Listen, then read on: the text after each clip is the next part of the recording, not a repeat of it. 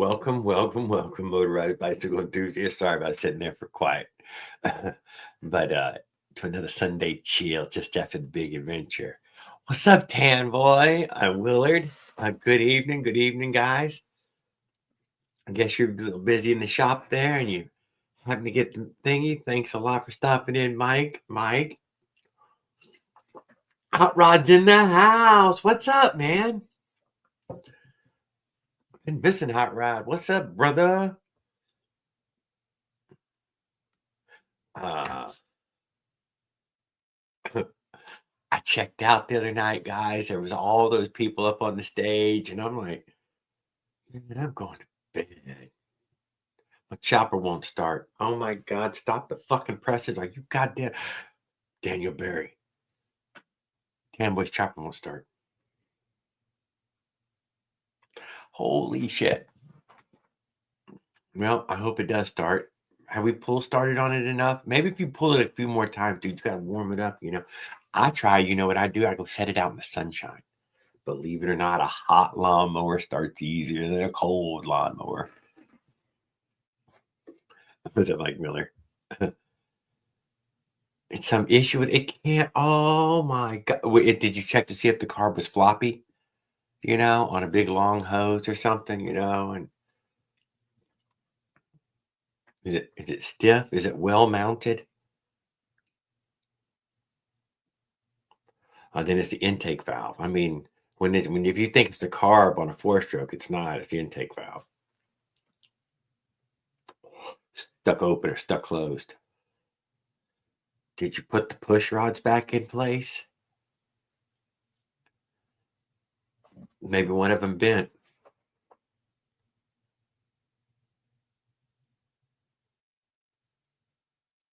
Oh my God, it's not that long a hose. It's a short. I'm going with it's never that anyways. It's probably a rod or the lifter or some reason or another. It's not closing or it's not opening.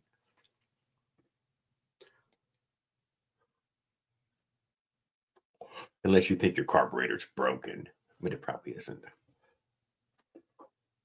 And I trust that you had it screwed on tight. But you can take that little head off. Oh, I don't know what you have on there. Yeah. I think you got a little can on top. You can get to the fucking valves. Overhead. I don't think it is overhead valve.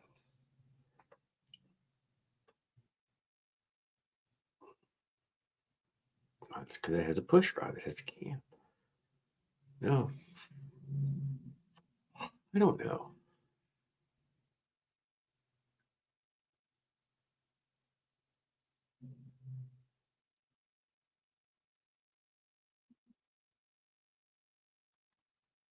I know it's a flathead. I know. That's what I'm saying. I guarantee you it's going to be the valve, though. That's going to be where you're going to. It's a very simple engine. Tear it down a little bit. Get over there to it. Bang on it. Make sure it's able to pop up and down.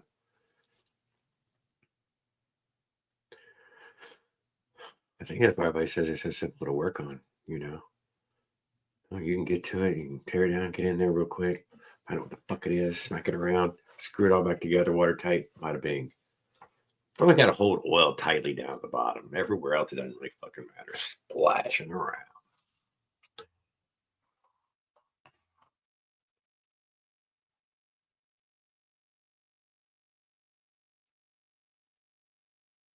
And new clutches are available at smaller performance.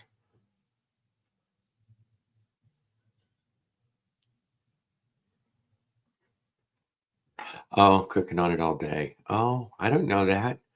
Okay, so we pull started this motherfucker hundreds of times today. Not fun.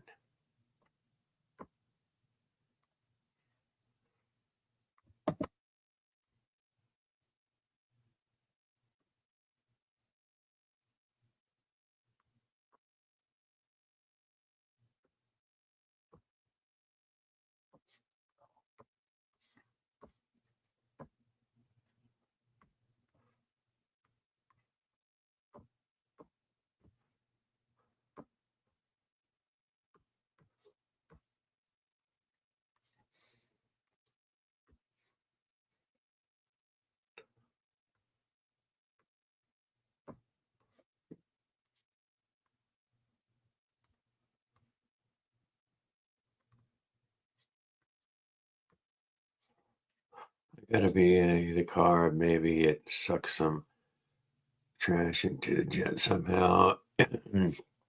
Even after me cleaning it. Doubt it. Oh, you want it to be the carb. Oh, I'm sorry. Well, normally on that goddamn motor, it'd be the fuel pump, you know. It would be the carb. It'd be the goddamn fuel pump on that stupid little metal tank. But you ain't got none of that on there like that. What do you got? A gravity fed?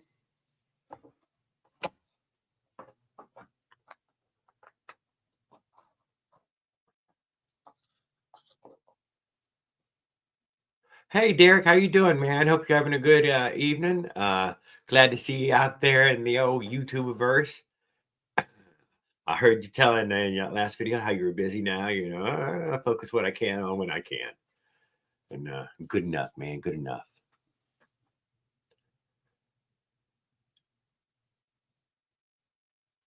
Oh my God, I figured out what happened to aerosol.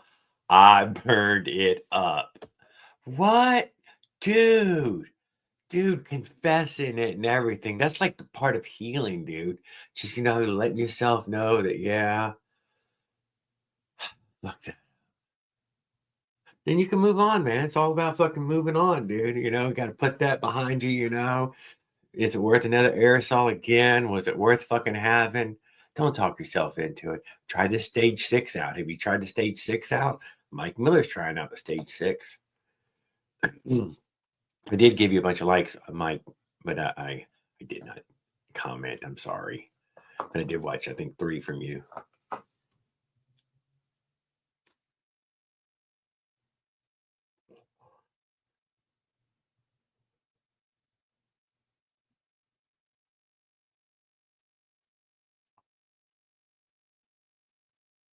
I give up for the day.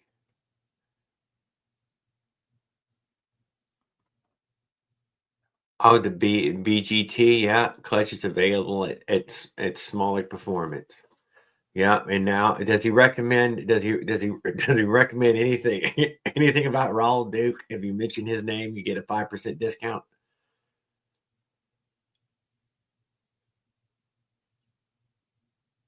There's also the an Athena stroker, Evening Willard. Oh yeah, says Mike. Says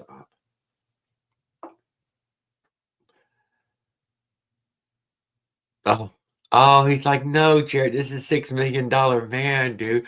We were rebuilding it. We were gonna make it better. Have I subscribed to you, Hot Rod?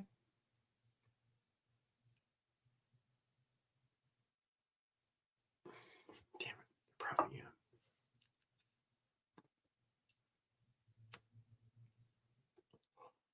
Well, the aerosol that was supposed to come to the races with us with Tan Boy and PK, it burned up, blew up. Wasn't prepared for the road trip, and I got left at home. Burned up, blew up. I think is what they told me.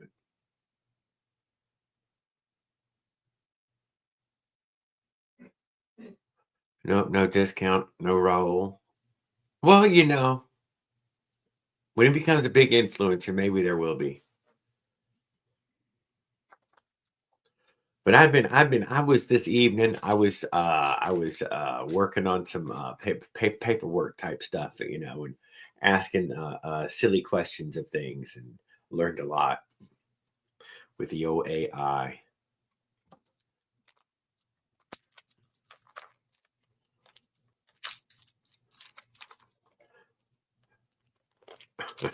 You can go ask AI to go find your channel, and if it can find your channel, blessed are you.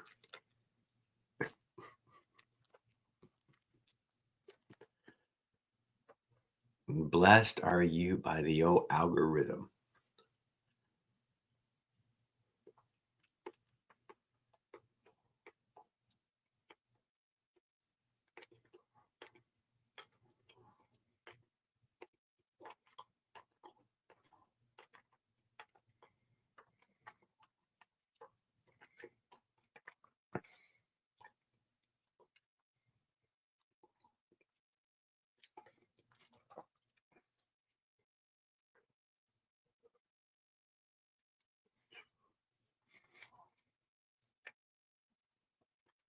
Too tight of a squish, huh? Yeah, girl, I got my fucking iron point 7. Yeah, there's one human hair between the piston and the roof.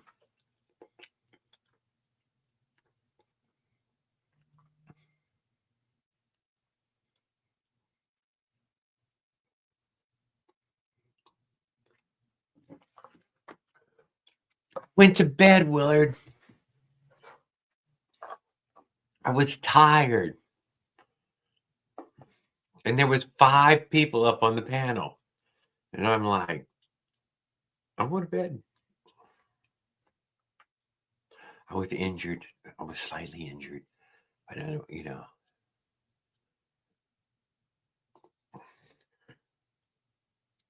Yes, I went and fell asleep. And I went to bed. I didn't go, I went to bed. I wouldn't lay down. I'm like, no, I'm not even going to say anything. They're all talking and having a good time. Fuck that. I'm going to bed.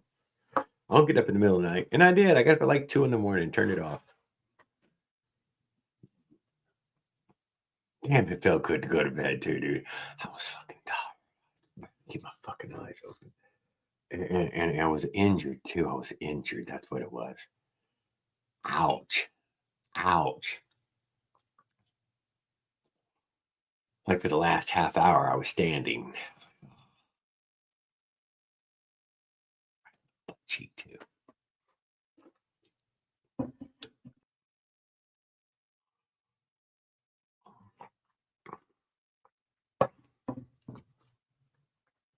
But I made it. I'm back. I'm here. I'm healed. I'm healing. I'm on the way up, not the way down. God damn, I showed up half injured. It's like, motherfucking Jared, you fucking showed back up injured. I know, it was right at the end there. I don't know what the hell. Fucking back started fucking hurt like hell. And I got a blow right on the butt cheek. And I couldn't fucking sit here no more.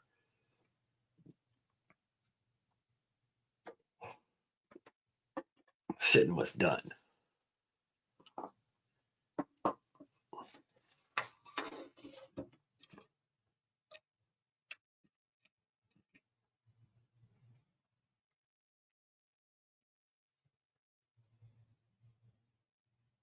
Oh yeah, no, I would leave it on every time. Apparently it dies around 1 a.m. or something, like Willard said. Obviously there was only like an hour more of it. I think Willard was on the panel. Willard was up there. Dude, he was wide awake and chatting it up.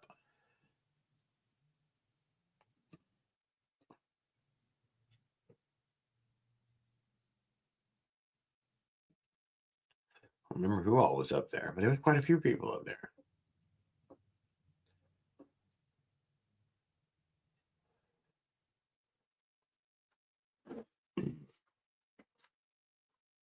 But I'm here. She's cooking dinner. I'm gonna get me some dinner here in an hour or so.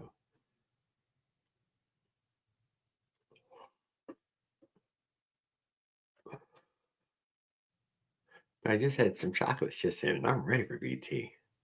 Yeah, Tan was up here. It was being held down, dude. The place was being held down.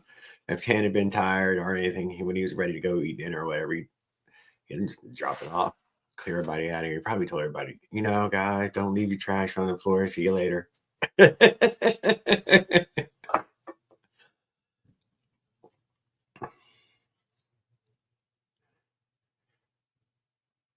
It's super weird. Leonard's still silent. I'm really hoping that we get to hear from him.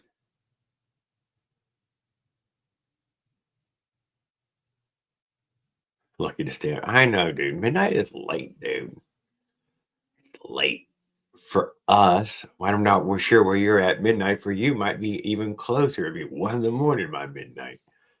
Willard and them, dude, they live like another fucking 2 time zones back in the fucking past or the future or something. They don't know what's going on, man. They don't know what it's like to get dark and tired earlier every day.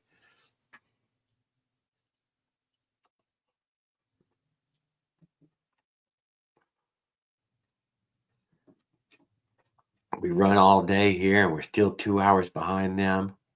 Yeah, and Derek's here in Florida, dude. Yeah, we can, but you could be in another time zone, though.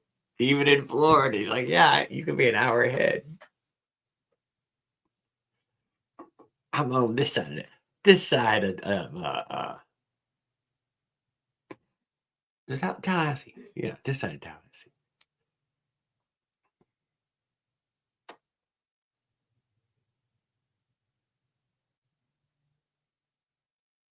Mike maybe even started his bike. Oh my God, guys. What if he got his bike started? Oh my goodness. Yeah, that's a great one, Mike Miller. I had no fucking idea, dude. Think about it, guys. He finally fired up one of them fucking Piaggios or some shit and billet, and that motherfucker took off like a rocket. And he's probably in one of those four-way fucking body casts right now, and he can't do nothing, and nobody will switch the channel for him. You know, he said his brother were shit.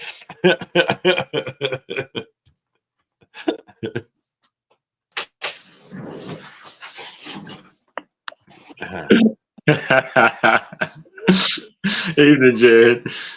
Good evening. Let's see a little festivities. There we go. Yes, well, I do hope Leonard is fine now, you know, and he makes it back to us safe and sound.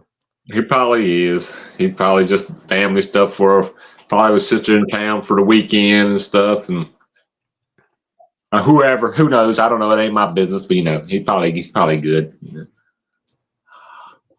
Yeah, I don't know why he. With some people go dark though every now and then for a little while. I never can't figure it out. I've been trying not to go dark in that way of no. My only thing I got going for me is a little consistency. It happens.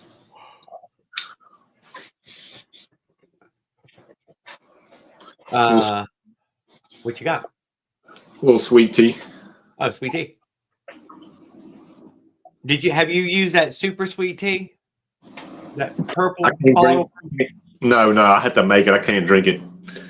Oh, that super sweet tea from Milo's is worth it. Oh, that's just about like it is at home. It's a little darker than I like it. I can see through your tea. You know, I like to be able to see through my tea. Milo's pretty dark. Yeah, it's about. I mean, it's gets a little darker than that. That ain't. Yeah, that's not too dark. That was nice tea color. Yeah.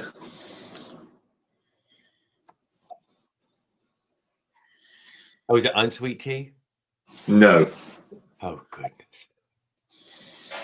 No. I just started remaking. I used to drink it all the time when I was younger. And we made it on and off here. I just didn't usually drink on water and coffee and shit. But I was like, fuck, tea is easier on me than coffee too. So. Wow, it ain't got none of that good stuff coffee has. Chrissy ain't. I'm not worried about Chrissy drinking my tea, as long as there's coffee in the house. Maybe on a hot day she'll have a glass of tea or something. But yeah, I love tea. And I think her all the time coffees must cost fortune. I don't know how much it costs, but I think she drinks more coffee than I drink tea. Oh damn! Hey, don't mess with her coffee then. You only got to use a couple tea bags, you know, and you made 2 gallons of tea. I know. I use like 3 to make a gallon. You got to use like 1 spoonful of coffee every time. I think that's what you use as that instant bigger bottle. Oh, we have something even worse. Oh yeah. Oh yeah, I'm not fucking with that. Sorry, Miss Christie. Oh, if you have to scoop it all the time, Tracy. Oh no, she's done the scooping, dude. She got sick and tired of the fucking scooping. And we had one of those commercial machines at the shop, and whatever it's called, dude. You know, and this thing would crank coffee. It had its own hot water line. You know, it made coffee. You know, bam! As soon as you asked for coffee out of it, it was spitting coffee out. Oh yeah. Yeah, Community. It was from Community Coffee. Yeah. Yeah, but the cupboard and the big fucking coffee machine and all that shit.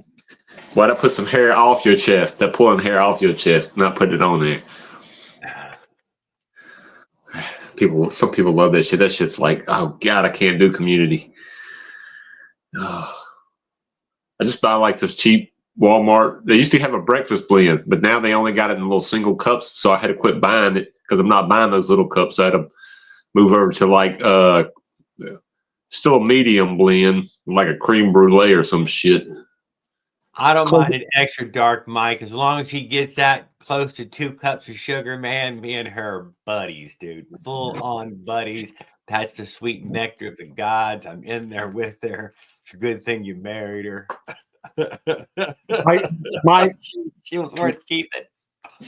Mike's old lady. He said Mike's old lady's using 10 tea bags a gallon. What the? My mom does too, but I only used 1 bag to the gallon. It ain't real tea. It's mostly tea colored and mostly sugar water. Yeah, I use about 3. That's a normal size. And no, this is that big family bag. It is a big bag. Oh yeah, well you got like 2 or 3 bags in one bag. In 1 bag, yeah. Or at least 2. So. Hey, Caveman. Hey, Pedals. What's up? What's up? What's up? I think Jay was up here too. And I love.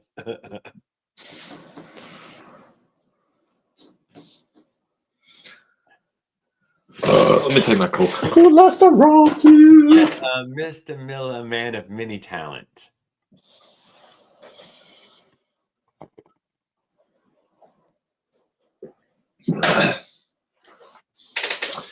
Yep. So how was your weekend?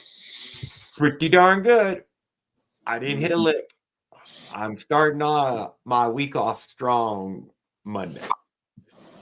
What you doing Monday? You going back to work or? Yeah, I got to start doing some work, something. Yep. I ain't gonna lie, I've been hiding in the house for all week. I ain't budged. Hell yeah, you recuperate, regenerate. I feel better, dude. I do. I fucking feel a lot better. Tomorrow morning, I'm gonna feel fantastic. I'll probably start feeling bored. Yep. You'll definitely be feeling bored. It'll be Monday. Yeah. So I've been thinking a lot on that Trace thing. I ain't gonna lie. I'm really excited about going to that. Want to keep talking about it as much as I can. Yep. You need to get some people down there because it's gonna be fun. Some reason or another, dude. If you watch that race video, and I know you watched it 4 years ago, but where Skip had recommended that race video from 10 years ago, they were going around a circle. Yeah. Yeah. Yep. Somehow or another, after watching that video, dude, I have actually been recommended motorized bicycle videos again. It's been so long since they would even recommend a single one. What? I'm telling you. Very, very odd. But yes, I'm finally getting them. And I'm getting a bunch of them from 10 and 12, 13 years ago. Really cool that I should get them finally. I have been trying forever and ever. I have to type motorized bicycles to get motorized bicycle content. It doesn't give me motorized bicycle content. Oh, when you type it in, no, it gets you like e-bikes and shit, huh? Yeah. Yeah, it's fucked up. Even motorized bicycle doesn't get you to motorized bicycles anymore. Not at all. It goes straight to fucking e-bike. Yeah, I know. Straight to fucking e-bike. It sucks, don't it? Yeah, it does. Yeah. You're like, none of this is motorized bicycles. What the fuck are you doing? Yeah, they got their own name. They took on a name. What the fuck? I guess gas bicycles. I guess we got to try that now. Let's just try that. I blame L.A. Hoover for reviewing all those damn electric bikes and corrupting our damn beautiful system. I think there was a few of them little jackasses who did that. Well, there we go. We're being punished for them. There you go. Little jackasses. Yeah, they drug our community down into the fucking gutters with the e-bikers.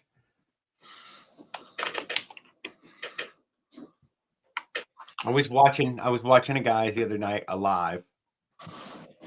And first fucking e-bike live I found. I can't deny that. It was in the vertical scroll.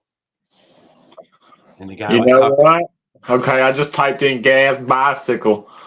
And now I got to go over here and let's see this week. What we got this week?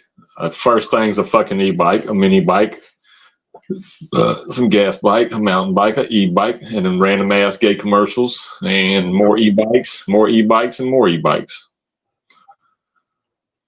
And more commercials like I'm fucking on the TV, and I'm not. E-bikes, e-bikes, e-bikes.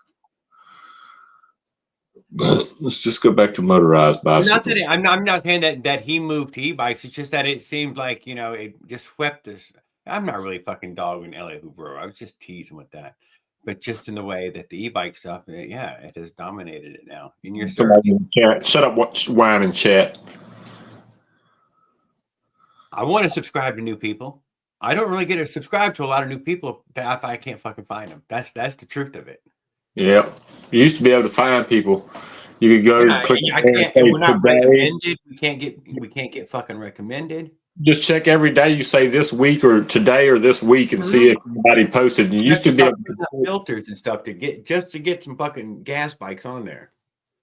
Yeah, that's why I used to have to do it and pull up fresh one, make sure I didn't mess nothing new or something. And yeah, what's up, squad? If anyone new was posting, or I mean, I've caught random videos I forgot to tell y'all about, like that guy, that not weird, just the older guy in South Africa.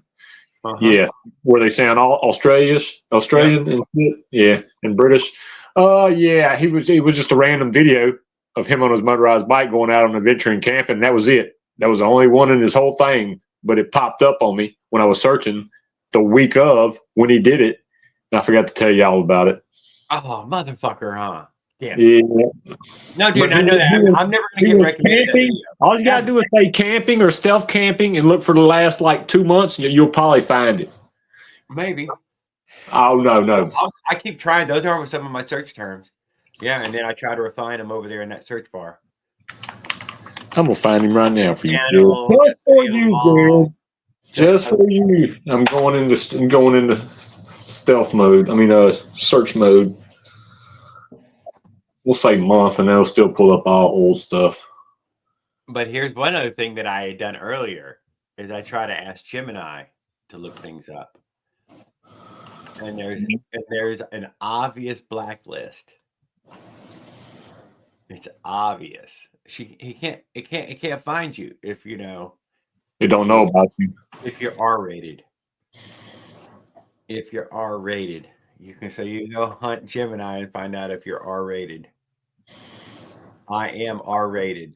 I know which one. How you know you're R-rated? He can't find me. He can't find other people who I know are R-rated. I've seen that video the OP one's talking about with the camping in Australia. He's not in Australia. No, he said South Africa.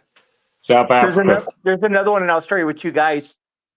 No, this is one guy. There is several. People come up blessing having a ceremony right by him where he's camping and stuff, and offered him alcohol, but he doesn't drink anymore, so he just threw it into the water like the other priest did. Oh no, yeah, no, you would know it. I don't think I've seen that one then. No, I'm gonna try to find it. Yeah, there's another one with 2 guys camping with motorized bikes. I find stuff like that very now and then. I mean, it was before your trip, Jared, so it's been over a month. I understand. Yeah. Get them with a snowball to their helmet. We kept talking shit about gas. I thought, ooh. That must be for Farquad. Yep, it is. Yeah. Dude, Farquad, don't get in no arguments with them, dude. You don't want to lower yourself down to e-bikers. Come on. You gotta remember, he's got a couple of them, but yeah, he's still an e-biker too. He used to be, dude. You know what? He used to, and he used to wear different jeans too. I'm not denying it. This last year, I almost fell for the same thing. So I almost jumped to the e-bike. But see, the little devils are whispering to him, dude. But the only thing that stopped me in their ears. The only thing that stopped me is all the fires. Oh, it was a price tag. Because let me tell you, I was watching that live the other night. That fucking e-bike. And the bike he was talking about, dude, turns out it was $2,600, and he bought the extra battery big battery for it, which was $1,900. Yeah, I was gonna pick up a Hemi Jared. It was Dude, 1,300. that's more than I normally spend on a used car, man. $5,000 fucking dollars. Get the fuck out of here. Sir, on. No, No? no. Sorry, no. Suckers are fucking soon parted from all their money very easily. There, Jared. There's the guy who went on this camping trip. There's the link right there. No. 2 months ago. It was different. I was bored. I was smoking weed. I've seen it, and I enjoy listening to their different voices, so I watched it. What you want me to do?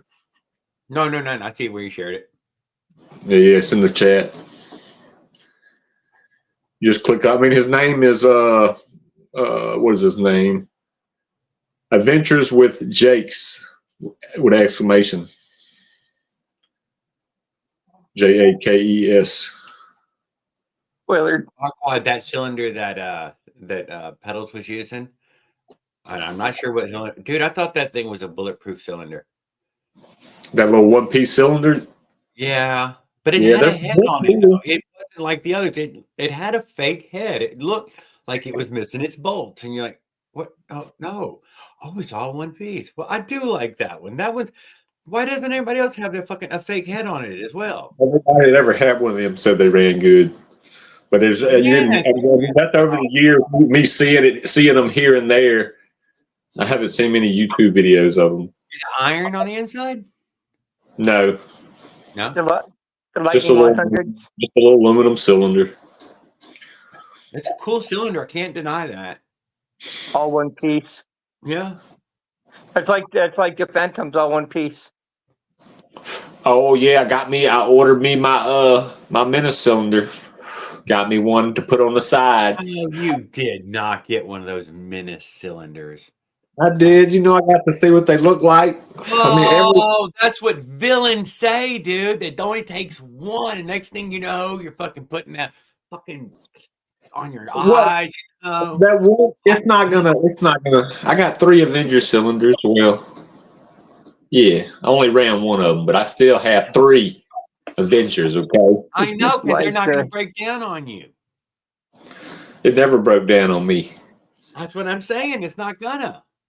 The Avenger rode the Trace last year. Yeah, I know.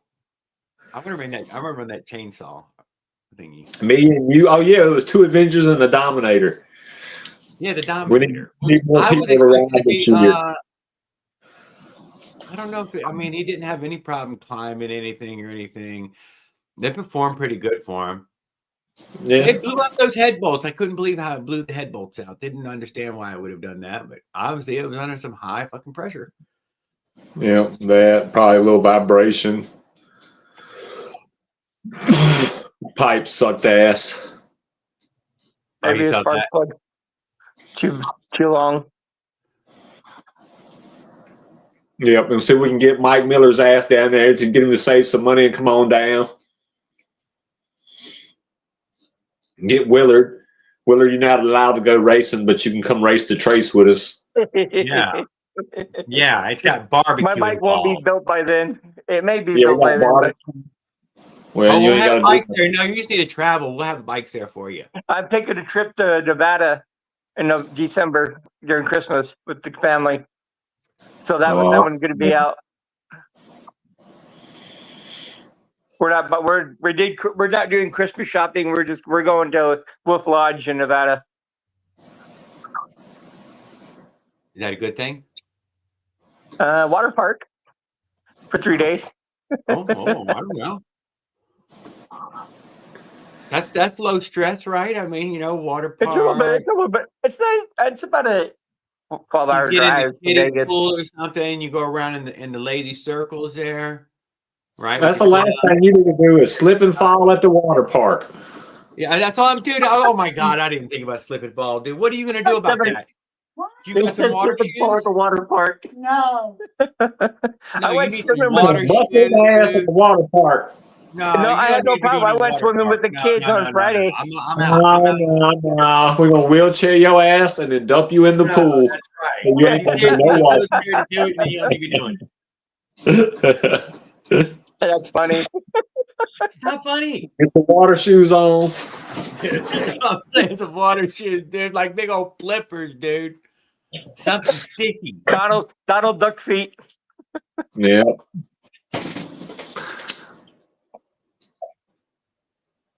Nitro helped me not clog. Nitro ain't worth it. I played with it. me and Jay were playing show and tell the other night on Facebook. Show and tell on Pews back and forth. Hey Jay, we're not supposed to show those on Facebook either, but I deleted mine just to give you heads up. You know, so you don't get in trouble. What was showing you? Oh, yeah, no. You got to put them away. Well, we were just sending pictures. Oh, there you go. I took them down. I took mine down though, because it's not supposed to be on Facebook. You're not even supposed to mention the word on Facebook. Oh, even still, huh? I think YouTube has a bunch of weird rules about that as well. Even the words. That's why I said pews. I know, that's what I'm saying. That's what even most people do now. Well, you got to self-censoring ourselves in that way. We're not sure. Like, well, we're not going to tell them. No, I mean, we'll just take it down when they've done wrong. Let them self-censor. No, oh, he did not know. Yeah, I took it down, Jay. I took your picture off of there. What we were playing show tell with, except for my battle wounds I showed you. I don't know if you saw those yet.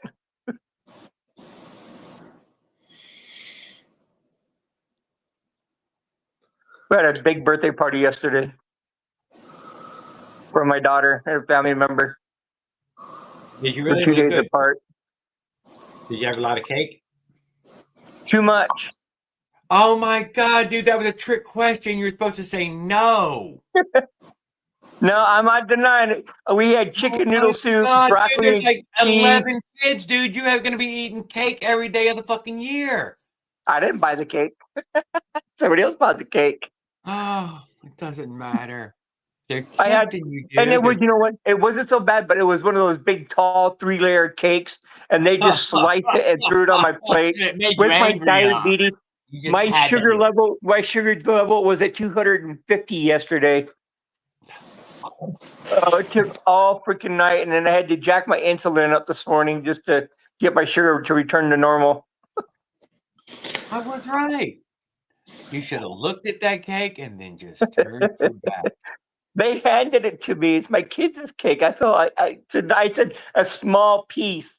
No, of course not. I had to look at something on my eBay. Look up the Colts Octane Booster. It's a better option, I think. You know what I use for Octane Booster? I've used 108 Race Octane Booster, Phil, from Pep Boys, if they still have it. What are you going to get? Is it going to come in a gallon, or is it just something? No, it's in a quart size. Okay. But you got to measure it. Well, I want it all. I mean, You want it all. The whole thing. Pedals would we use it, I'll guarantee. Somewhere, dude. So we're going to go with the whole bottle first. OP1's probably using 93 octane, I'm sure. 91 non-ethanol. I used 93 the last time I ran the bikes, and then I switched over and flexed it out back to my 91 because I wasn't able to get it. 91 non-ethanol. You got to chase the non-ethanol down. Yeah, it's right there in Ridgecrest. It's about a couple miles from. It's not far. So I understand that way that I don't. There's places here you can go. You know, but I want to get that. I want to get the AV fuel next year. I'm going to get 5 gallons of it. That were 2 gallons. Oh my God! Don't get that stuff, dude. Yeah, it's only 100 octane. It's good for 2-stroke. Was it those cans I was showing? Those things he said cost $200 a can. Those are designed to be sold to those people. This is airplane fuel I'm using. It lasts forever. Oh. Okay, Yeah. well, that's okay. It's already got the stabilizers and all that shit in there. You can set in there that bitch for 5 years in the carburetor, and you come crank that bitch up. Ah. Colts, no, Clotes. But not with mix. That's just AV fuel as it is. That's not me mixing it. I'd have to shake it up. Shit, I'm sure after a little while. But yeah, the AV fuel, I don't got to worry about it going bad. I can store just direct by itself. You know, I can have it out there for half a year and not worry about it fucking doing nothing. You can make it like Kevin did. No, I'm good. I can just go buy it right down the Ruckin Road at that little airport. I don't know if you guys ever known that, Jared, that Kevin made his own fuel once. A couple times. I do remember that buckets of fuel video. I think he might have taken that video down too, because he was like, I should have never posted that. Because you could find Kevin shop through. I haven't seen it on there. I think he did take it down. I don't think he wanted the EPA after he worked. I remember what he was doing. I remember what he was doing. He was trying to make it a better something or settle. He did. Something. It ran good. I don't remember what he used, but it worked. I've never fucked with the fuel. I'm not gonna lie. No, yeah. Once I got my hands on started doing the 91, and I could with no water in it. I mean, 93 was good, but the 91, yeah, that's what I like. That's what I've been running the last year and two, and it does good, does great. It lasts pretty good while. We got that crap trash gas right now. They got the winter gas. They with their own winter additive, and it lowers the price of the gas. It doesn't burn very well for bikes. I went ahead and I ordered me some more stainless steel rods to put on the this engine if someone wants to buy it. Because I'm thinking about just putting the Menace together and selling it if someone wants it. That's what I'm thinking about doing, and then buying another one for myself. Yeah, I'm thinking about building one for some. Yeah, if somebody want one. Hell yeah. Raul might want one. How to remove that. Raul ain't gonna pay. Raul, no. That's what it was. It was an ordeal. The bottom end, no. The cylinder kit by itself is $90, which he can buy his own if he wants one. Then you got to add the head. That's another $90. That's $180. Get it ported. Now you're over $200. You ain't even put it together on nothing. You ain't even added the G2. I hadn't ported it and put a boost port in it. Imported the exhaust. Yeah. The true G2. Go price someone building one online. I'd probably still be cheaper than them. Be hard to beat though.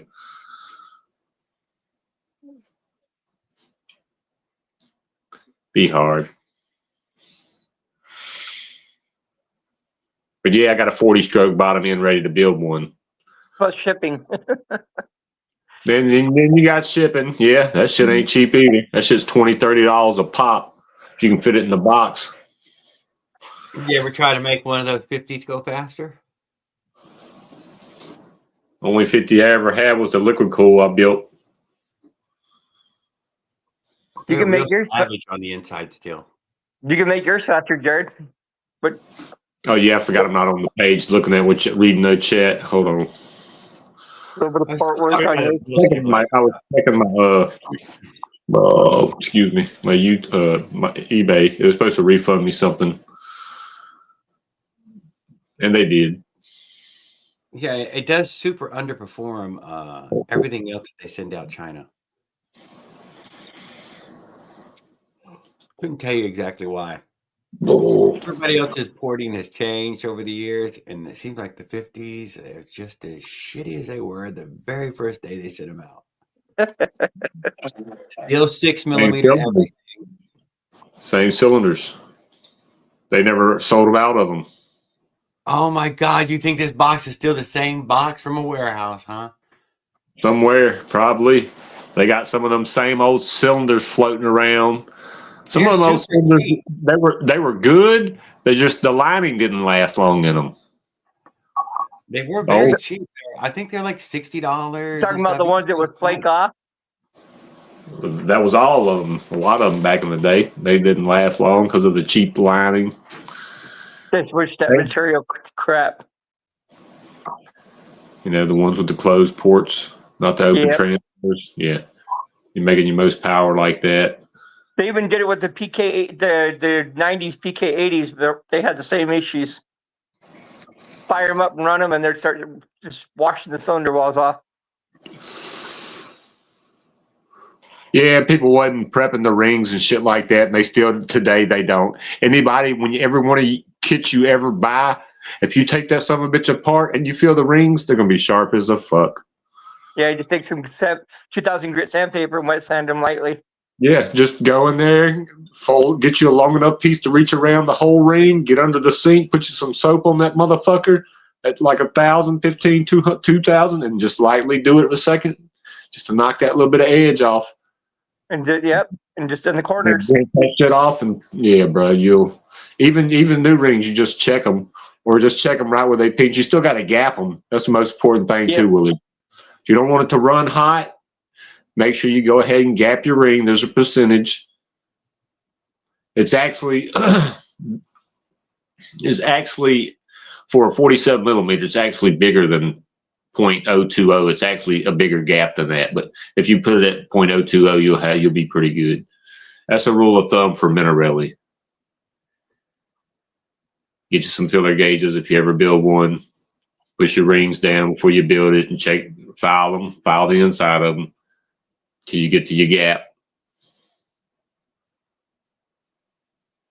File them last longer. It'll last longer. Be more reliable. I know people don't like hearing that word, but that's the mechanic. So, Jared, you got to get one of those new clutches for your bike, from Smolik. Oh, of course not. $325. Oh, why would he do that?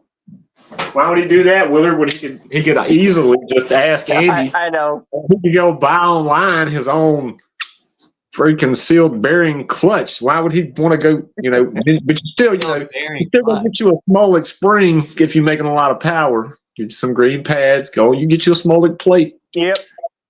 If you learn to set your clutch up right, you got no light in here. Yeah, look at this. Look. Hold on. There ain't no jiggle. This one's even tighter than the other one. There ain't no jiggle up and down. No jiggle. That's the one with the sealed bearings in it. Yeah. Where those come from? eBay. Yeah.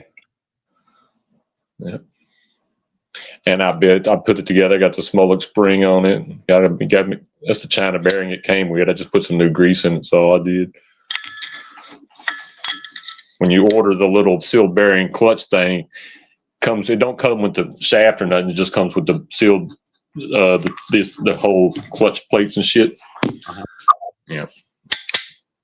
The last one I got, I had to sand a little bit tighter. This one I had out in the house. All I did was go get this one out in the house, and it fits straight on there like butter. The one it came with, I had to sand a little bit better in the inside. Paul, how are you doing, sir?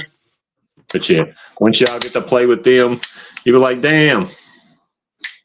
You ain't got to worry about the bearing ever going out. Your gears are going to last longer because they got better mesh. They ain't got no slack, but hardly between the two gears, the big gear and the little gear. Plus, you're putting grease on it, so it's all around better. Everything's better for cheaper, than spending a lot of money. Yeah, as long as you're 12 or 14 horsepower. And then I remember taking the older one apart and with the coffee can and re-greasing the bearings on those stupid things. See, I keep when I mess with them, I always keep the caps off stuff, like the rubber caps and stuff. I'll keep them. I have like 5 or 6 up there in a box. So if I ever tear one up or something, or when I'm trying to put some grease in one, of like a China one I'm reusing, this old China bearing. This they came with it. I just popped the cap off, put some red tacky grease in it. Did you ever get that hardened pin? What do you mean? From Raul? Yeah, they're over on the table. Glad you found your glasses, Paula. Hey, Paul. Luckily enough, I'm not addicted to prescription glasses. I'm still just wearing readers, so I can lose and break them. I need prescription readers. I need prescription, but see, then you'll become addicted to be able to see better. But right now, with readers, if these things get broken or I just go in there and buy a pair. I know. Look what I got on my neck right here. Cheater readers. Yeah, readers, dude. Thank you. But they're also eyeball armor. So anybody who does, put on the glasses, man. It's eyeball armor. You see the liner? You see the line on these? Yep. I see it. It's got a bifocal in it. Yep. Unfortunately, and they can't too. So when I'm driving, oh, even cooler. There's a little more light. I forgot I had a bulb twisted off.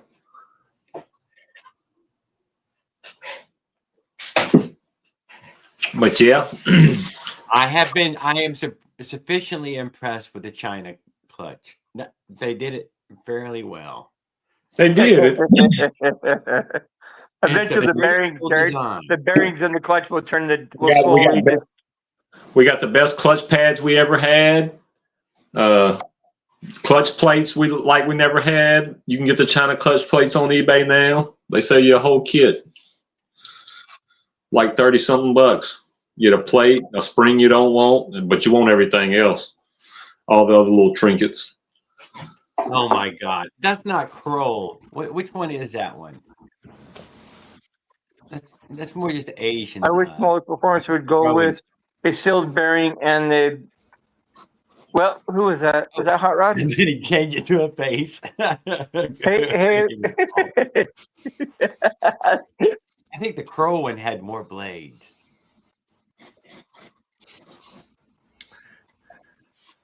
Hey, Hot Rod, they're in stock right now. I mean, if you want to spend $325.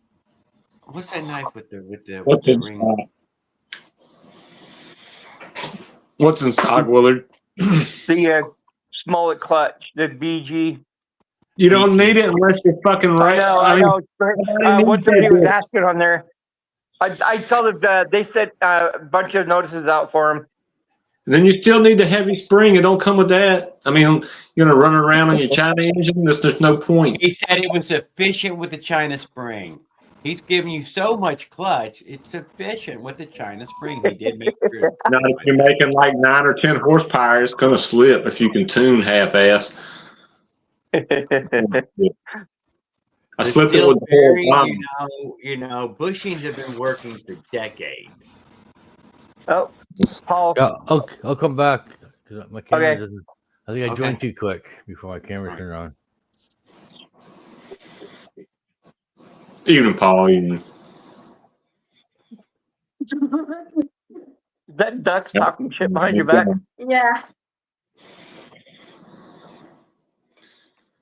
So the question is, once you bring, I already got one. Well, so does fucking Op. He's already got one too. Got one more. Motherfucker, he's just saying all this, but he does have one. It's not like he don't have one. Yeah, I got the pre-order one. It cost me only $250. Oh my God! What are they now? $350? Yeah, $325 plus tax. Damn. No, there ain't no tax. Oh, there's no tax on there? But they're shipping in there. Smollett don't ever charge tax or shipping. Wow. If you pay the $35. Oh, well, there you go. There's never no tax though. Just eBay and Amazon. Yeah, that's just Smollett is not eBay or Amazon, but they sell stuff on eBay. But if you want to buy stuff from Smollett, you buy it straight from their site, not eBay, because it's jacked up price on eBay. As for the people who just don't want to go to their site, well, guess what? You're going to pay jacked up price on eBay. But yeah, they just put the kits back in stock. I mean, not the kits. They still got kits, but they put the cylinder kit and the cylinder kit with the head if you want it back in stock for the Menace. I never had a Fat Moto. Never wanted to buy. I mean, a Phantom. Never wanted a Phantom. But I did once that Trek Gradus guy chopped the head off and was hauling ass. I was like, that's making some power. And I was like, that was his name. Oh, fucking Trek turn into Gradus. the dark side. No, this was like 2 years ago. Obi-Wan, don't turn to the dark side. I'm not. I'm gonna call mine. Oh, you don't I'm not gonna read on mine. I'm gonna call it something else. File on it somewhere. No, that's cool. So, what did you think about it when you got to look inside? What? The minutes when you got it. I ain't got it yet. I just ordered it. They just put them in stock. Oh, okay. Oh, even more exciting. All right, I'm glad you gave us an update. Yeah, I just ordered it. They just came. You about it for a month. You get it. Even though I don't know why they just said they put them back in stock, because when they made their first video getting all their shit in, they showed they had all these cylinders and they never put them in stock. I'm like, you had these cylinders in the fucking storage building for like 3 months. Don't act like you just got them. I was like, come on. You didn't give yourself away 3 months ago. Yeah, they never ran out. But anyway, yeah, they're back in stock. Yeah, well, the Minarelli is a good one to pull around a big guy. Yeah, Minarelli's nice, especially if you get it tuned, little timing, and get them right, because the timing's a little fucked up on them if you don't adjust them. Just as if you just build one on the China and just put it together how it is, and first best thing you could do is gap the rings and turn the timing back a little bit. You'll love it. If you can play with the timing a little bit and gap your rings, you'll love your Minarelli. Here was something that I noticed. His Minarelli, and then he's running the other. There's your secrets. Whatever that other cylinder was, pedals was. That Minarelli, dude, was intolerable to be behind or next to. That thing was so fucking loud. Same pipe. And then you put another one, no problem. It was so much less. I mean, it was so much less. I don't know. He said it, he lost a lot of power, but whatever. I mean, it was noticeable just from the audio. Yeah. Mufflers are good. It does help tone down the shit. You still have good power and all that with a muffler. You're not losing much, but you're sure killing some sound. MZ65 or whatever thingy, the 2-piece one. So it was just that he was using the same pipe on both the motors, and man, one was so much fucking louder at that same pipe. That was the imitation MZ65. That was a CD8. That was a CD8 slip header. I would say some people didn't have an O-ring to it. So when I had that cheap knockoff one, the MZ65 knockoff, they call it the water pipe, because it's the same size that you would use for your piping for your home. It was only like that big. Jared, what bike you gonna bring next year? You gonna bring your Avenger? I'm gonna build a chainsaw bike, and I'll probably bring it. That's what Okay. I mean, I'm bringing two for sure. You did say that. I was high. I ain't gonna lie. I was high as hell. I ain't gonna lie. I forgot. But yeah, the chainsaw build. You're gonna put what do he give you? 21 or 24 or something? Yeah, huge, fucking huge, big as a cylinder. Yeah, you just need like a 21 on that bitch. Probably. You could probably use a 24. We'll tune it. If you don't tune it before you get here. Yeah, but yeah, I'm sure. It'll be enough to make it run and ride. Maybe it could use some additional tuning. I'd have to run out of the shed. I'll have it with me next time we talking, and we'll take a look at it. That's fine, but we can still talk a little bit about it, just to see. Okay, you're gonna bring that bike, and what else? You're gonna bring your little Avenger bike if it's still running, just probably still be running. Yeah, if that or a 4-stroke, I'll bring one of the two. Yeah. I'll just have a few bikes for sure. Bring the 4-stroke. Yeah, I mean, or I have that 50. I could bring and give away a few. Well, he's got enough parts to rebuild it. Oh yeah, that's right. You're supposed to give away a bike. Well, don't give away the chainsaw bike. Yeah, You that's one worth having. So of course that Well, one. then you're gonna have to. Well, how are you gonna give that away? I guess we'll have to come up with a way to give it away. So that's right. The pressure's on you now. Well, y'all motherfuckers in the audience, y'all listening to what fucking Jared's saying in the audience out there, people? Yeah, I hear him. You should auction it What off. do you say, Willie? What do you say, Willie? Giving it away. Yeah, You're well, giving I a would do whole like an bike auction away off on it. with the chainsaw motor. I ain't losing nothing. We gotta He put did get it for a free. pipe on it though. We gotta get a proper pipe on it, so it does something. Yeah, there is no pipe for it right now out there. I can't deny that. Don't be trying to stick no stock pipe on there. Yeah, we put no stop pipe. I don't. Like I said, I don't have any pipe for it. Period. I wonder if you're. Show up 2 days early, and we'll weld something together. For real. You show up 2 days early, I go get a welder. And we'll tack some shit on. I will probably have a pipe on it before I drove anything down there. I got pipes hanging outside, you know what I'm saying? How you doing? Yeah, but make sure, that it's running a running engine. Ring, ring, ring, ring, ring, ring. Yeah. Gives me We'll get you a 45-degree angle. We'll get you a 45-degree angle pipe hose. Plastic. I mean, not plastic. Rubber. Nice rubber hose that won't melt for your carburetor to the intake. I can find a dirt bike exhaust pipe for it. No, I'm talking about his intake now from the carburetor to the intake of the cylinder. Yeah, he sent something with it. He did have an intake for it. Yeah, we'll see that. Look, if it ain't the right size elbows, I don't want. We'll cut it down anyway. You don't need it real long. It was a silicone. It was one of those silicone boots. Yeah, we'll see. You're right, though. You're right. I have not hooked it up, but apparently this is what he'd run before. Although he gave me the unused portions, the unused carburetor and the unused motor. Well, I don't know what I'm gonna run yet. The blue bike still will always be the blue bike, and the green bike I'm keeping the the Athena on the green bike till it wears out. So it'll be ready for next year too. I know I'll have those two bikes, but I don't know what I'm gonna do with if I get Leonard's bike over winter to see what I do with it, my frame from him, or if I rebuild the gray one in there, because I like to put some different forks on it. They're loose. I need to change out the headset on it, and I like to put some different forks on it. I mean, they could be the same kind of looking ones, but the better ones from that Absolute Cycle. That should be a threaded tube, if I remember right, for Leonard's. Yeah, I mean, I got a threaded tube here. That's short on the old frame right there. See, those are those Absolute Cycle forks there.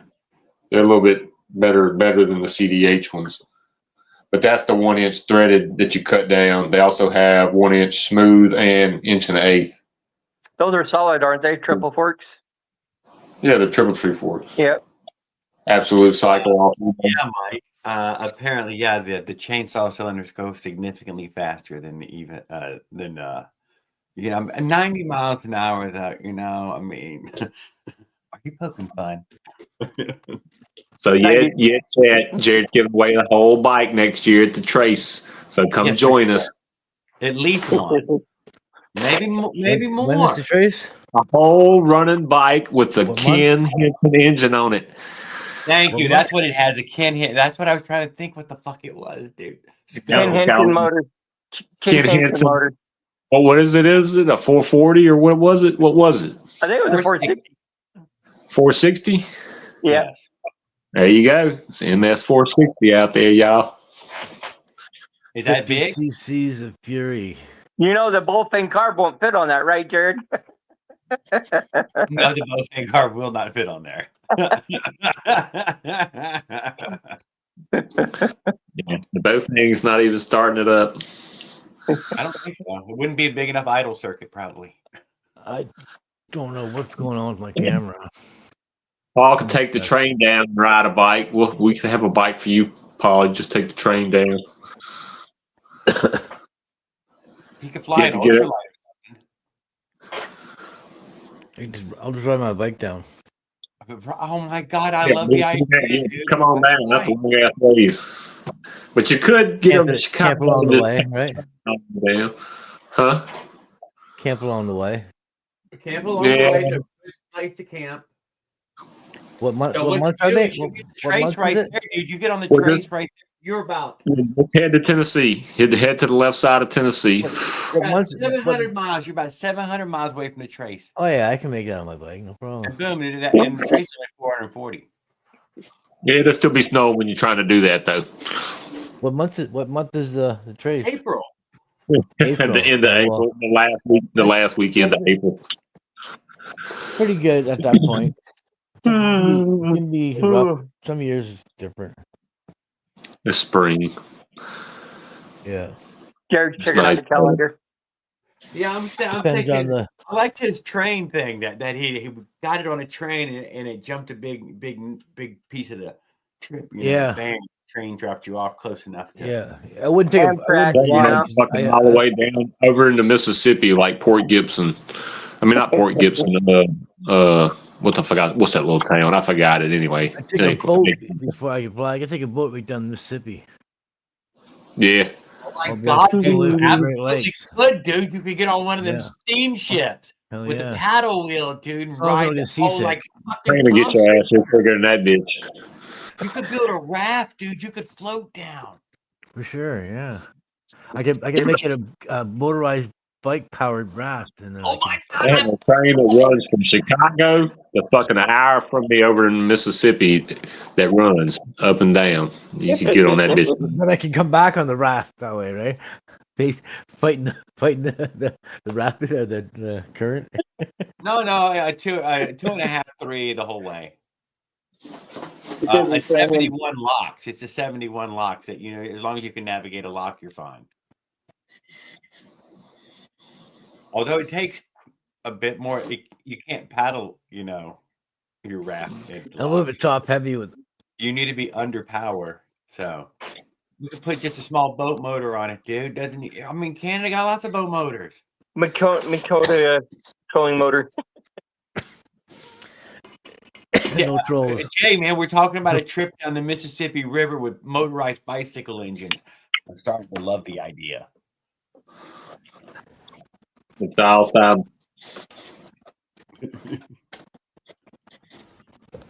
Like Tom Sawyer, Huck Finn. Hell yeah. Duh.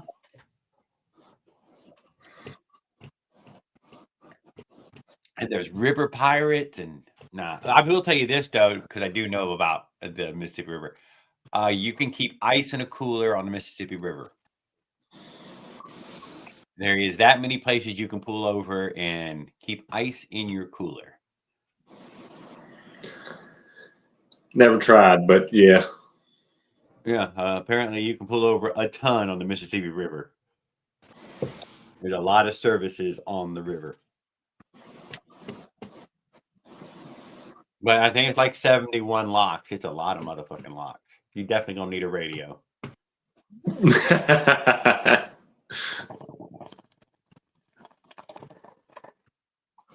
But they'll operate a lock for a single canoe.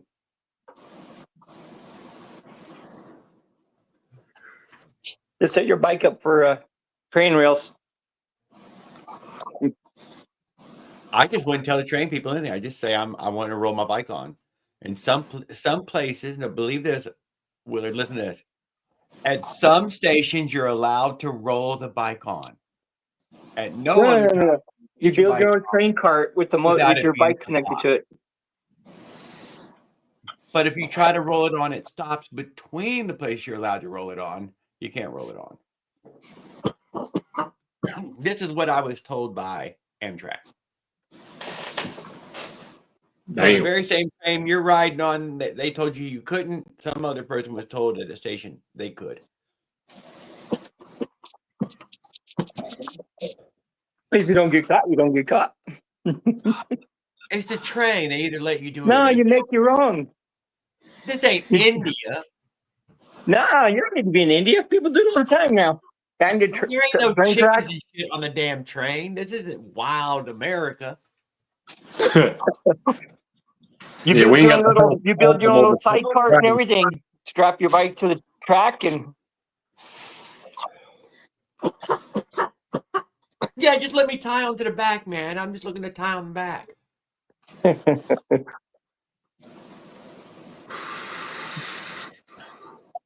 He's struggling right now. I don't know why he's not letting his camera on. we gotta figure out a I'm challenge screwing for your around, bike. trying to hit the We'll right. talk about that later. I'm trying to hit the right No, we button. can't think about that later, dude. That seems to be the hardest thing in the world. Yeah, well, I got to figure out a cylinder to give away. If Silly don't fucking contact me, I'm gonna give away that other Avenger I ordered. The cylinder, anyway. I'll give it away. He goes dark and stuff. I seen he posted not so long ago. Hey, Paul? Oh, no.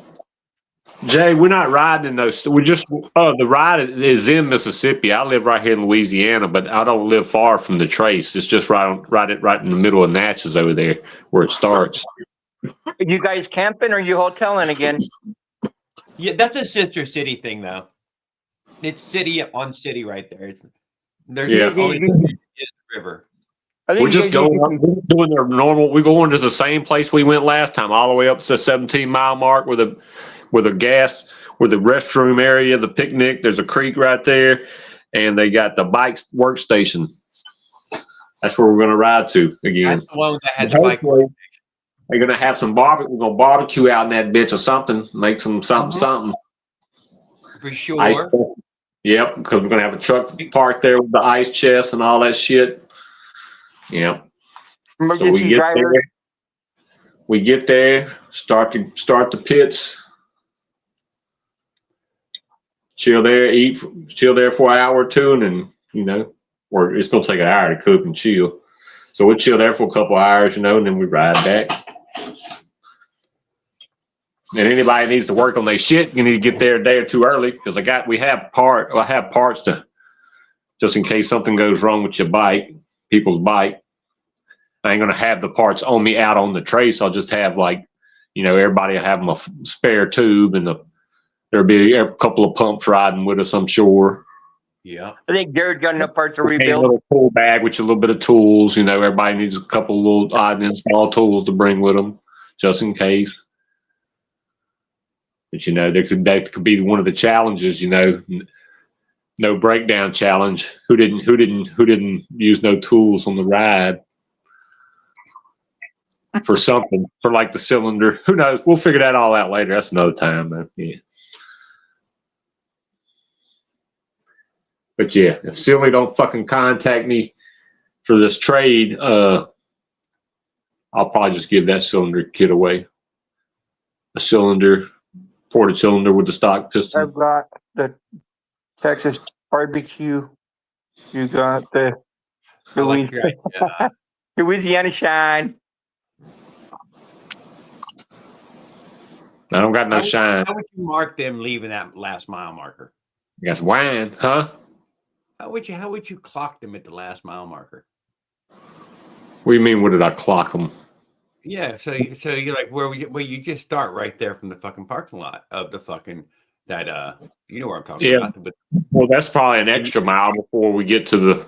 If any of y'all could go the speed limit, the speed limit's high enough that it's as fast as motorized bikes will go.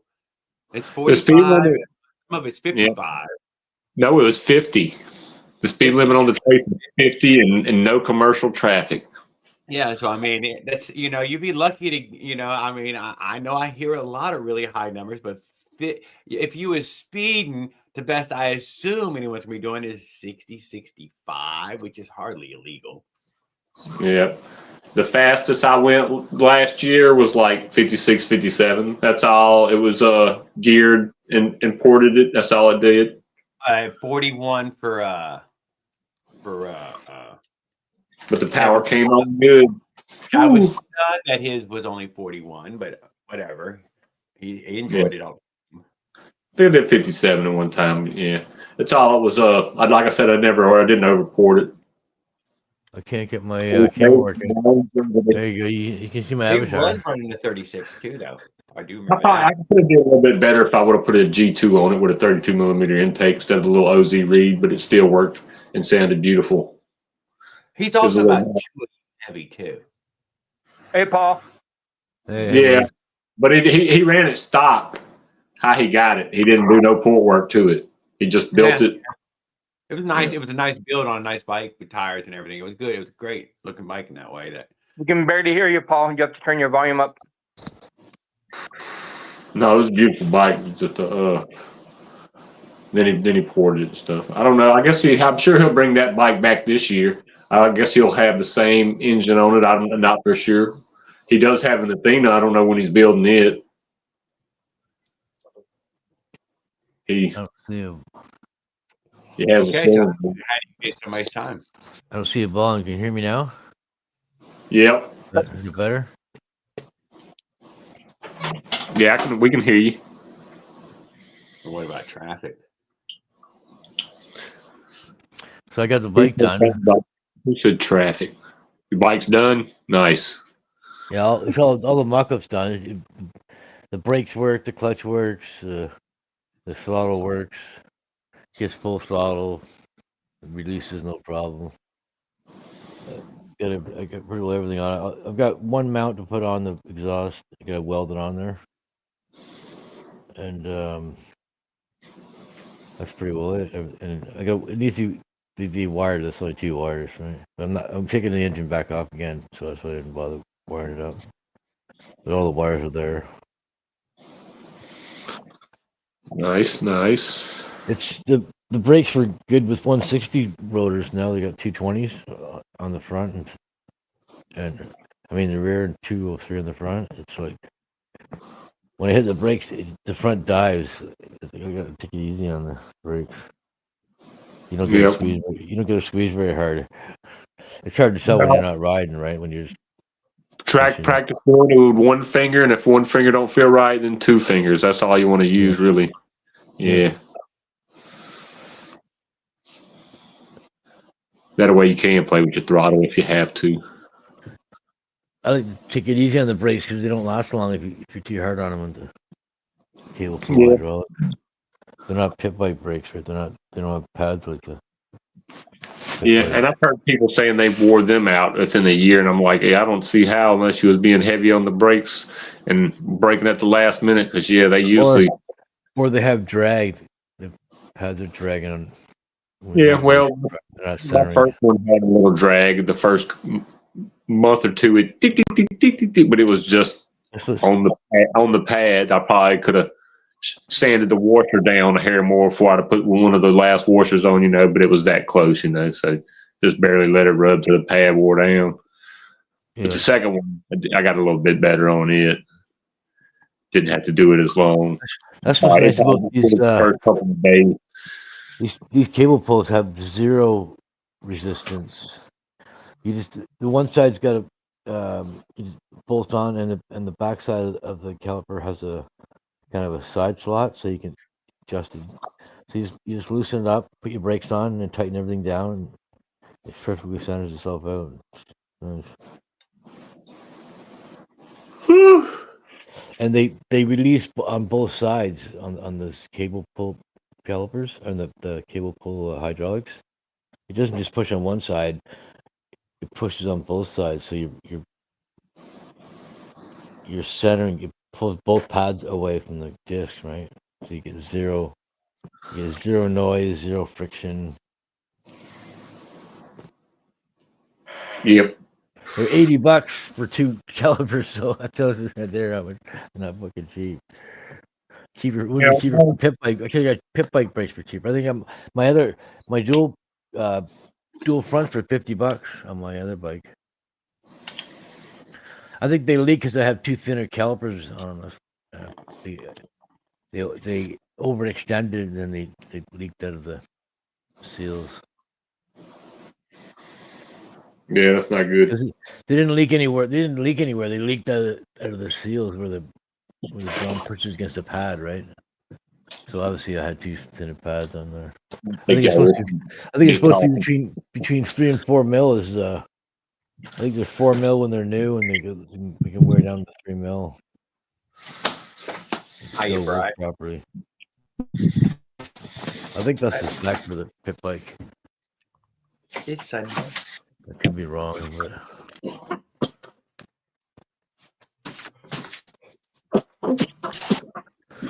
yeah, my camera works on OBS, but it doesn't work on here for some reason. I don't know what I did to do Don't that. either. It tries to force you to turn it on, doesn't it? With that, I'm surprised you can't turn it on, and it's letting you be on here and speak. Usually, if you don't turn that stuff on, it won't let it's you. turned on. Nobody's turned on. All But right. the OBS is not transferring it to video for some reason. Let me play with it. Let me play with the connection. Just plug and play OB or USB, right?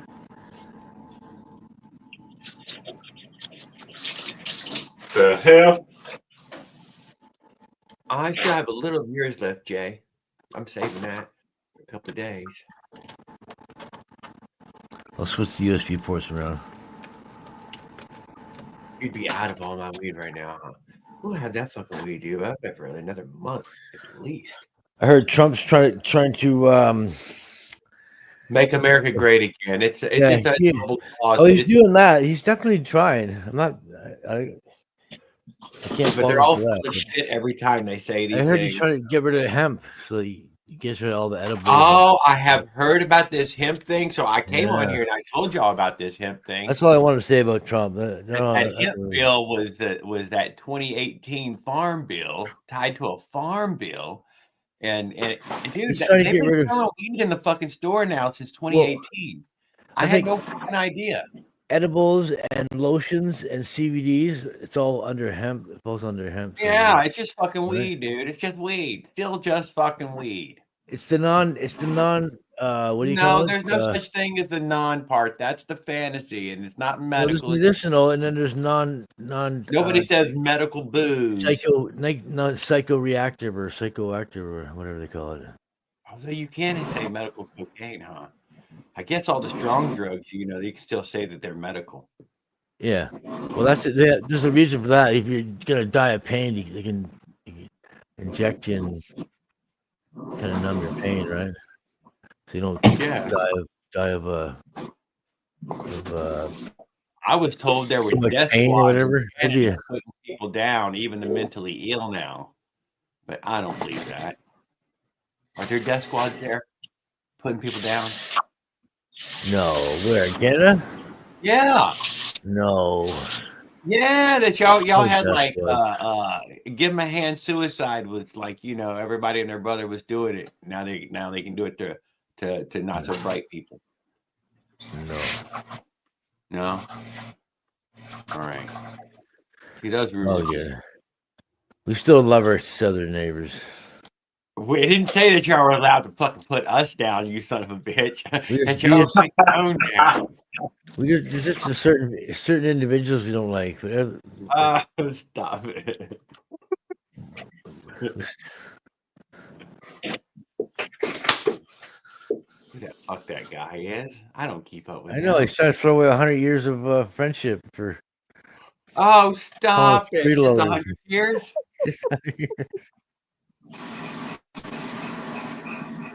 I can't get football in. What the heck?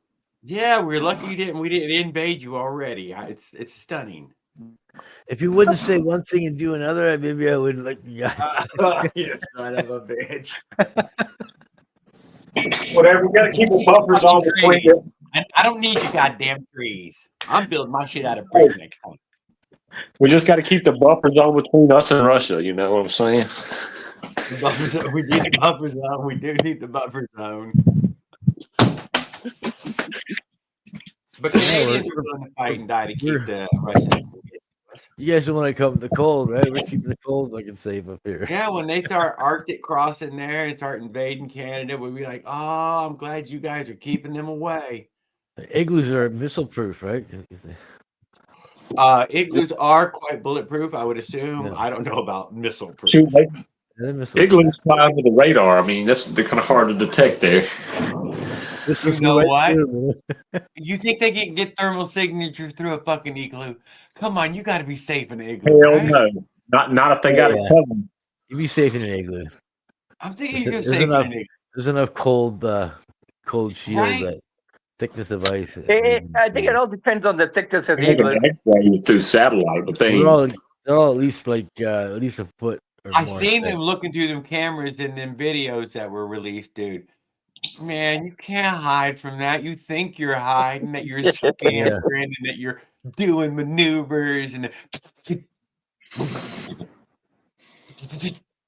and you're like, oh, and every shell explodes too. That's that. I didn't even know every shell exploded. They throw a couple. They blow you up in drones. fucking chunks. Throw a Every couple one of drones up in the air, and they get a full 360 view of the whole area. God, you can't hide from Yeah. that. Resistance is futile. them.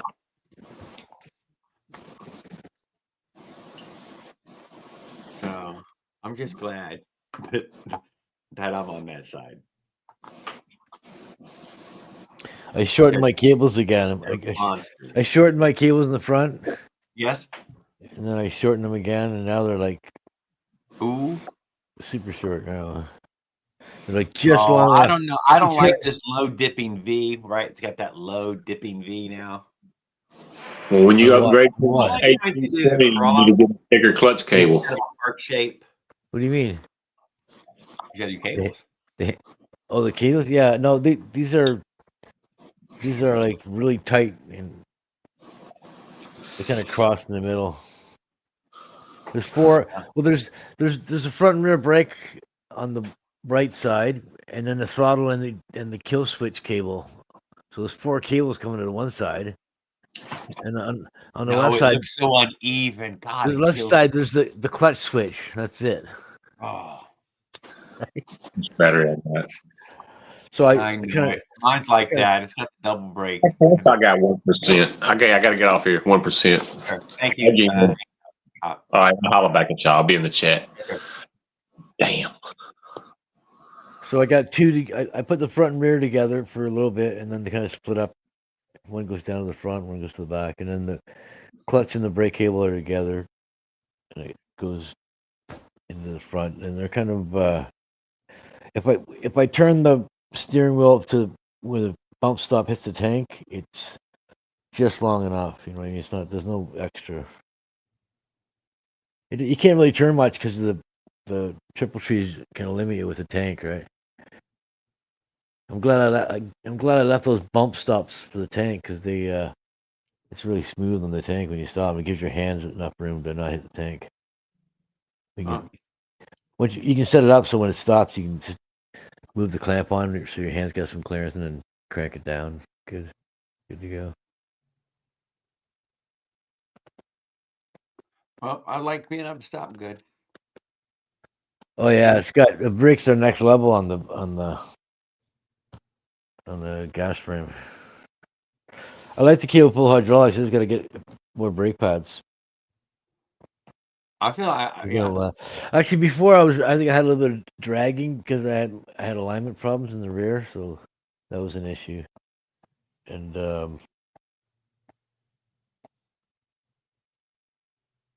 the rear's not as strong as the front. I'm glad because it's like the front's stupid strong. It's crazy.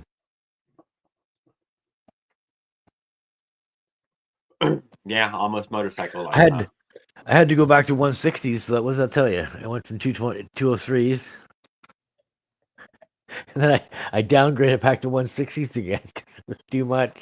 Everybody's starting to lose the point, man. Y'all are getting so far from bicycle. It was already good, right? I didn't need to improve it. I just wanted to.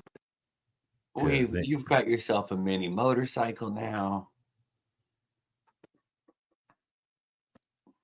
Yeah, now I gotta be careful on the steals and all when I go somewhere.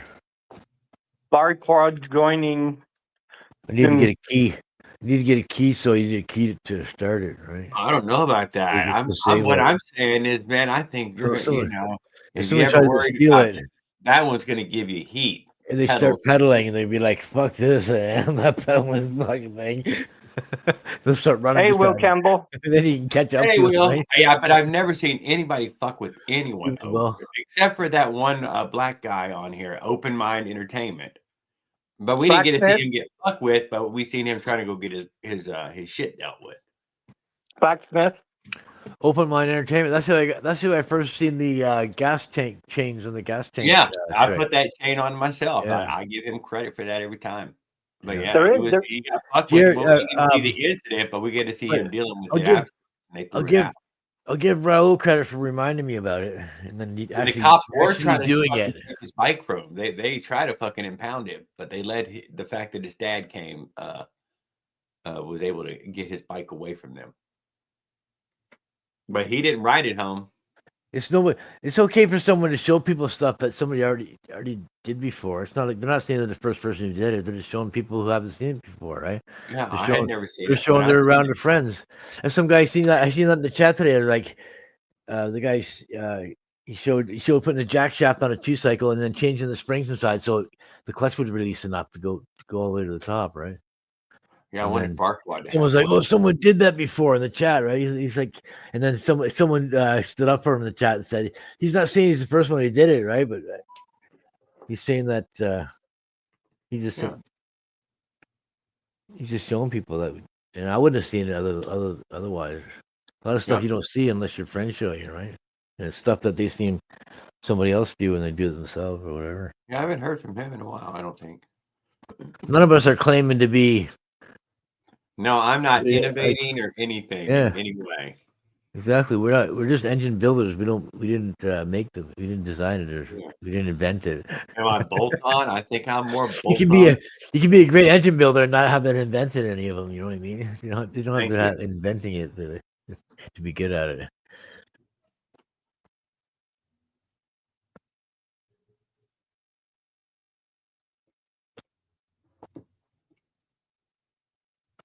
Having the tools to do stuff makes a huge difference.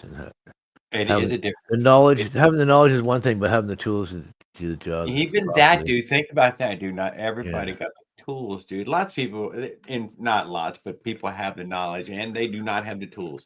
We were talking about the other day cutting bushings. You have to cut them on a lathe, and I went I back. was seeing wheels set up there. He's got workspace, dude. He's got some workspace.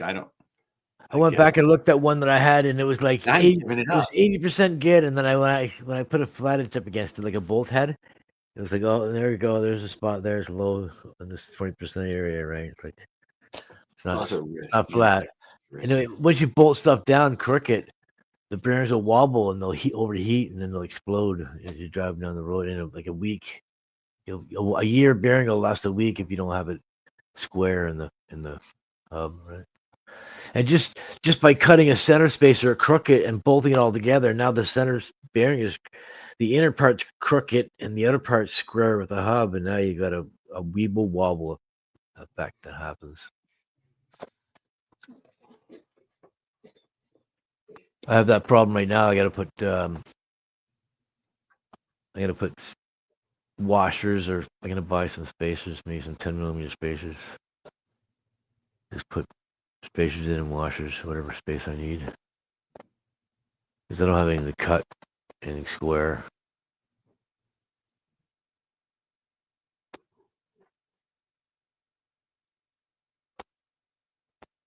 Very important with especially with sealed, deep groove sealed roller bearings.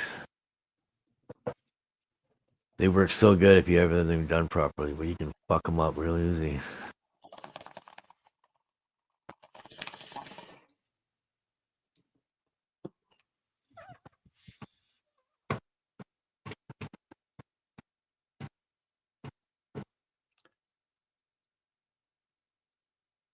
ERT, how are you doing, sir? The GOAT.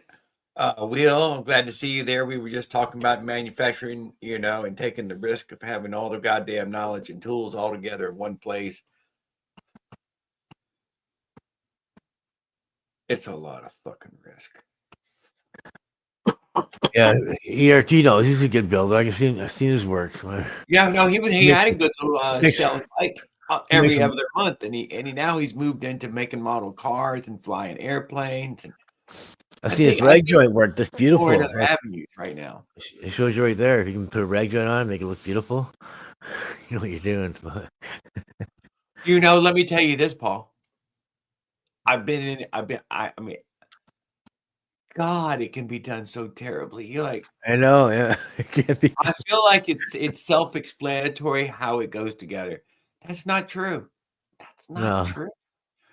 And you're like, but it's not true. Sorry. I don't know what to say about that. I mean, I don't want to call everybody incompetent or anything. But yeah, it's more You complicated. learn, you learn as you go, right? You can't be Eddie Van Halen when you first pick up a guitar, right? You gotta take years of.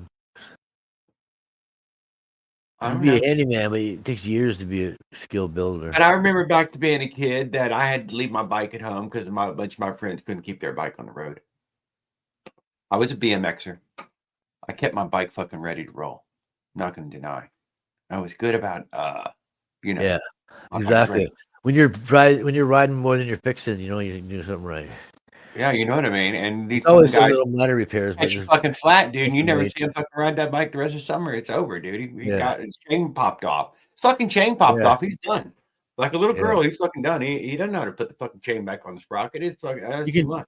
You can destroy stuff or hurt yourself or just end up out in traffic because your chain let you down. I was you a know what I bike mean? pile kid, man. If you didn't put your own bike together, you're screwed. Yeah, you should be able to. If you should, I figure if you can't put your own bike together, you shouldn't be riding a motorized bike. You should definitely take time to learn how to build a bike.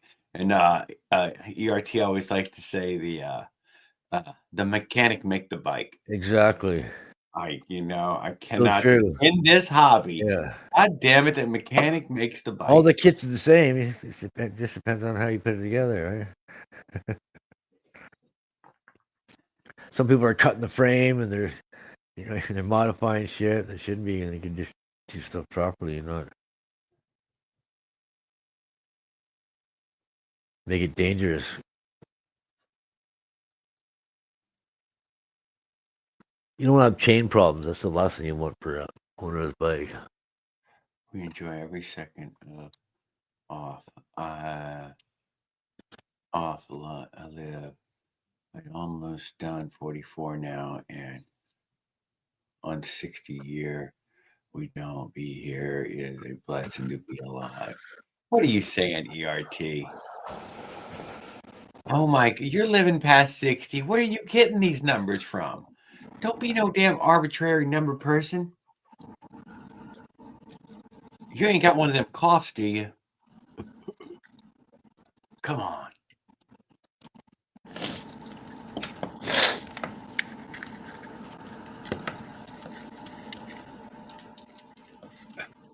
What's up, Motorized Outlaws? We were just being philosophized by ERT.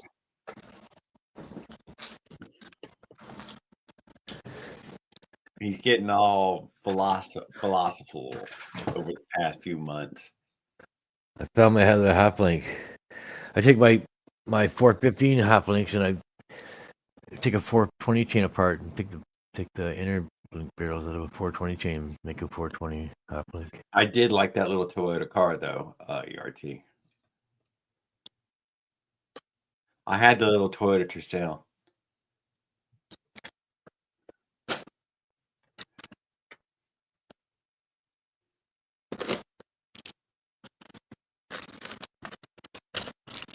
Oh, life is short. I know it, dude.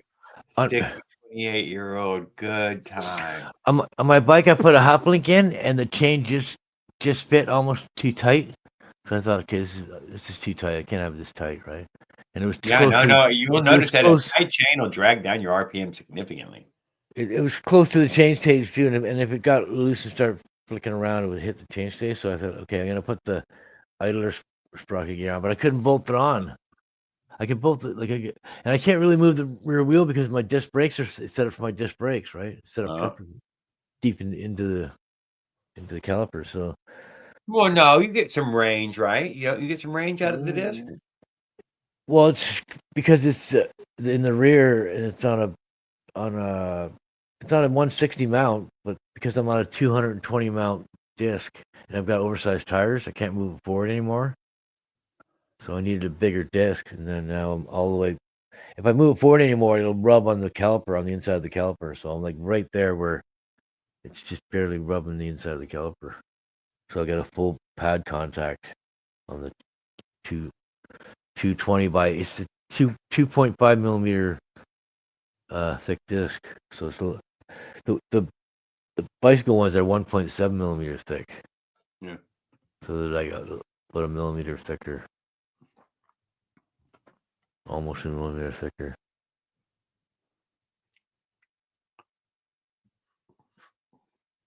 So on the back, there's not much free play. As soon as you pull on the brakes, they're on, and there's no drag. You can, with the chains off, I can spin the wheel and it just spins and spins and spins. Oh yeah. Yeah, I like the bicycle brakes work really good that way. They're designed for no drag, right? They release a lot. The Zoom cable pull both pads release, so you get nice drag-free brakes. Where the pit bike brakes, it pushes on one side and floats on pins. The other side kind of drags over. So when it pinches, it probably pulls Yeah, the but a disc. little higher RPM, pulls- makes it push away from it. Get it Yeah, on. it floats for a second and then it pulls the disc over. And then when you release it, kind of releases over and kind of floats. But remember, you're not pedaling. You're not pedaling anymore. So Yeah. if your disc, like your vehicle, might touch every now, it's fine. Oh yeah, exactly. Yeah. As long as Attention. you have a pad that they're not going to wear it really quick. Well, You they're not can't- going to wear. They're going to get bumped away, and they stay away. Yeah. If I had warped disc in my pads dragged, it wouldn't last long at all. A day maybe. No. But you notice it. Yeah, I'd hear it and notice it. Yeah. I beat my brakes up, dude, in the White Mountains. That's a fact. Not having any rim Just brakes. over this whole damn trip was fucking terrible on my brakes. I was stunned how much brake I ate. I was thinking about putting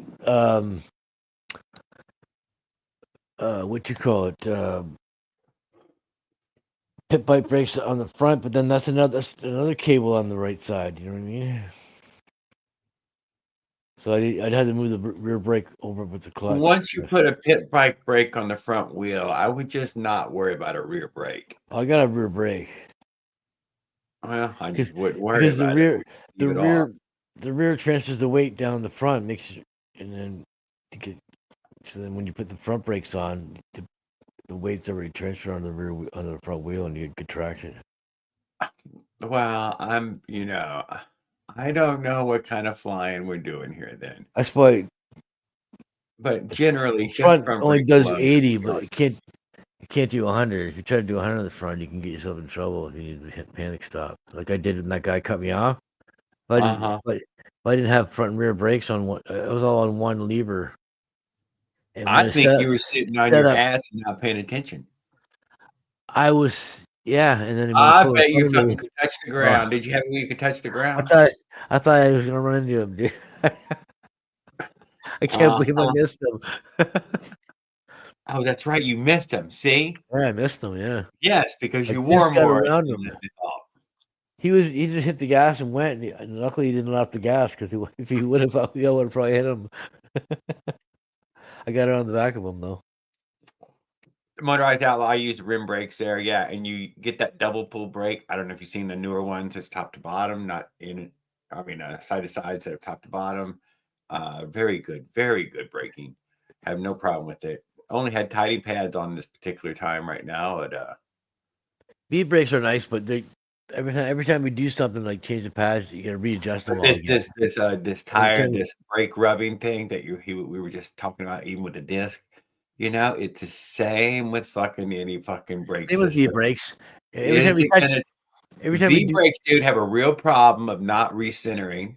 I know, yeah. Once you touch it at all, you put new pads on it, and everything's all fucked up again. To readjusting the springs, to readjusting the screws. Yeah, but let's say those cantilever ones, though. This is the best case scenario. Both sides equally spring away from the center. Yeah. You're like, oh yeah, no, it never touches. It doesn't apply until I pull on it. one thing is pulling on both sides, so it kind of evens it out there too. Yes, it's very but it Yeah. doesn't have nearly the braking power as the V brake though. It Yeah. is half the fucking power. And they've got hydraulic V brakes too. Have you They seen do have those? hydraulic V brakes as well. They call them rim crushers Yep. because you can snap aluminum rims with them, right? If you push too hard. Er, Probably be harder with air in them, but But I'm not against They them make- to all understand when they it comes s- down to it. rim brakes are squealy. They squeal a lot. Like my nephew's brakes squealed, and then he asked Aggressive. me, If you're aggressive with them. my brakes squealed, and I'm like, I didn't really pay much attention to it. And I took it for a little ride. I'm like, holy shit, these things squeal. So I put new pads on for him, and it was quiet as a mouse. It wasn't making it peak. Yeah. And then 3 days later, they were squealing again. I'm like, "What?" Yeah, I go, yeah, that's how they are. They kind of they do that. They squeal, right? Especially when they get wet, they squeal even worse. But they grip though. They grip really nice. The brakes work amazing on rim brakes. They're way. There's like a 26-inch brake disc. You're way out. You know what I mean? If you had disc brakes with 26-inch discs on them, or 25-inch discs, they wouldn't hit the ground. Those disc brakes would work. You just need mechanical brakes would be great. You wouldn't need any hydraulic. Just cable pull mechanical. I've got to set up my my full suspension, the cable pull mechanical. They're next level. They work good, man. Can't believe how good they work. They must work as good as the hydraulics.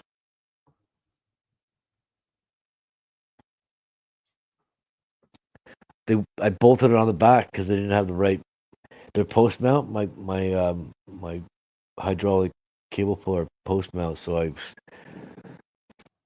put on the brakes up my full suspension, which were IS industry standard. They were IS right from the caliper, so they bolted right on perfect. I want to race my 212 once. Where would you like to race it at Motorized Outlaws? Tell me what kind of event you would like to do. This is ERT. It's what's been up to for the past few weeks now. He's drifting through hobbies real fast. It's all right. It's worth it, dude. Every last one of them.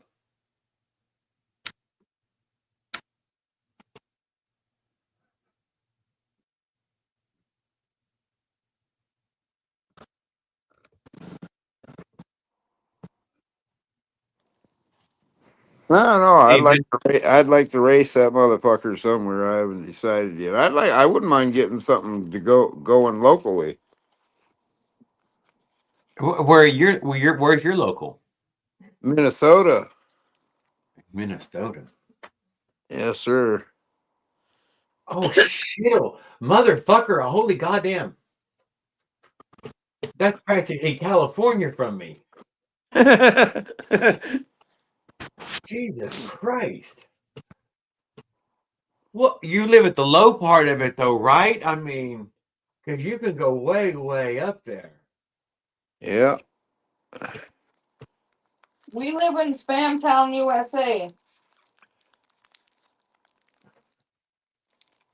Yeah, well, you're definitely more north than most, but you're still in the mix on the Great Lakes there, so you could be near a lot of different people. I don't know, dude. I totally would love to too. I can't deny. Right. I felt better just going as a spectator once to see, but yeah, I mean, it wasn't that, I could be I'd ready. out there one of these times. I think that'd be badass to go out. Now, there. let me tell you what, dude. Jeff, dude, they recently fucking YouTube has been feeding me these other events that happened years ago. And I mean, it's been a long time. And But apparently there was, there's some oval tracks that, people were using that were paved. There Right. was,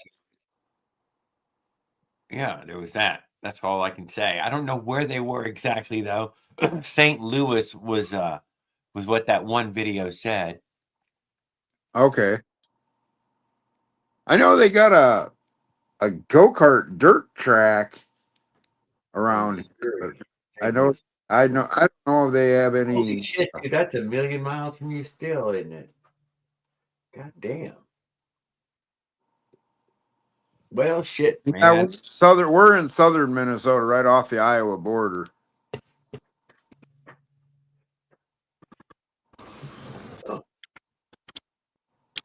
Well, that's a lot of 100 miles fucking south, dude. Right. I ain't gonna lie, that's a lot of 100 miles. I mean, that's a lot. Right. Yeah. Shittle. Okay, well, never mind. You're a little more in America than damn off to the edges. Right.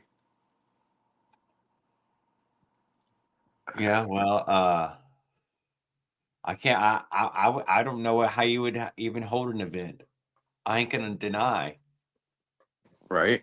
I was trying to just win a race just a minute. I mean, since we've been talking about that when OP1 was on here, well, what the hell is an event?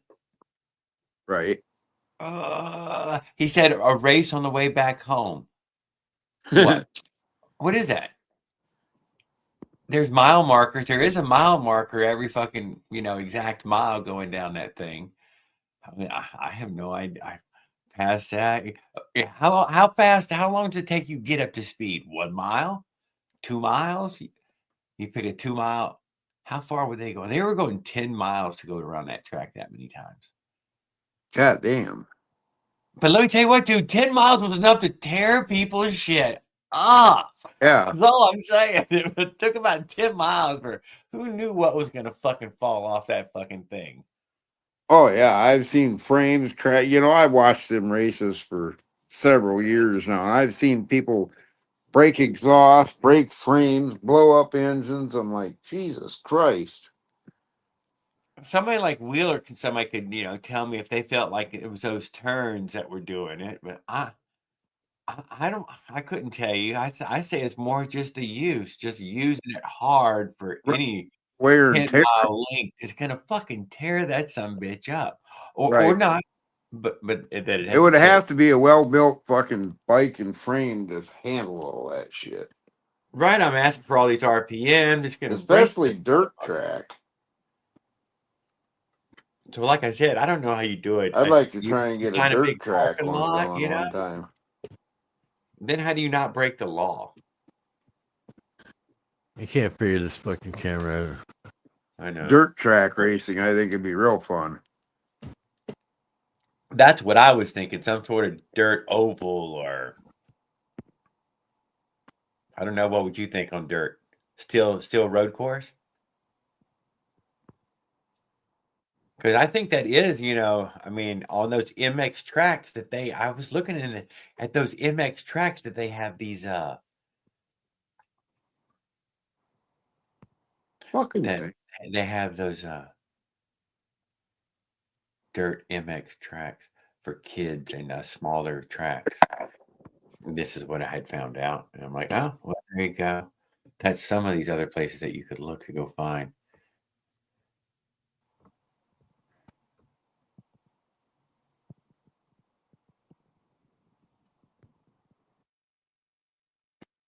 Uh-oh.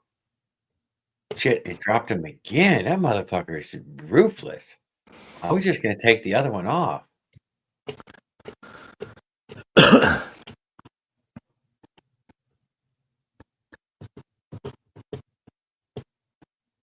now I don't have...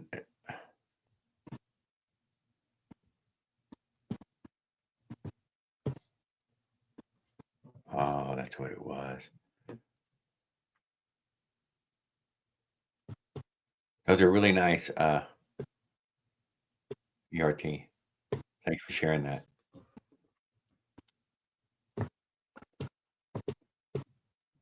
$10 something that simulates 10 miles of use.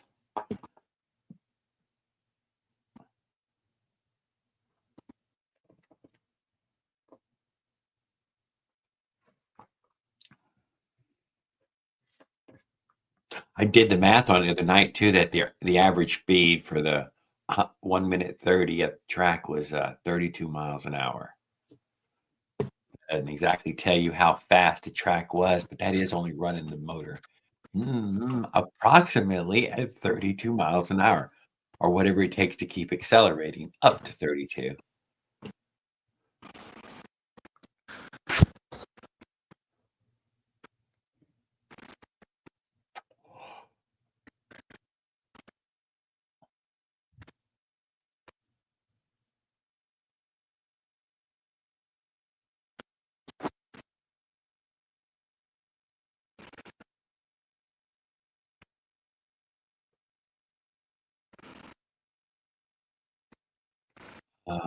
Good. Odie here.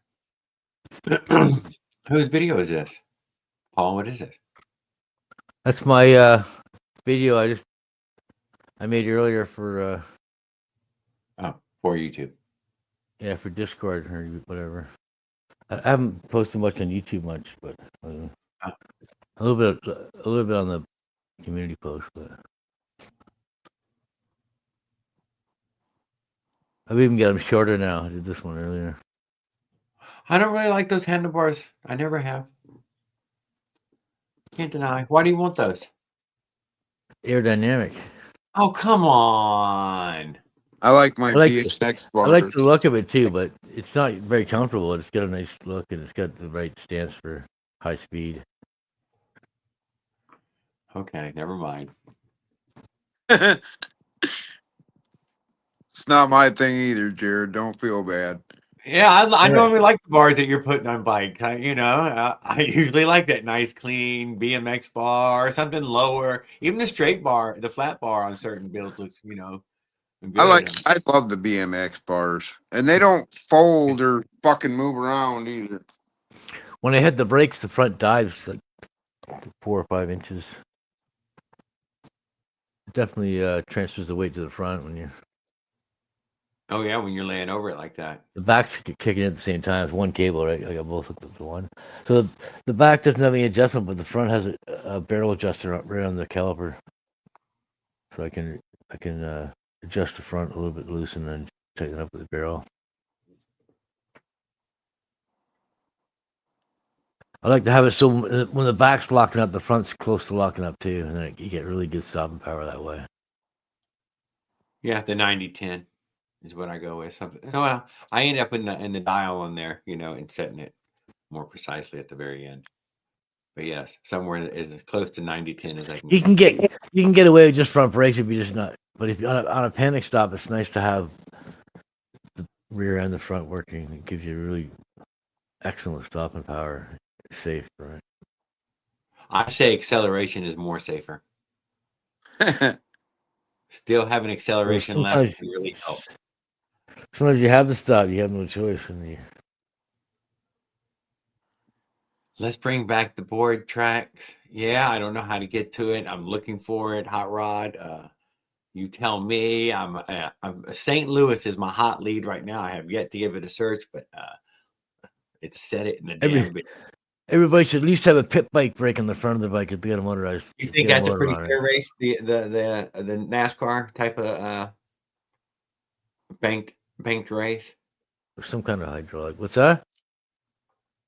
I thought it was that's a kind of a dollar race right there. That anybody who's willing to pay. Oh, that's cool. Yeah, I like that road race, just like left and right, not just. I did like the road race. Track race because it seemed to even a lot of things out. Yeah. Whereas the round going around the NASCAR style, that definitely can be bought. Let's set up the turn left and then they're fighting it down the straightaway. Everybody spent the most, and y'all ain't racing for shit. Y'all all racing for second and third, fourth place. And a fucking measly ass trophy. Throw some fucking cash on that shit. God damn, throw some cash on it, man. Okay, so if we come up with an event, we're gonna give a cash prize as well. Right? The goddamn GoPay guys did it. You'd be surprised what people pull out of their ass when they're racing for cash. Yeah, exactly. When something matters, yeah. It does matter, huh? I When like they're gonna that. lose They something, say for money sure. talks and bullshit walks. Yeah, that's true. That track was That's why. 0.78. That's why you don't get paid to the end of the job, because if they paid to the beginning, then you wouldn't want have there's no incentive to do any work, right? Right.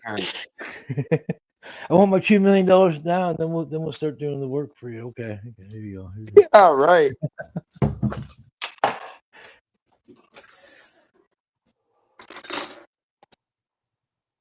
A lot of business they work in. You do this and you get paid this. You do this, you get paid that. Right? You gotta.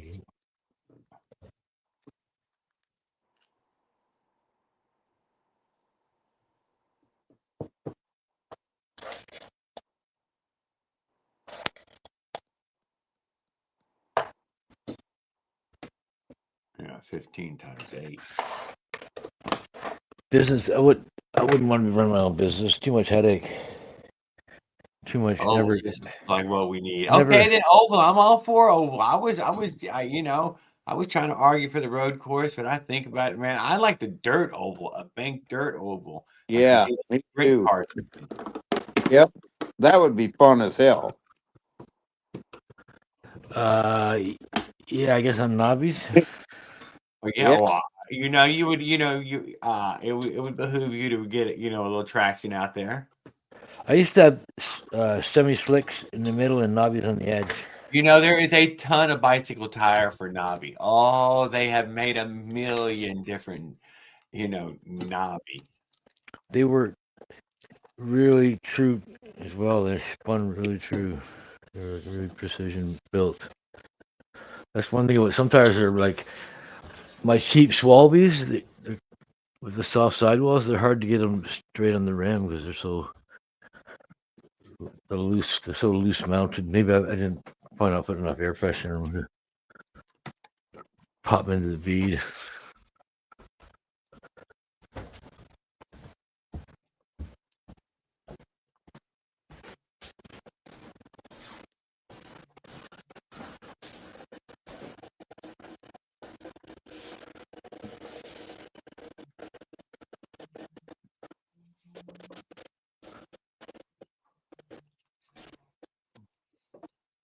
It's nice having everything on the bike working. And pick it up and pull the clutch in and kick the pedal and spin everything over. I can move the bike around backwards. The chain stays on. Nothing jams up. Yep. I like There's the no. simple fact of just being able to pull the rope one time and away you go. That's nice too. Yeah, actually, it's nice to have You a know pull. what? You gotta have a reliable pull cord. Though. You can't be those China junk ones. Better off with a drill or something. My little 12-volt drill. Get one of I them know. fucking starter boxes. Hot Rod, help us come up with one. I put my 12-volt drill on drill by mistake, and it twisted right out of my hands. I couldn't even hang on to it. I was like, holy shit, man. Like, oops. I use the little Ryobi or DeWalt cordless fucking little impact for that kind of shit. Yeah, I got impact in a drill. I got, You know what? I do not have the quarter impact, inch or 12 volt. It's I only tried- actually but it's I do 12. not have the impact one, and I don't know why. It's 12-volt max, but which means that it's 10.8 volts nominal and 12 volts maximum. Oh, all my pills are 20 volts. They're 18 volts. No, 20s. 20 max, 20 volt max. Lithium-ion. That means that they're 18 volts. Advertise himself as 20 volts. 20 volt max, which means that they're 18 volt. It says 18 volt. It says right on the box. It says 18 volt nominal, 20 volt maximum. So what that means is that they're 20 volts if you check them with a voltmeter, but when you run a load on it to put a screw in or something, it's 18 volts. It's actually 18 volts you're using. DeWalt's always done that. My old school batteries were All of them, even my 22 volts off the charger. Charges at 22 volts on an 18 volt charge on 18 volt battery. Because it's 20 volts. It was already they were already cheating. They were putting more voltage in a battery than it actually Well, was. that's great. It's a great system. It's got a lot of power. Kicks fucking ass. That's how they got such a good name because they're like 20-volt batteries and they're saying that they're 18. Right? So obviously your battery's gonna be better than the competition when Yeah. when you've got a 20 and saying it's 18 and they have a 18. It's not gonna perform the same. Kind of like I got a 20-volt Ryobi half-inch impact. They're pretty Yeah. good too. Ryobi's Milwaukee. Yeah. It's a good Yep. side. Yeah, they're really That one good. I use twist one. a 3/4 ton lug nut right off. I used one for 2 years, summer and winter, and I dropped it 2 stories and cracked the case, and it still worked great. I never had a problem with it. It's a great drill. It wasn't really powerful. It was like controllable power. It wasn't. I found the old DeWalt impacts were too powerful. Now they've got electronic buttons you push 1, 2, and 3 speed and stuff, right? They're Yep. a lot more controllable. You know, they're not ridiculous. They can be, but they're not. They don't have to be. Right. Yeah. I mean, you can turn it down. You know, the torque set. Yeah, exactly. Yeah, you can turn it down so the drill's not gonna Do twist that shit. and strip. Yeah, you couldn't do it before. You just had to back off on the trigger kind of thing, right? Right. But now you can turn it right down with the button. I like that new style shit. You dial that fucker right in. Yeah. Speaking of that, I was fucking around with my little 1/4-inch DeWalt impact the other night and snapped the fucking caliper bolt right off. I was like, oh shit. Oh, yeah. I forgot to turn the fucker down to 1 instead of 3, and then it snapped that little fucker right off. It's like, oh shit. Had to pull everything back apart and get a fucking vice grip and take the broken stud out. And Yeah. Yeah, I know. It's so effortless just to snap something with an impact. that's why a lot on that bike shit, you know, a lot of times I use more hand tools and impact shit. Yeah. That's why I like the 12 volt because it's not so ridiculous. Right. More control.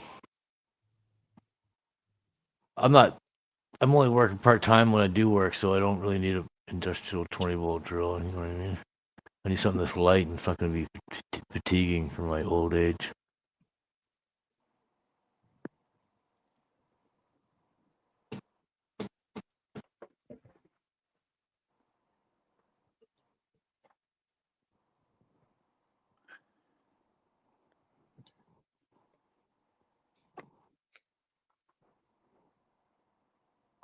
I was having a problem with my plastic twist throttle. It kept binding on me, and then I finally it was the cable. I soldered a ball in the end. Oh. I cut the cable to the custom length, and I grabbed the pliers and I made a little ball out of the wires, and then I soldered it with soldering iron. Worked really well, and then I shaped it with vice grips after, and filed all the little hairs that were sticking out, and hooked it up to the twist throttle. Worked great. I had to give Willard shit the other day. I did like- too, but I felt bad. He didn't deserve it. I was. It's because I wasn't feeling well for the few days before that. I kind of was not feeling myself. I got snapped on pedals too for Newton feet, which is actually it's a term. It's just not a common term, right? I Googled it later. I'm like, oops, I gotta apologize to him.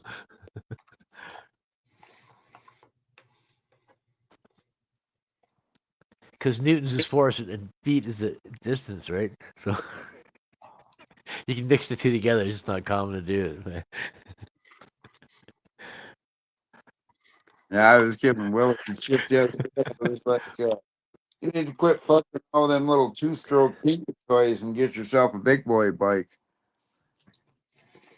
Yeah. Everybody's got to start at their own level and work their way up, right? Like I started when I first started, I had no one to help me, and I didn't know shit. Right. The first year I was fixing the bike. Every time I drove it, I was fixing something. Right. Every time you ride the fucking thing, you're working on Chains something. coming off, going into the spokes, and Right. uh, Up just get, adapters, get slip that fixed up. Yeah, and yeah. you're And the wearing carburetor, pads because you didn't know about disc brakes and all kinds of stupid shit. carburetor spitting the gas everywhere, and fucking spark Not plugs falling running up on you. shit and whatever else. Yeah. Kind of like Smolix the other day on their group. Fucking Kurt Smolix tells everybody, "Oh, don't run an air filter. We don't." Yeah, that's because you got money and you replace your fucking cylinder every race. Not Because yeah, How it's could they because don't ride? well, because it costs money for air filters. And by the time you buy a bunch of air filters, you can buy it. In your I'm just motor. saying, 'cause he already told us he don't ride. Yeah. I was like, why the fuck would you tell somebody that? You're this so-called professional engine builder. Why the fuck would you tell somebody that? Yeah, they shouldn't be telling someone not to run an air filter if they don't like. If you're not gonna run an air filter, you can run a screen or something to keep the debris out at least. That's all I have to do. Right. I'm not gonna run a rear fender, so I gotta run a screen on the carburetor to keep the rocks out, whatever. Right.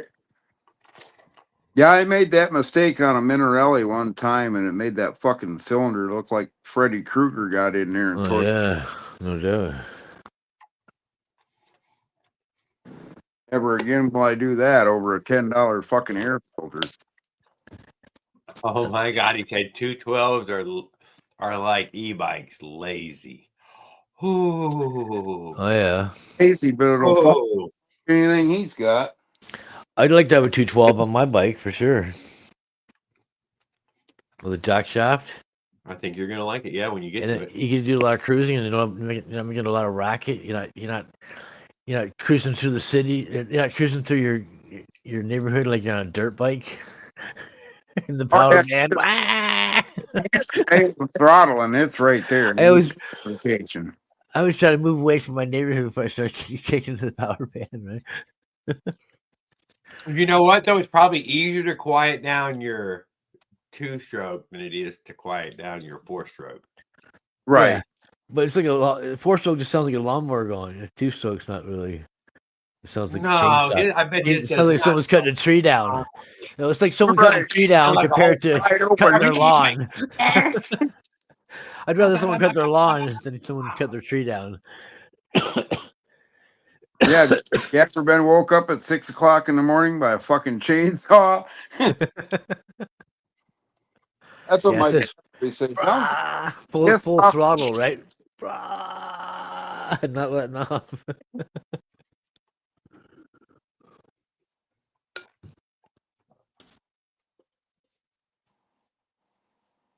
Paul State 2-stroke. Oh yeah, I like 2-stroke. Don't worry, I'm not gonna.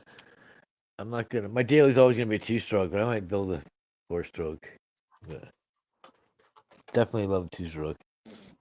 I daily my 212 and I fucking love it. There's nothing compares to hitting a power band. You know what I mean? That little Minarelli Athena I got with that RM85 Pro Circuit pipe, that little fucker will get it too on that old monster felt. My little 50cc is like 5,500 to about 8,000 power bands. Pretty strong. At 5,500, it just wants to come alive. It just wants to go. You know what I mean? It doesn't. Right. It's hard to. You don't have to do nothing. You don't even touch the throttle or nothing. Just fucking boom. It starts resonating on the pipe, and then it starts multiplying, getting stronger and stronger until about 8,500, and then you can feel it. Doesn't want to get over that. It slowly gets over a little hump at 8,500. And That- rev up to about 10,500.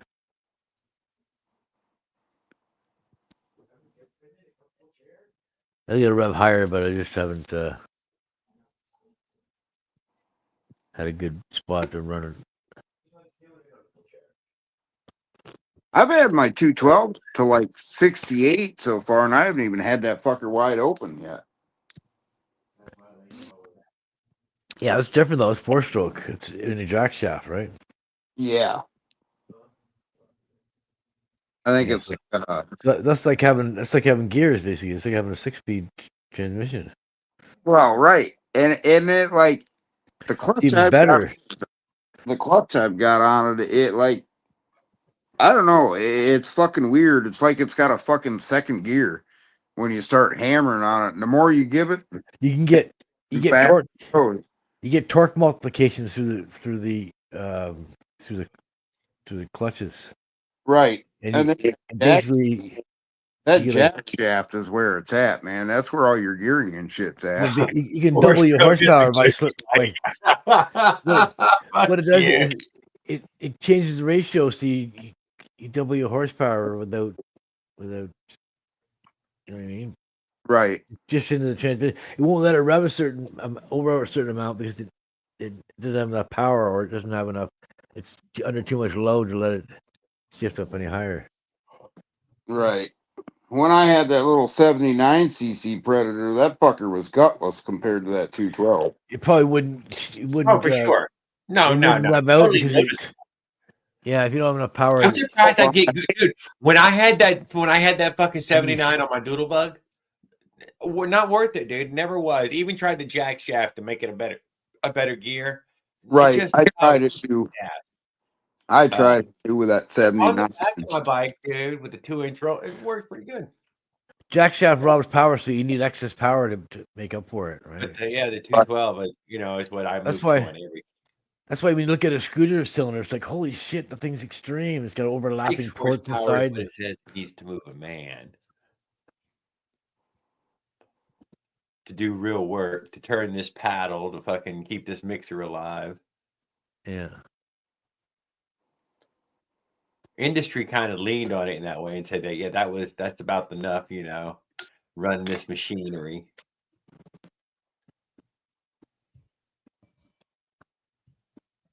It'll pull you fast enough to get you on skis. Have you seen any of those machines? Using a little Predator engine Yep. on a long rope. Yeah, it'll fucking get you up I on can get- planes all the way. I can get a 212cc engine up here. It's for $249. That's still Unless- pretty cheap, dude. It's from I- Princess Auto, which is I think it's the same as Harbor Harbor Freight. Freight. Yeah. Yeah. I bet. I went right to Harbor Chinese Freight, shit, right? and there's a Harbor Freight about 40 miles from me. I went to that one, and they had them on sale for the fuck was it 179 or 189, something like that. I ended up walking out of there with it just under $200. And then I stuck the header on it. That was $65. I stuck a Nibby carb and intake on it. That was $100. Pop the governor out of it. Now, I'm still going to end up, I got to pick up a ARC billet flywheel yet, but that's about all I'm going to do to it. That fucker screams the way it is. Oh, yeah. It does.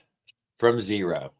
Oh, yeah. I mean, it'll fucking shit it and get it. I mean, it'll take most motorcycles right out of the fucking gate. There's no hesitation there. It's fucking crazy. I've had Harleys and shit pull up next to me, and they kind of do a double take, like, what the fuck is that, And then it just eats them out of the hole. They're like, holy shit, what the fuck is that?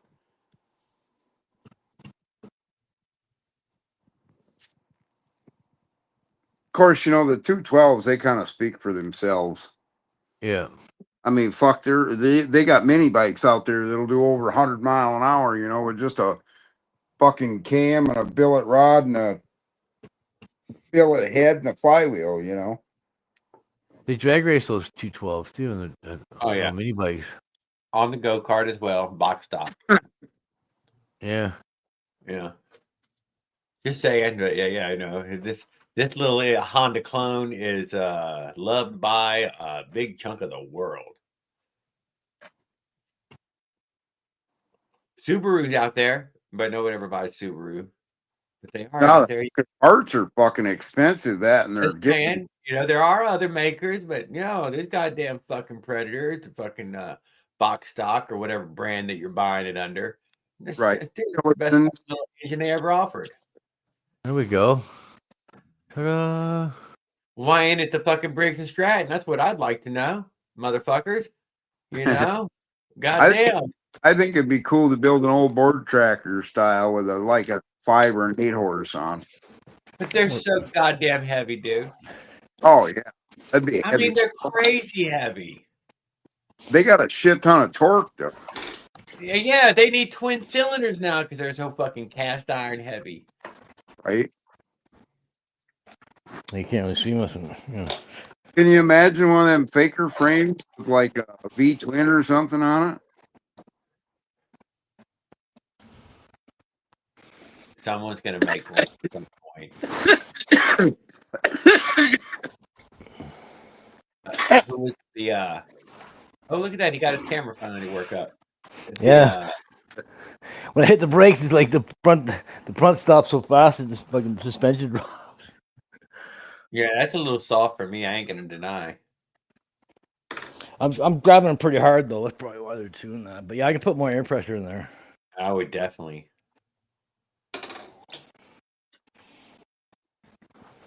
But I do like that it's got a good 3 inches or 4 inches of travel there. I see. I got the front the cables kind of. Did you have that kind of money last time when you had to dodge this vehicle? You same front end, yeah.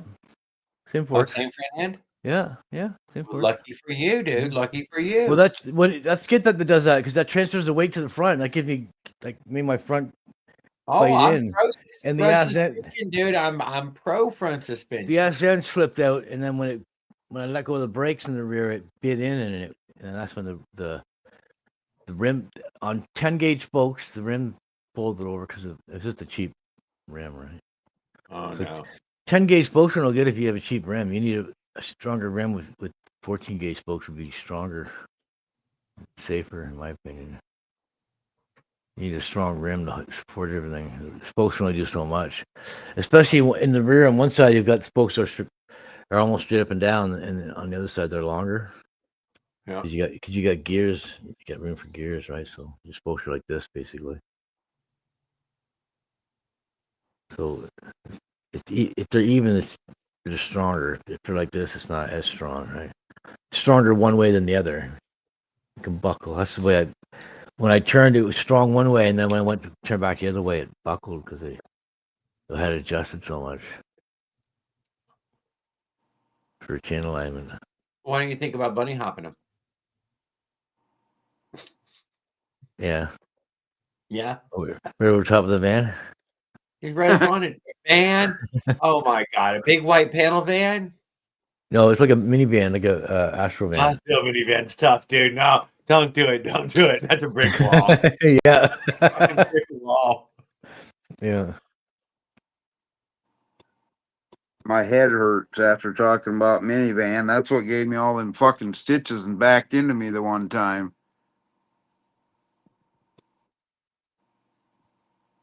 You damn right, Farquad.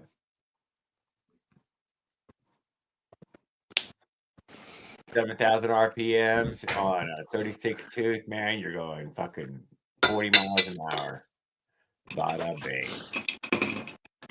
And you know what? A lot of these e-bikes, they are terribly restricted to some very low speed.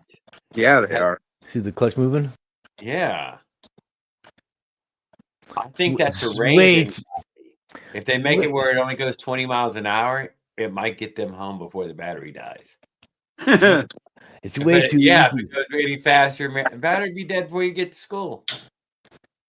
I'm used to the Olin clutch. It's pretty hard to pull. This thing's like so easy. It's crazy. It'll turn the engine over though if I move it with the.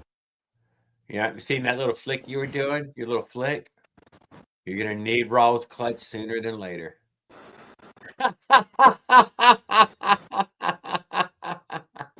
I will clutch.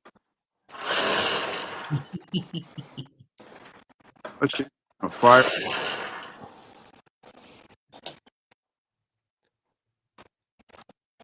It's good to go. Probably loosen the chain a little bit. Just want to make sure everything's good for. What the hell kind of engine is that in there? It's 47 by 40 case reed, a homemade case reed. Oh, gotcha. So I cut a hole in the front here, and then I mount the. I had to file the G2 reed a little bit to fit it in there, and then I changed the angle, and I end up pouring in Motoseal 5 or 6 times, because every time I poured in there, it would run out the side screw, or it would evaporate away. Eventually got it completely sealed with Motoseal, so there shouldn't have any leaks. It's got 2 bolts, two studs in here, and 2 nuts, nylock nuts, with red Loctite on the studs and blue Loctite on the nuts. I wasn't taking any chances there because I had a bad experience with forgetting to use Loctite. Anywhere you can't get to retighten it, you need to use Loctite. Like stuff out here, you don't need to use Loctite on the stuff. You can just retighten it up again if you have any problems, right? Like I never use Loctite on the case bolts. I never have a problem. But stuff inside here, you can't get in there and tighten that up unless you pull the intake off. So once in a while, I get in there and when I check my reeds, I'll take a look and make sure that the bolts aren't coming loose. When my bolts did fall out of my GT reed, though, it was revving high at my stops. I should have noticed, but I was ignoring it because I was focusing on recording and not listening to the signs. I could have avoided that whole engine blowing up. That Menace 90, that's going to be a fucking monster. Yeah, that's a huge step there, going the Menace route. 90. I heard those are really torquey in the bottom end, right? Yeah, I had a Menace 85 all stock, and that fucker do 50 easy, no problem. So Menace 90 is just an updated, punched out one, I guess, right? So it's even better than the 85. I want to get one of Smolik's fucking CNC case Minarellis. Or a CNC case Menace.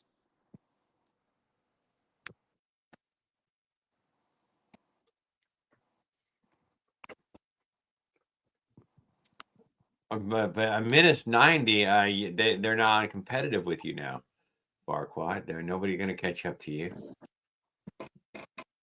No, he's got 100 pounds on me too. Yeah, with 100 pounds on top, the thing's probably going to go 70 fucking miles an hour. I'm 192. I measured. Wait. I lost 10 pounds when I was sick for 3 or 4 days, and then it was like 2 days later, I was fucking gained it all back again. Being right back to 200. It's all water weight. Yeah. What was it?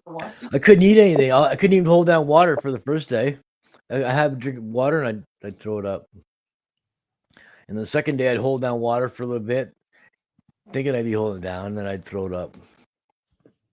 And the third day, I'd hold down some water, and I'd eventually go to the washroom a couple times and holding water down. And then like the fourth day, I was able to eat again and drink water again. It's like, thank you. You can't eat, you can't hold water down. You know what I mean?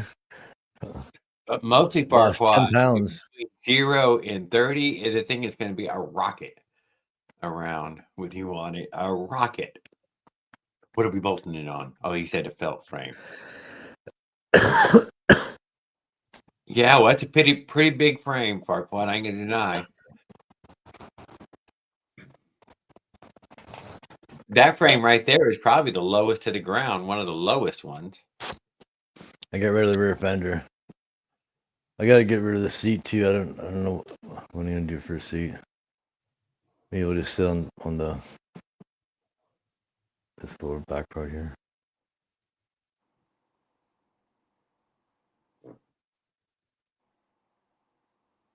Oh, good. You're about to get fucking snowed in, so you got to be putting some. $100.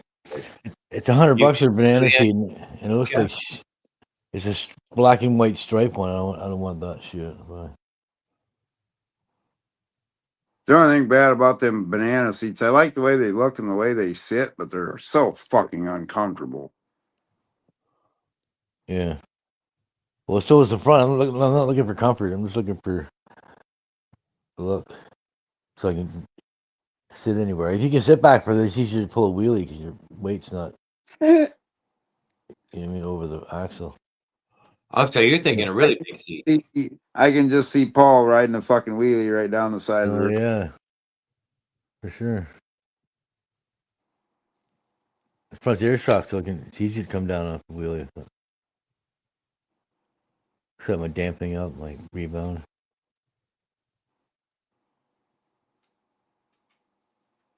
You can spread a set of forks and make a nice arch over a wheel. See if you can see it. How close it is. Something to mount your the other half of your frame to.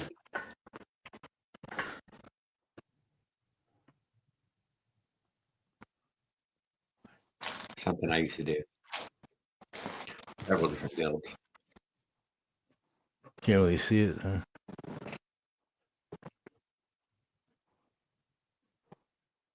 The front's really close too to the forks.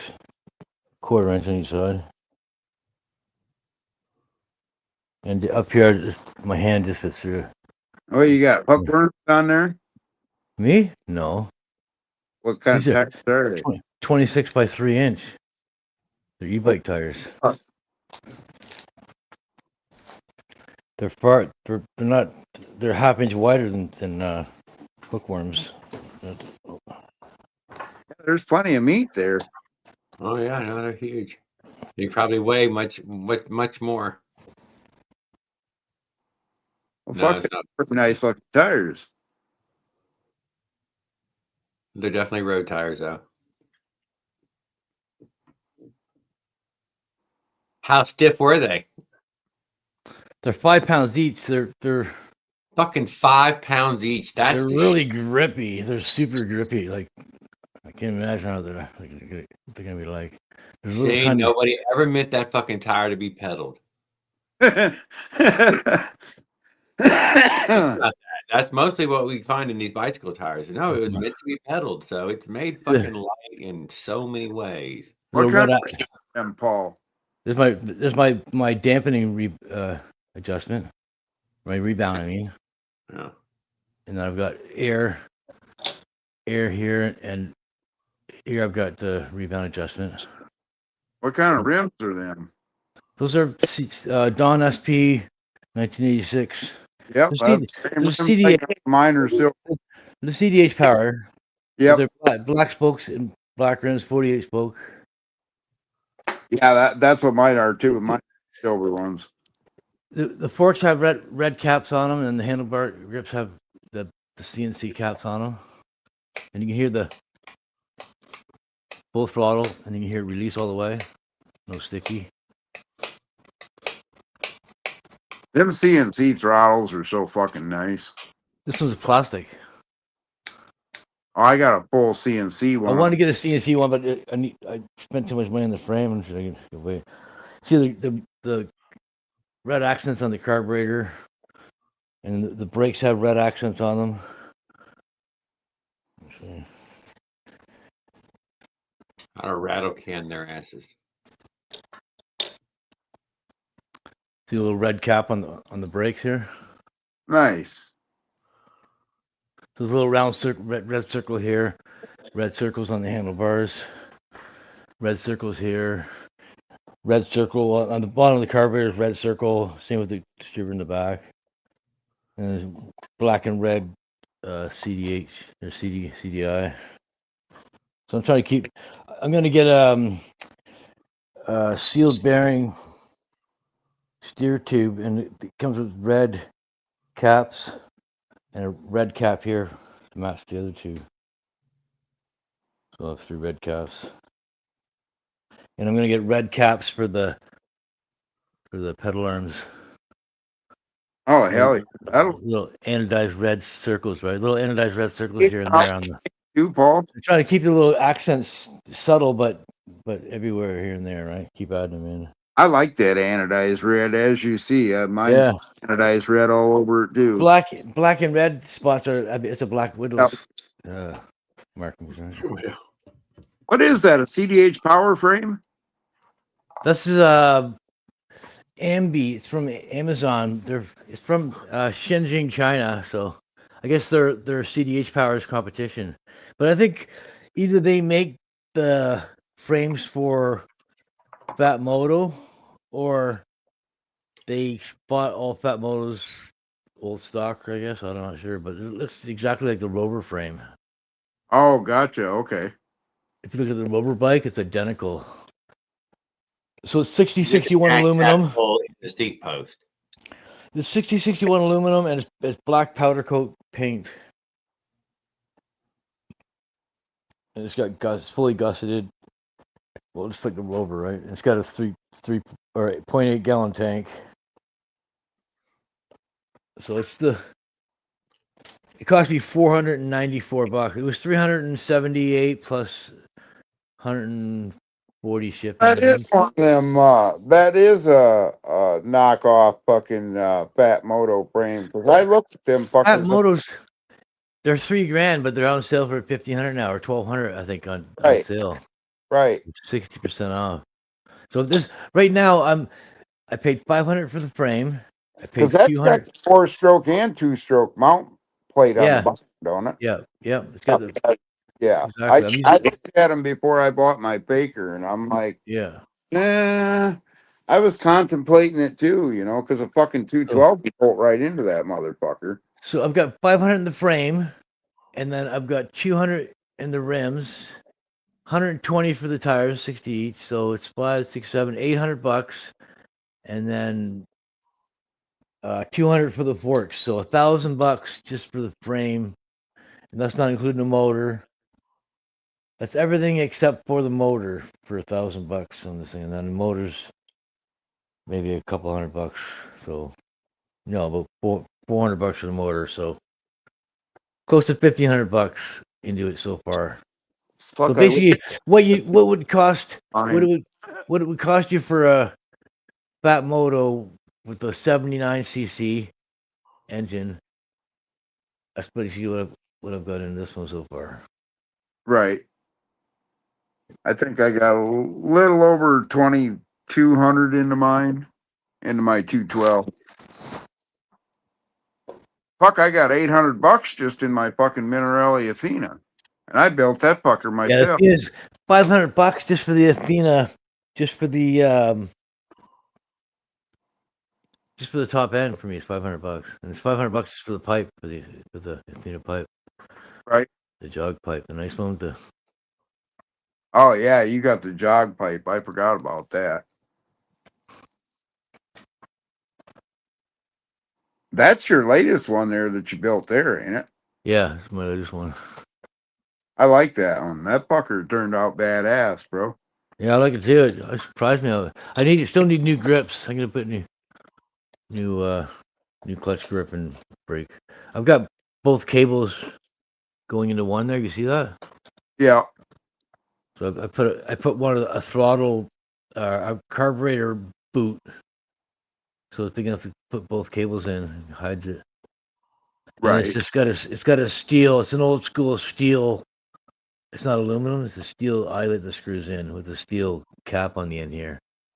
Oh, okay. So it's super heavy duty. And then I cut the insulation off each wire, and then I set it up there, and then I set my brakes up, and then I kind of crush it, pull it into with the brakes, I'll crush it into the little barrel. So basically, both cables are. I'll pull back. Fuck. Hey, what's your life adventure? It's glad to see you, sir. My 212 How you doing? is fucking $300. I'm doing well. They're talking 4-stroke. Sweet. Yeah, You let's see it.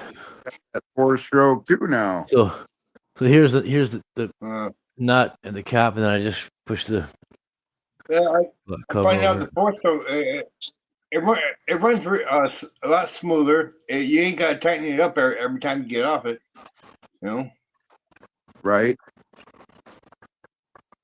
I mean, That's don't get me thing wrong. I like. What that new Two-stroke pipe is sound good. It sounds just like a motorcycle. Yep. And so it's just like a motorcycle. So I guess the clutch is working. It's pulling the engine, making the engine turn over. I started it up, and when the guys come back, oh man, I thought you had a motorcycle out here. It does. It sounds it's loud, but it's not that loud. But it's definitely got some speed to it. I didn't put a pedometer on it, so I don't know how fast I went. So Did you gain quite a bit of speed then? well, with the regular exhaust, I got between 30 and 34, and I know I was doing just a little bit faster than that with this other exhaust. I'm not sure, probably about 35, 36. Not much faster, but you know, That's I a good gained a clip. little bit of speed, but Performance is probably a lot better, huh? oh yeah, performance is excellent. The performance is real good on it. I thought about buying one of them 100cc 4-stroke kits for my wife and son died, but fuck, I don't know if they're going to be able to handle that Minarelli. That Minarelli's got some Well, nuts no, to it. hey, what I like about it is it's real smooth. You know, I mean, it's made for people who like a smoother, gentler ride than a two-stroke. Two-stroke is, don't get me wrong, they're good. They're good engines if you like speed and you like going all the time. But you know, when you get Two my strokes age, over. nice smooth ride Two is strokes what good you for want. cruise You know? to the store and back or around the trails for a minute because it overheats too quick. Where 4-stroke you can drive all day, right? Right, Yeah. right. That's what I like about it too. That and I can just pull And up the fucking pump any it's goddamn. reliable. You can sit there and Yeah. just you can hold that full throttle all day and Right. you'll cruise along, right? You gotta mix the gas. You have to mix the gas. That's You just pull I'm up. You know. glad you guys said that full throttle because I got to get a fucking run leader, a tachometer on my shit. Yeah, What I I do need is one too. Everybody's got one. I kicked well, one off. I took it off. I I put it just, on. I didn't like it. Took it off. Jared, you didn't like I it? don't use it. I just use it after the fact to see what my RPMs are. All And those what goddamn I never wires. ever look at it. I never look at it when take I'm the riding. phone, download the app, and put the satellite speedometer on it. You know, it has the tach, everything on it. I put the Which wires inside the frame. download Life's Adventures? Huh? Which app did you use? Just a regular speedometer GPS app. Yeah. They're pretty close, dude. Within a mile or two, that's for sure. They are. Yeah. They're close. The only thing they can't account for is up and down hills, Right. Yeah. or I guess left and right. It'll be inaccurate a little bit, but it's pretty damn good. Right. I mean, this Especially one. that's why you have like 20 satellites to make up for that variance that Yeah. you can't get, right? Right. What you want to do is get out on a flat run and then test your speed, because just like you said, up and down it'll fluctuate like crazy. Yeah. It doesn't matter what GPS it is. It doesn't matter if it's GoPro or if it's phone GPS. Yeah, it don't matter. So, yeah. GoPro is good for fast action video. Excellent for that. Yeah. Yeah, that on that app I was running about 34 miles an hour. Well, 30 to 34. 34 and I had it almost full throttle. I didn't have full throttle. I did 34 according to this speedometer, this GPS. But you know, so I say about 34 on with the other exhausts. The new exhaust, I didn't put the phone. I didn't strap the phone to it to find out. I just took off and cruised it around, and it cruises pretty nice. But when I come cruising up to my guy's house, he goes, "Man, I thought you were on a motorcycle." It rumbles too. It rumbles. It's got like a baby rumble to it. It's awesome. Got like a baby drum. My oldest 17-year-old, he was riding his electric bike or following behind me one day. And he said every stoplight I'd can on it and then I'd let off. And he said, that motherfucker shoots about a foot long flame out of that pipe, Dad. See how tight the front tire is? Yeah, I didn't. I didn't have no problem. It was shooting no flame, but that's because I've got a brand new spark plug in there. You know. I went to an NGK spark plug. Fuck them Chinese goddamn spark plugs. I used the Chinese spark plug for 2 years and never ever took it out of the engine. They got the whole motor right, but And man, they fucked up spark plugs. Drove it every day. Yeah, put them shitty fucking can't even understand on that spark plug. Yes, I never changed the spark plug out. I just use one that came with it, and it works fine. It works good, you know. It depends on if the kid made it or if the old guy did it. The old guy, the blind guy made it. That The old blind 4-year-old guy just felt it and made it. God damn it, I'm telling you. What time It's of true. day? It's because you've been doing it all your whole life. You get at it, right? You can't help it. But You can't have some kids doing it. don't even try and you're good. So, you know. Yeah. That's how it goes. And the I young know, guys we are bring back kid struggling, labor. right? Right. I'm all They don't know about how it. to do it yet. Yeah. No, I was Seven- doing some research 7 years old is a good time to start breaking them in. right? Yeah, I was fact. doing research on that fucking a lot of them guys that race them 212s and shit and run methanol and whatever else, you know. I thought, oh fuck. Swap that plug out and hell, it makes a world of fucking difference. A lot hotter spark. You can hold that fucking spark plug boot and that fucker will jump an inch. You know, it's got a nice spark I to will it. say that Blue 4-stroke was the loudest bike out there until he left. I don't know why he left, but man, Did Cliffy bring his 212 bike out? No. That 212 that Cliffy's got's fast as fuck. Yes. That fucking thing will run down near 100 mile an There was hour. only one 4-stroke in the final race, and he came in second. So it was still fast, but just not the fastest one that day. But yeah, they said 4-stroke is fast all the time there, but all the 4-stroke guys weren't there. Good thing I didn't. I wouldn't have had no competition. Probably so. Yeah, in that I'd way. have That been going around the fucking track myself. But they were expecting a bunch, you know. They expect a bunch, but yeah, the bunch didn't show. Here's my wiring. My ex-wife seen I had a 4-stroke engine, and they go, "Oh, they named the engine after you, huh?" What was it? Good old 2-stroke? A 4-stroke. Oh, she was 4-stroke go, huh? That's my kind of gal. Yeah. Yeah. It's a race. The first one to get there wins. Yeah. I broke this out. I went to get it apart earlier. The wires on the CDIs are thin. Oh yeah. Compared to this wire. But I'm gonna run a piece from the block here up to all the way up to here. So I'm gonna have like a 18-inch piece. So I have to take if I have to take the engine out, I'm just gonna unhook it up here. Instead of having ain't lazy 4-strokers. What it is, I'm talking to Hot Ride down there, motorized bikes. It's a different ride than a motorcycle is. It's a completely different ride. Yeah, it is. And it's a lot more fun on a motorist bike. Yeah, that is.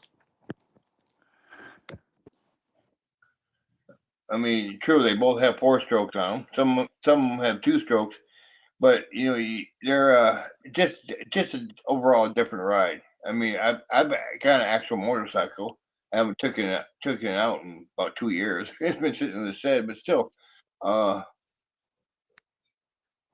it's a completely different ride. Just a whole different ball game when it comes to motorcycles and motorized bikes. It's like, I'll tell you, you build these. I've been building these fucking things for 20 years almost, and I'll Yeah. tell you, it's a lot of fun. I've had a lot of Oh, for fun. sure. And just you like know, if I like a kid, I like building them and I like riding them. You know, I don't know which I like more, either building them or riding them. It's both. Right. I mean, I like it's a riding. good hobby. Huh? I like building them and riding them. So. yeah.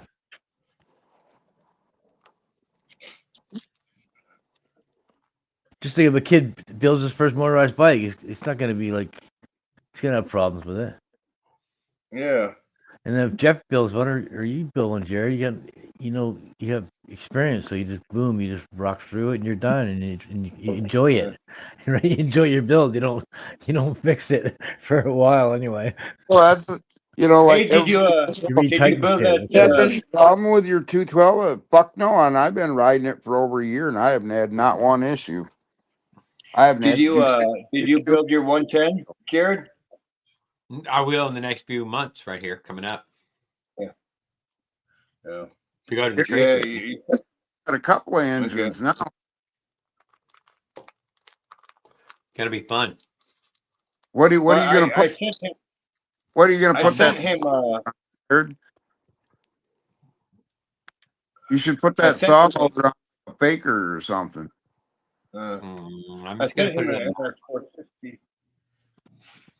With some triple trees. Yeah, that'd be that fucking saw Get some motor. air shocks like mine. It's nice and soft. You can set them up. You see how soft I got to set up? It's a comfortable ride when I'm riding. I broke the rear axle. I didn't even Put it feel on it in a the good front. Chinese mountain bike. The front went over the pothole. I didn't even feel it. And the ass end went over the pothole, and I was sitting on the rear tire. Oh shit! Broke a 12 millimeter axle.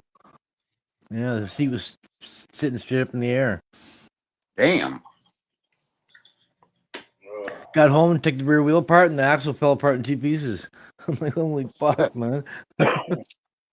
I knew something was wrong, but when I hit, ain't that hard. It was down a road I wasn't down before, too. I was racing this Porsche.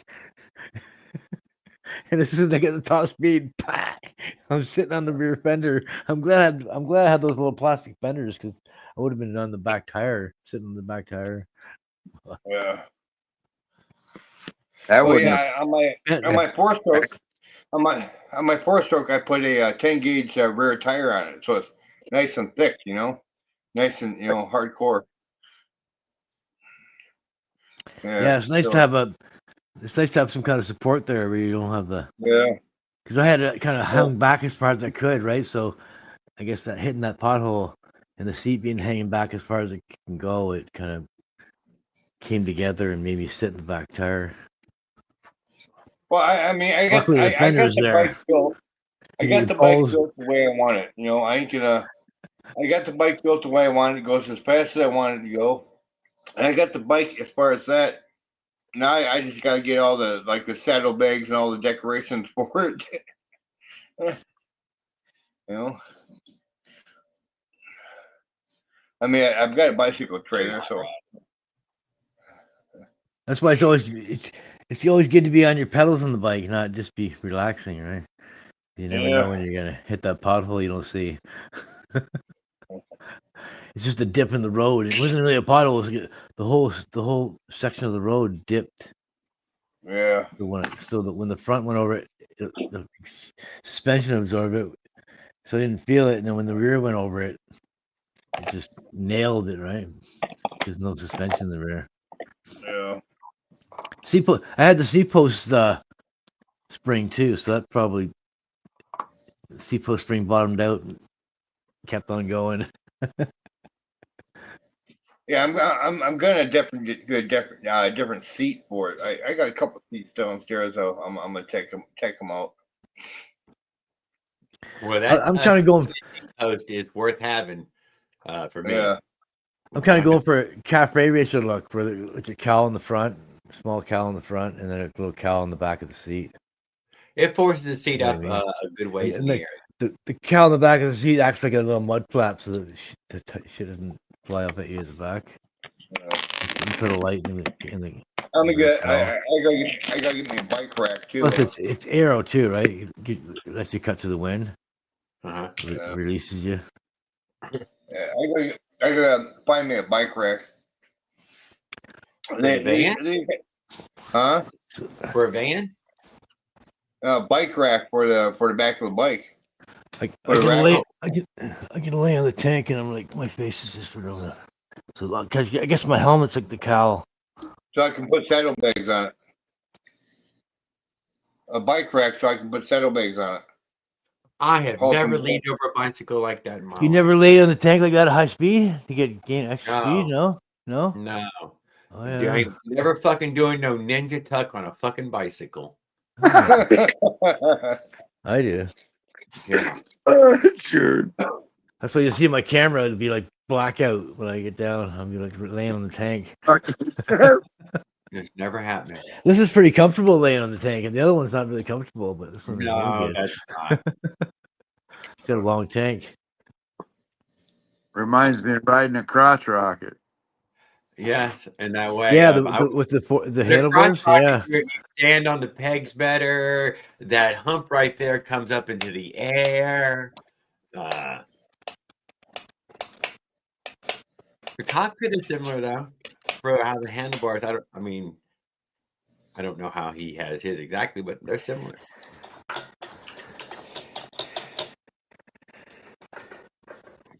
He's got less leverage on the steering wheel. I mean, by a lot. I don't know why you give up all your leverage. He's like, oh no, Jared, this is my aero tuck. I'm gonna be stiff shoulders and stiff elbows.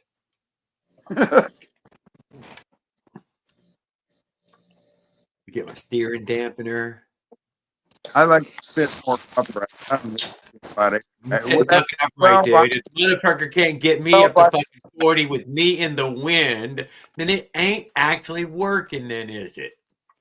That's 12. I don't have to worry about aerodynamics. There's I'm plenty not of trying to. No, it's got to pull me fucking sitting upright.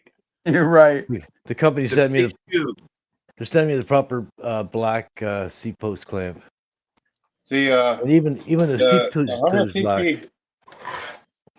The 100cc four-stroke, the load capacity is 440 pounds. Damn. Yeah. That's including the bike There you and my weight.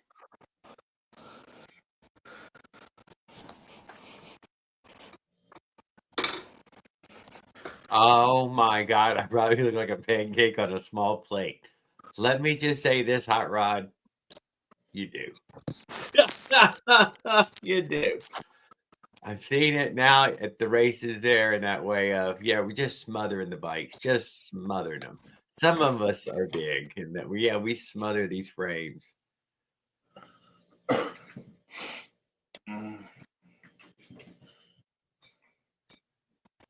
It's pretty comfortable being down like that. I actually kind of like it. It's like perfect in steam. What even? Well, yeah, because you can brace your feet on the ground, but try to brace your feet on the pedals and then lay across it and realize that you're all squished up like a little burrito. It's like, no, Jared, this is like 7%. There's a lock. There's a steering lock, and then the steering lock's there. So. Oh, you can't take that big of a turn. No, I'm just saying, like that's the steering lock. Is I can still manage it. Yeah, you lean more than you turn when you're turning. If you want to turn more, you gotta lean more. You can't turn more. Right? Maybe you need some knee pads, some elbow Otherwise, pads. if you don't lean more, you'll overrun the corner and you'll lose your lane. You know what I mean? You'll be in oncoming traffic or not be able to hold your spot. I've been like that. Well, when I bought my Harley Davidson Duo Glide, I did that shit. I took it for the first test drive. I'm used to riding a fucking or a little crotch rocket, you know. Fuck, I thought I could turn the handlebars and it just turned. Fuck no, I about drove in the fucking ditch. I had to start leaning. I was like, Jesus Christ. Yeah, no, I haven't had any big cruisers. Fuck, that Duo Glide was like 1,200 pounds. 1,200 pounds. This would crush your leg or foot if it fell on it. Oh, yeah, it's easy. That was a Break 91 Duo Glide. Yeah, with a car engine in it.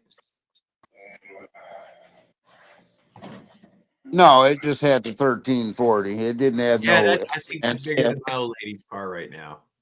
didn't have no S&S heads, or it just had aftermarket pipes and an S&S carb. That was it. It's kind of a gutless fucking turd for what it was. Oh, the gut. Stop it. I bet it went interstate speeds just fine. I got an official. Fucking 120, 130.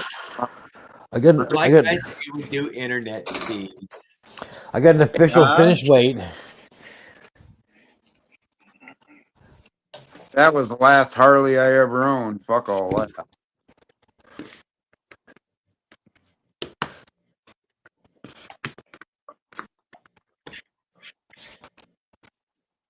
I mean, don't get me wrong, motorcycles are fun shit, but Here's my They are.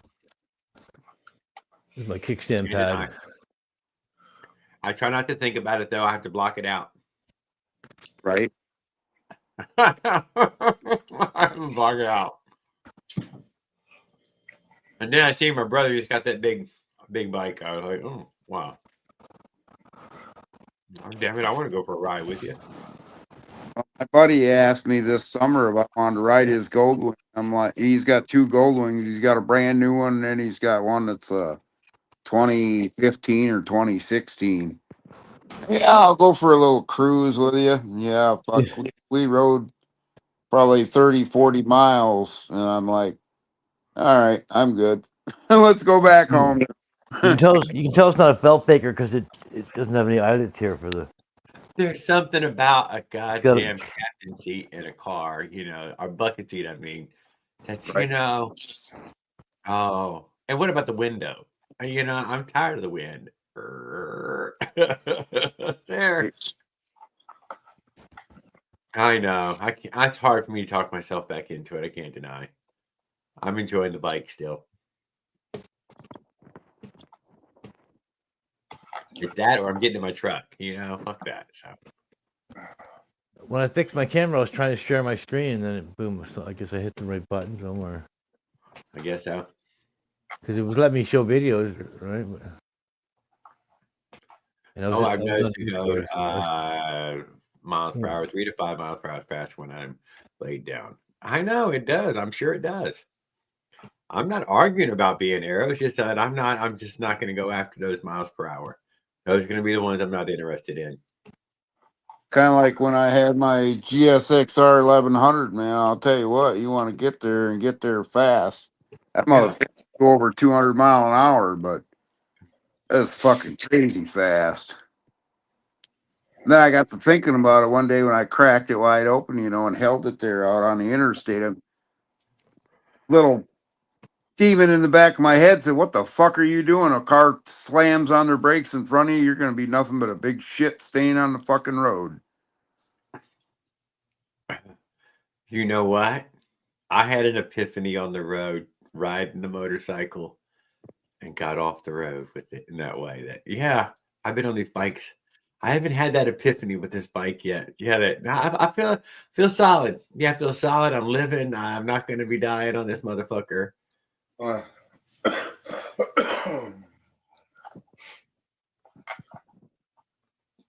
motorcycle was very strong.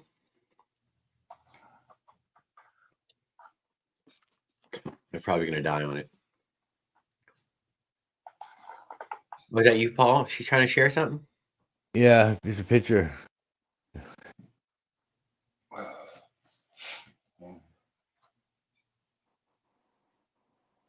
So I still got to put that hanger there in the front. Oop, shit. I got to weld the tab on there, and then the seat. I got to delete the seat, and I got rid of the fender already. And that was just me. But that's basically what I got left is that one hanger. I got to weld a tab on the front pipe there, so I can bolt to the front mount.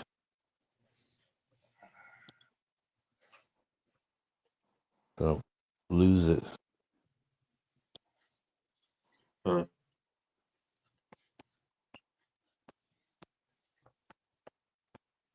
Cool. Very cool. I don't know if I can show you the other mount. You won't be able to see it. No. So let's see it, but the pipe kind of hides it.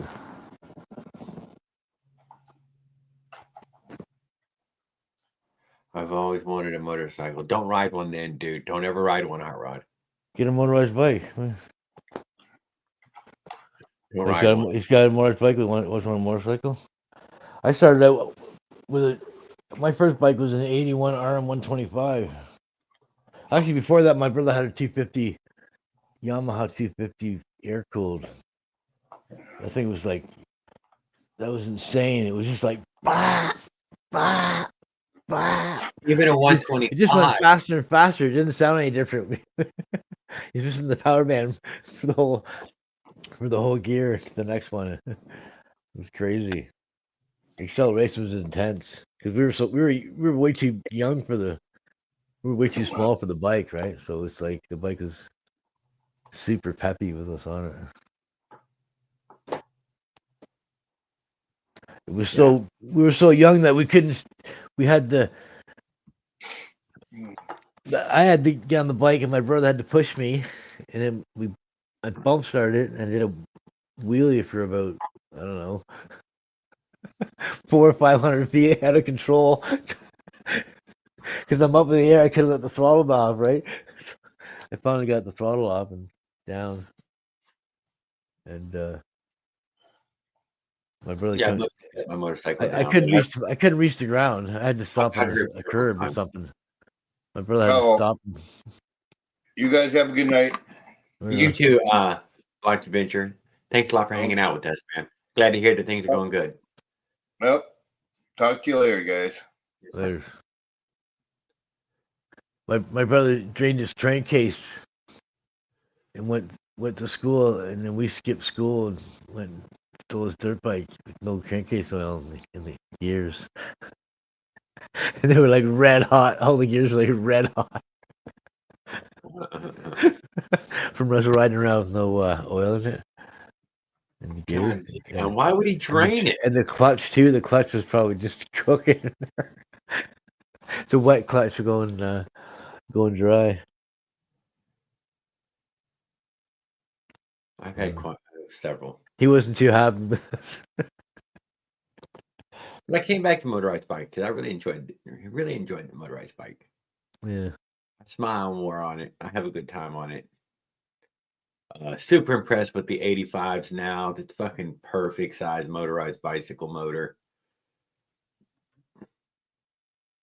My 81 was an 85 is when I owned it, so it was 4 years old. It was pretty new.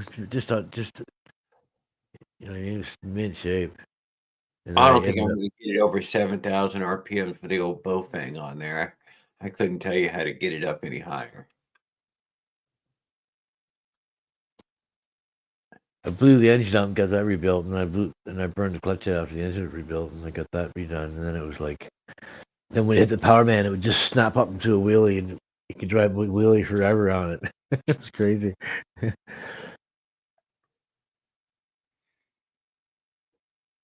was a lot of fun. That bike. Cops couldn't catch it. They couldn't make it the hills. We'd sit all day and climb this one big steep hill. It was like swamp at the bottom. It was like a 10-foot straight up, and then it flattened off for like 6 or 8 feet, and then it started to go up a really steep hill. You couldn't walk up; it was really steep, right? So we used to fly at it, and you'd lose all your momentum at the bottom, and then you'd land, and you'd be in the power band, all the way up the hill on the power band, the first gear, and go back down, and it seemed like you wouldn't make it to the top, and I guess people would call the cops, right? People who live by them, but nearly. Next thing you know, there'd be 2 cops on enduros. They'd be like up the hill and gone. And then my buddies were saying they couldn't make it up the hill. They had to run beside the bikes up the walk path. They had a wooden walk path set. To go up the hill. So they were gone by the time they. Well, I don't have any Still running up. from the cop stories, not at all, not even one. I gave myself up. I've had one where I was on private property and I almost went out of the sidewalk to see the cop, and then I stopped, and then he stopped and checked me out. And I've never gotten in any trouble either, though. I can't deny that. he couldn't do anything though, because I was on private property. I didn't tell him he couldn't do anything ever. They just didn't. I didn't tell them they could do anything, but they checked me out. But they couldn't, about my it's not- suggestion. if they can't do anything, they can't do anything, right? The bike checks out, it's registered to you. They can't do nothing.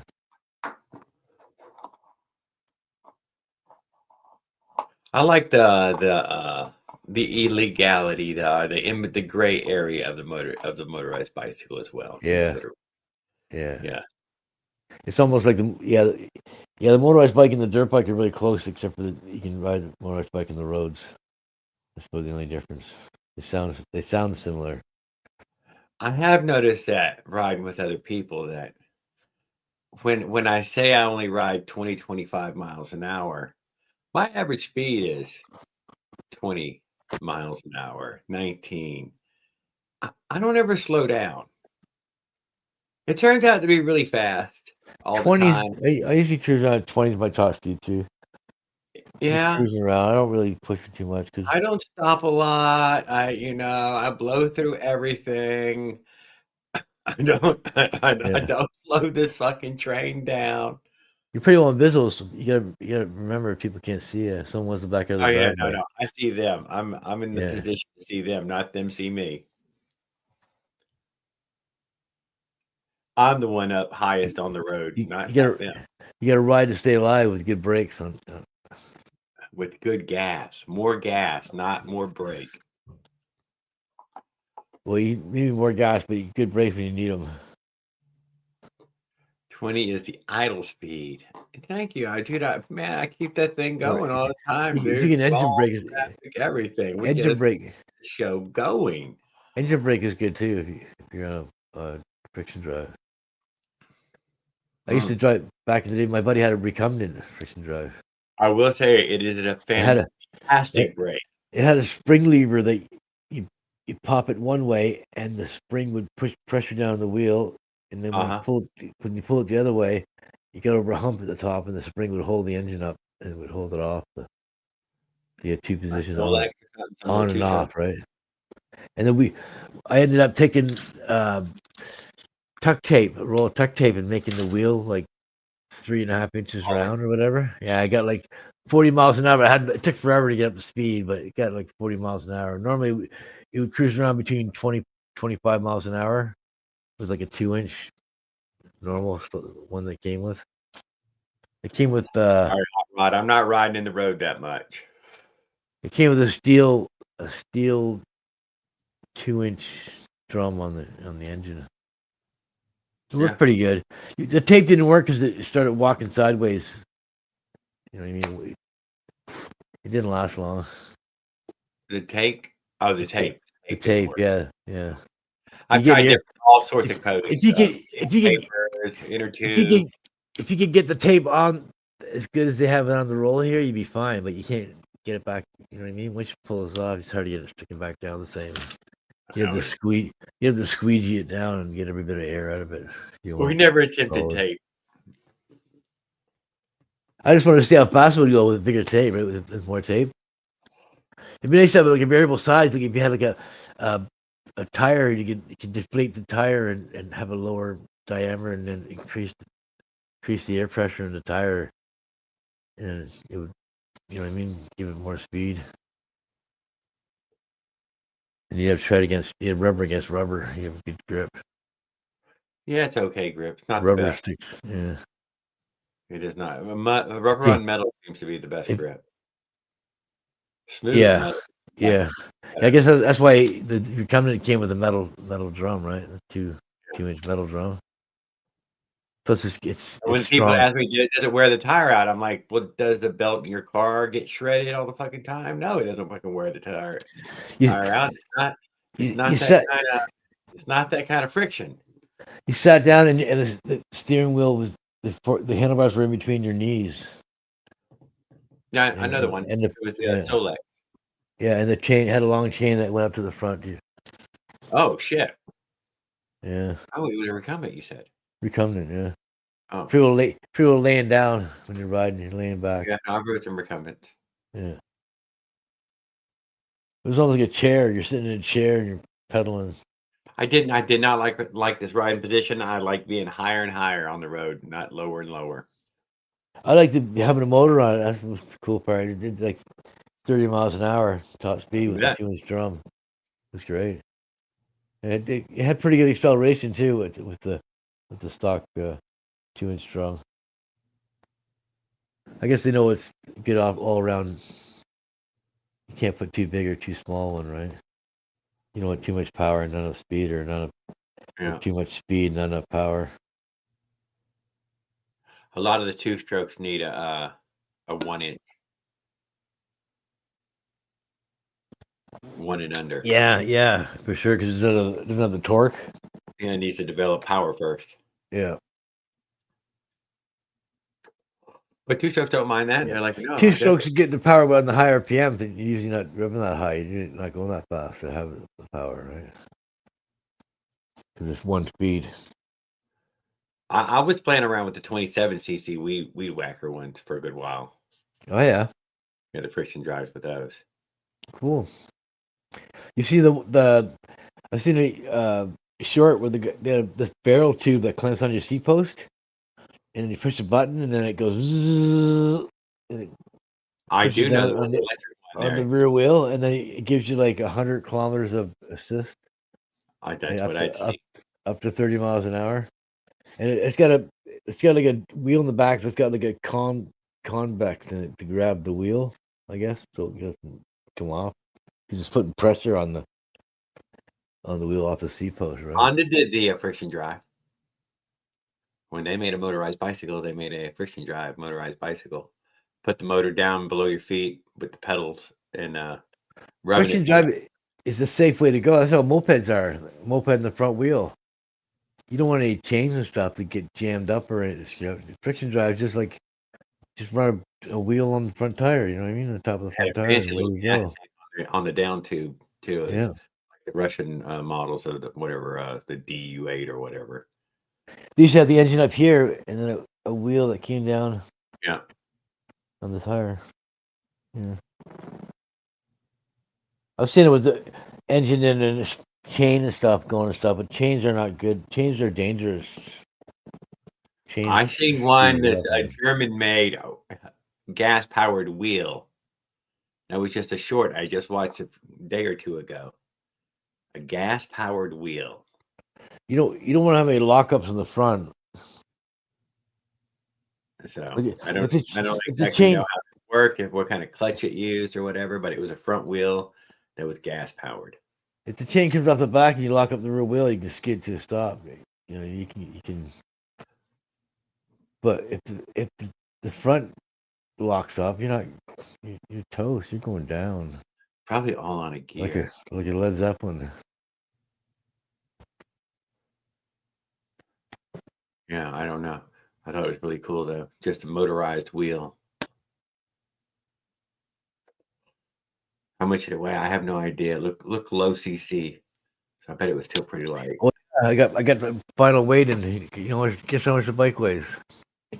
68 pounds. No, I'm way more than that. Oh, okay, well, I don't know, dude. Hang on, you gotta post it here somewhere.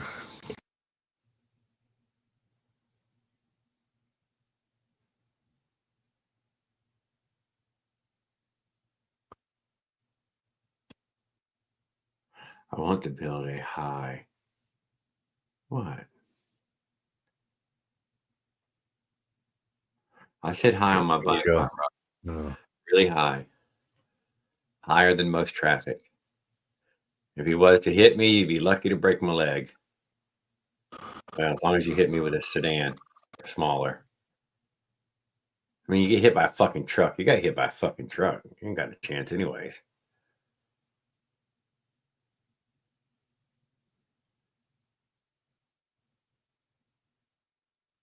I want the hybrid with the electric front wheel as well. Hot rod with either 4-stroke or 2-stroke on it. And actually, you know, that's the tri-bred. You know, it's fucking electric, it's gas, it's pedal. How would you keep it light enough to pedal it? I don't know. I looked into this. But I will say, as soon as you put the 4-stroke on there, that 79, it's not a pedal bike hardly anyway. You can pedal it. I'm not going to say you can't. Oh, but it's a struggle bunny pedal.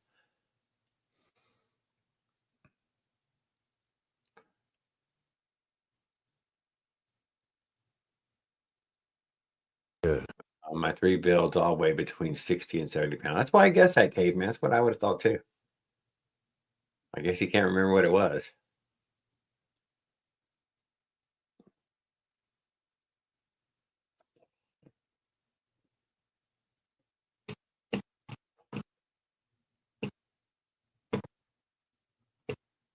I doubt mine's 60 pounds though. Caveman. I'd like to know. Maybe it's 60 pounds. God, I'd be depressed if it was 60.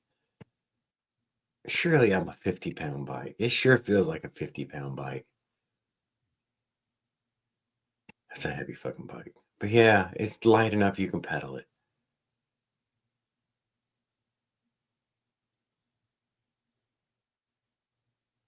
No guessing, Paul? Just Here we give go. us No, here we go. No, I found it. I was looking Thinking for in it. Sorry. kilos.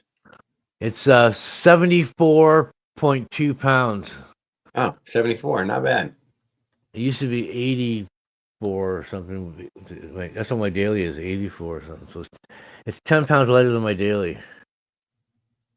And it's 266.30 with me holding the bike on the scale.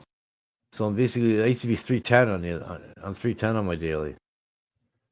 So it's a lot less weight and there's more cc's too. And I'm 192 pounds when I weigh myself. So I end up being 74 pounds.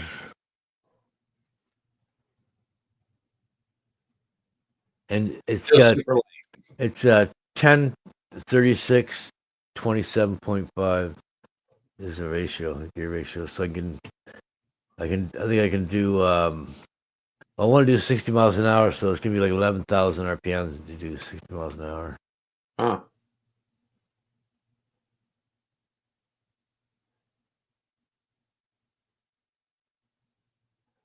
Yeah, thank you, Yeah. Hot Rod. If you can pick it up at all, it's fucking light. You can pick it up with one hand at the crossbar.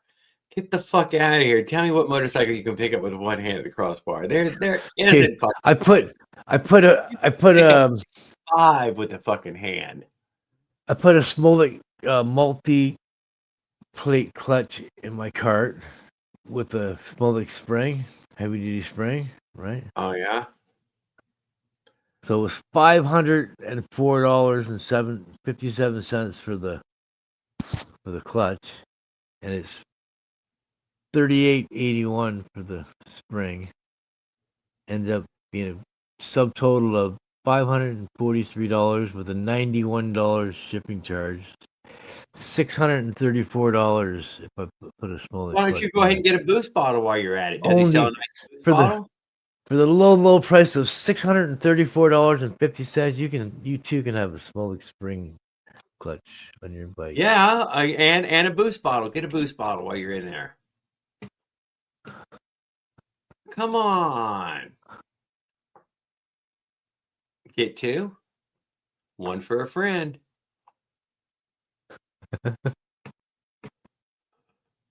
Can pick up all my bike. I can pick it up. Let me tell you what, compared to the 4-stroke, the 2-stroke is so much lighter. Oh my God. That 4-stroke is an easy 30 fucking pound add-on right off the go. That son of a bitch is not light.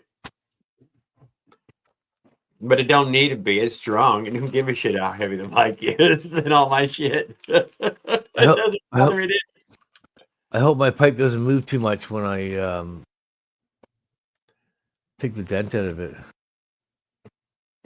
Oh, When I put compressed air and heat up the dent. Because it's right on the. So I should be okay, I think. I mean, I see this It might move that straight down. wiggliness there. That's for sure. I got both springs on there now. It moves a bit.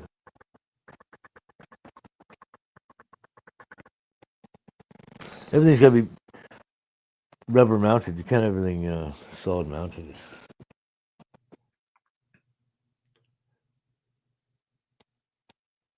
Yeah, I'd like to do it myself. Everything's gonna move around, right? I've seen it. I've seen some of my videos, and the exhaust is like moving around. Oh, don't worry about it. It's a 2-piece. Yeah, spring loaded. It's got a 1 foot pipe from the stinger to here, and then it's got another 5-inch pipe to the silencer.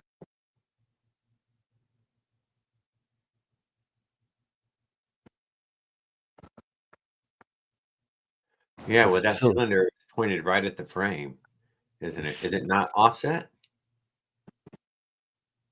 No, it's like the same as this China doll. It's a V80 cylinder. It's exactly the same as China doll. It's off on an angle. Oh, it is. All the porting's all crooked in the cylinder. It's all lopsided off to the one stud hole. You know what I mean? Same as the China doll.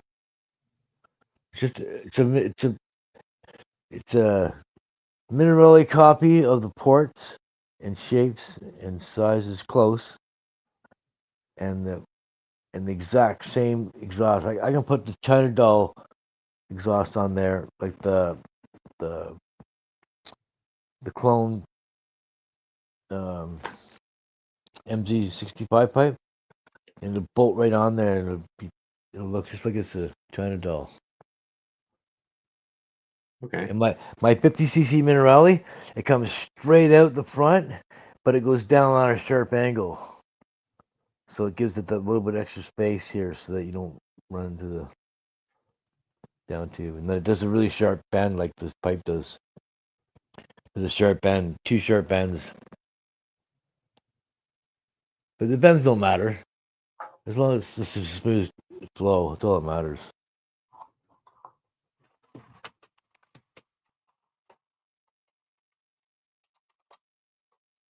I don't care how bent it is. It's all the timing. It's all in the proper amount of time so that when this pulse goes down, it expands through the expansion chamber and hits this reversion cone, and the sound wave bounces back. When it gets back here, it resonates and amplifies off the next pulse and gets stronger and stronger and stronger and stronger each pulse it goes. You know what I mean? It's your revs gain. Yeah, on a tuned exhaust, yeah, for sure.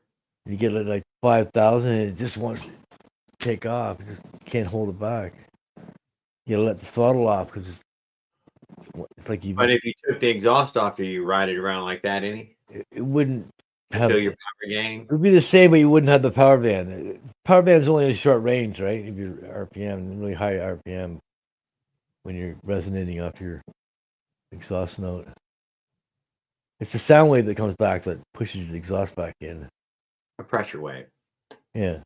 It's just, yeah, exactly, the sound pressure wave. Just like there's an exhaust pressure wave coming out with heat and sound, and then the sound pressure wave is what makes it back through the pulse that's coming. You know what I mean?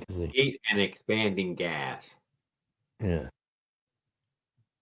And then the timing of the header length and the expansion chamber size and the stinger length all matter. It all works together with the timing. See, this one here, I've got like 195 or 198. I lifted the exhaust roof a little bit because I wanted to rev it high. So it's got like a 198 exhaust way up there.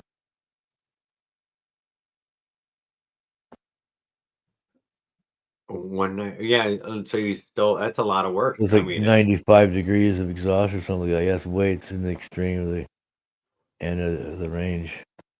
So the yeah. power's only gonna be in the top end of this motor. It's not gonna have a lot of bottom end. I'm gonna lose bottom end torque because of that. But it should let me rev up to like 14 grand. This pipe is apparently a 14,000 pipe. KTM 65 pipe. Oof. It's got a pretty massive header for a 65 inch 65 cc pipe. It's as big as a fucking YZ80 pipe.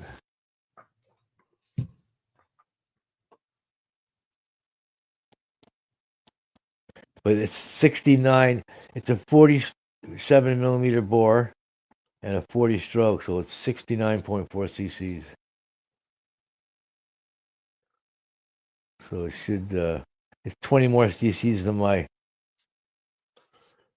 50 cc Minerale. But this is the Don SP 1986 V80. Can't really call it a China Rally because Smolik's got a China Rally. He's got the Chinese cylinder and he's got it all shaved off for a reed mount on the cylinder. Pretty cool, actually. I think they like 6 or 7 horsepower or something like that. So you can't really call it a China Rally. He's got that name already. Yeah, I don't know. Right? He sells the China Rally, so. I guess that Trump. I haven't seen anybody's Minarelli live very long. I can't really call it a China Rally if you sell the China Rallies. Apparently, the only way you can get him to live any length of time is just don't use it. The more you use it, the more likely it is to die. Any number of fucking fuck ups.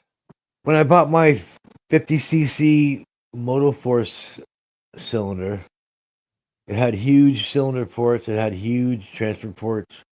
I didn't have to do a damn thing to it. All I had to do was clean up, chamfer and sand the piston, the rings, and the cylinder wall, so it was nice and smooth in there. Huh? That was it. I didn't have to do any port work or nothing. I just basically sanded everything and threw it together. So why did you touch anything? I didn't. You What do knew you mean? better than them? Oh yeah, you got. It's just cast iron cylinder, and it's all. But you knew better than them? Yeah. Huh? They got the rings are. You think they accidentally sent it to you in brand new condition and that it just was insufficiently The rings are. for running?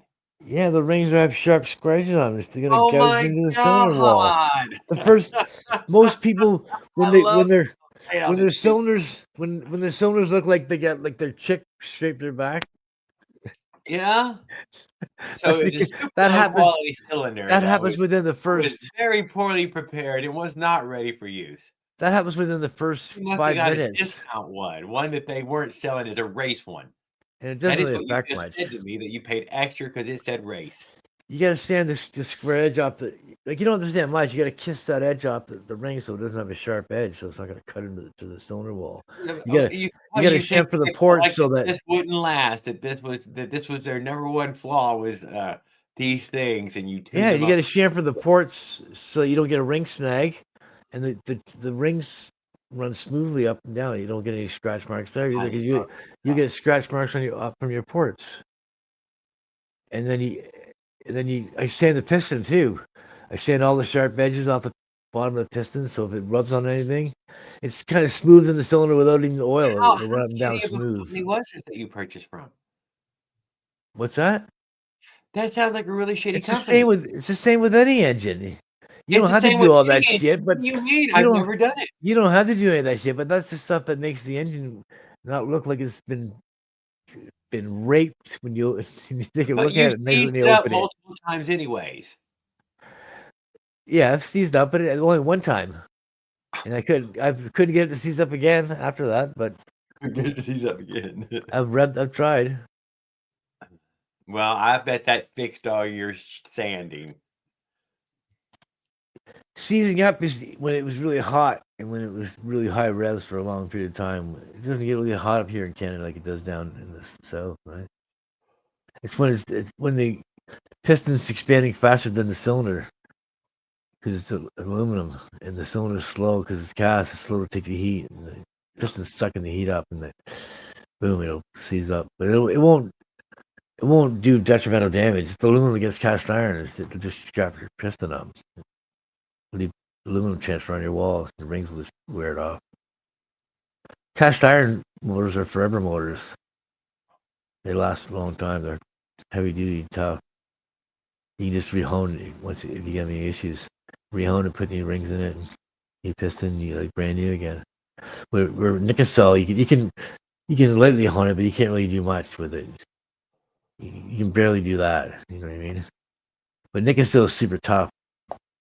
Rings, the rings are super tough too. Rings are high carbon steel, right? So, but they have to be hard enough that they're not gonna wear, not too hard. Nikocell is like really, really tough. It's good shit, Nikocell. Expensive too to get your cylinder coated. You must just go buy a cylinder. It'd be cheaper to buy a new cylinder than to get one coated. And then the cylinder you get has Nikocell coating on it. It's because they did 100,000 run or 1,000,000 run, so it's cheaper, right? You can't get one done. It's too expensive. Yep, I haven't seen anybody do it. We do have a chroming place here in Pensacola. Some little toxic place. It's a hard process to do, and you got to do it properly, right? It's like anything. It's like It's one of the few in America, apparently, from what I was told. Apparently, there's these big vats of nasty, and only so many places will let you have these big nasty vats. yeah. Like in Canada, it's all waterborne paints now. They don't have any more solvent-based paints. Chrome, when you're electroplating, all this electroplating. Chrome, yeah. Oh, that's all high chemicals, yeah. This Nikocell coating is these are large. It's like green scum in the water is gonna attach to this metal part. It's all dirty. You know, Just saying. I mean, this is how it's done. There is no vats worse than these vats. These are the worst vats on the planet. Oh, eventually it gets down the drain because they gotta wash. Oh yeah, goes off after, right? And then works. what do they do with the wash water? They get rid of it. They run it down the drain. Uh-huh. And the filters grab it, and then some gets through.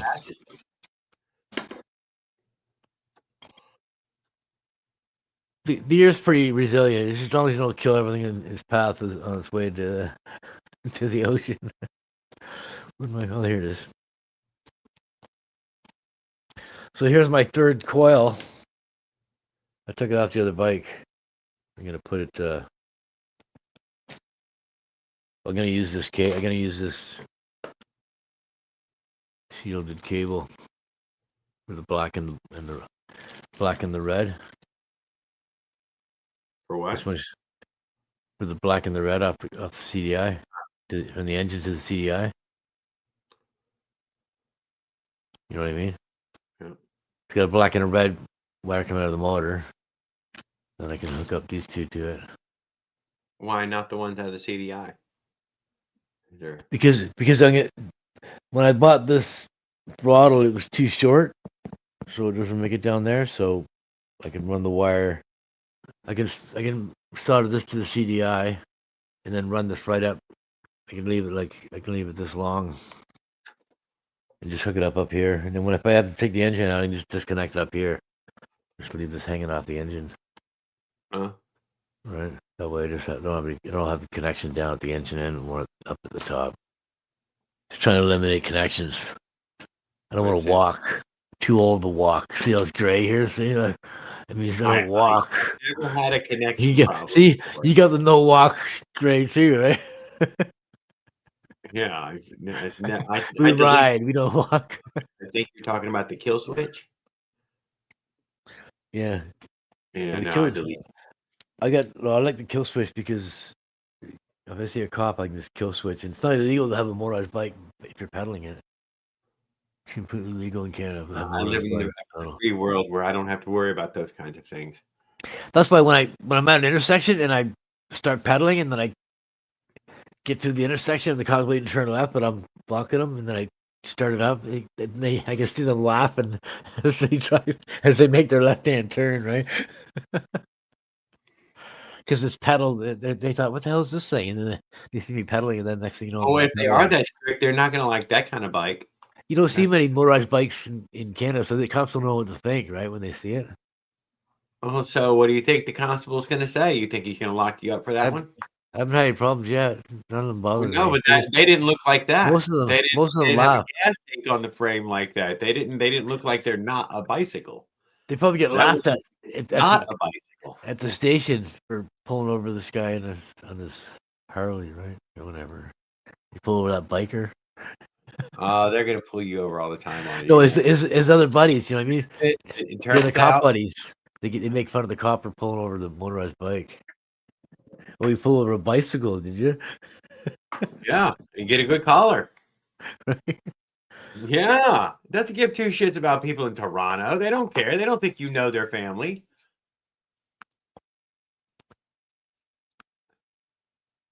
They're Here, like, "Oh, the no, e-bike, you can't have him a up, throttle. load it. Here's I the He's got to appear in court now. He's got to argue his case. It's impounded. He's gonna have to pay impound fees. We got him. here's the stipulations. You can't be over 20 miles per hour on a level surface. Well, you can argue all this in court while You you're can't trying have a to get throttle. Has to be pedal assist, Hmm. and I think that's Yeah, no. you have to wear a helmet. And only kids have to wear helmets, but if you're 18 or older, you don't have to wear a helmet on a bicycle. Uh-huh. But on an e-bike, it's the law. Everyone has to wear a helmet on an e-bike. Doesn't matter what your age. Yep. Well, if you don't show up here, You know for a why, while, right? You know why? you're Because locked up this 'Cause- coming spring. there's thousands of people in the hospital from electric scooters and e-bikes crashing because it's so Do they free. refuse- It's free hospital, so everybody goes, right? So Yeah. if something happens, you're there. You're going to the hospital. Let's patch you up. It's great. They're Is it professionals. really? They're professionals. They clean you up. Oh yeah, they're awesome. Awesome. Well, If someone's who gets to keep all someone's these a little bit care- of weight. It's a little bit of weight because there's a lot of people go there, but it goes on. If the guy gets in your car accident, he's going to go before you. You know what I mean? Which And is they're probably going to broken offer them leg. assisted suicide. I told you I heard this story. But They're it's just going to start excellent. offering everybody assisted suicide. You get a hurt finger, you go in, they're going to say this, or assisted suicide. You'll be like, I just was going to get my boot dead. You could Yeah. be going in for something in your eye, and the next thing you know, you're going Yeah, in they're for trying to help you die. dental surgery, and they're Yeah. putting you they're under, and they're your calling in the kidneys out. specialists. And next thing you Does know, does your driver's license say that you're a kidney donor? yeah, I'm a kidney donor. It does say it, or can you opt No. out? You can opt out. You have to opt in, actually. You have to Huh. opt in. You have to specifically opt in. Yeah, you can't be. You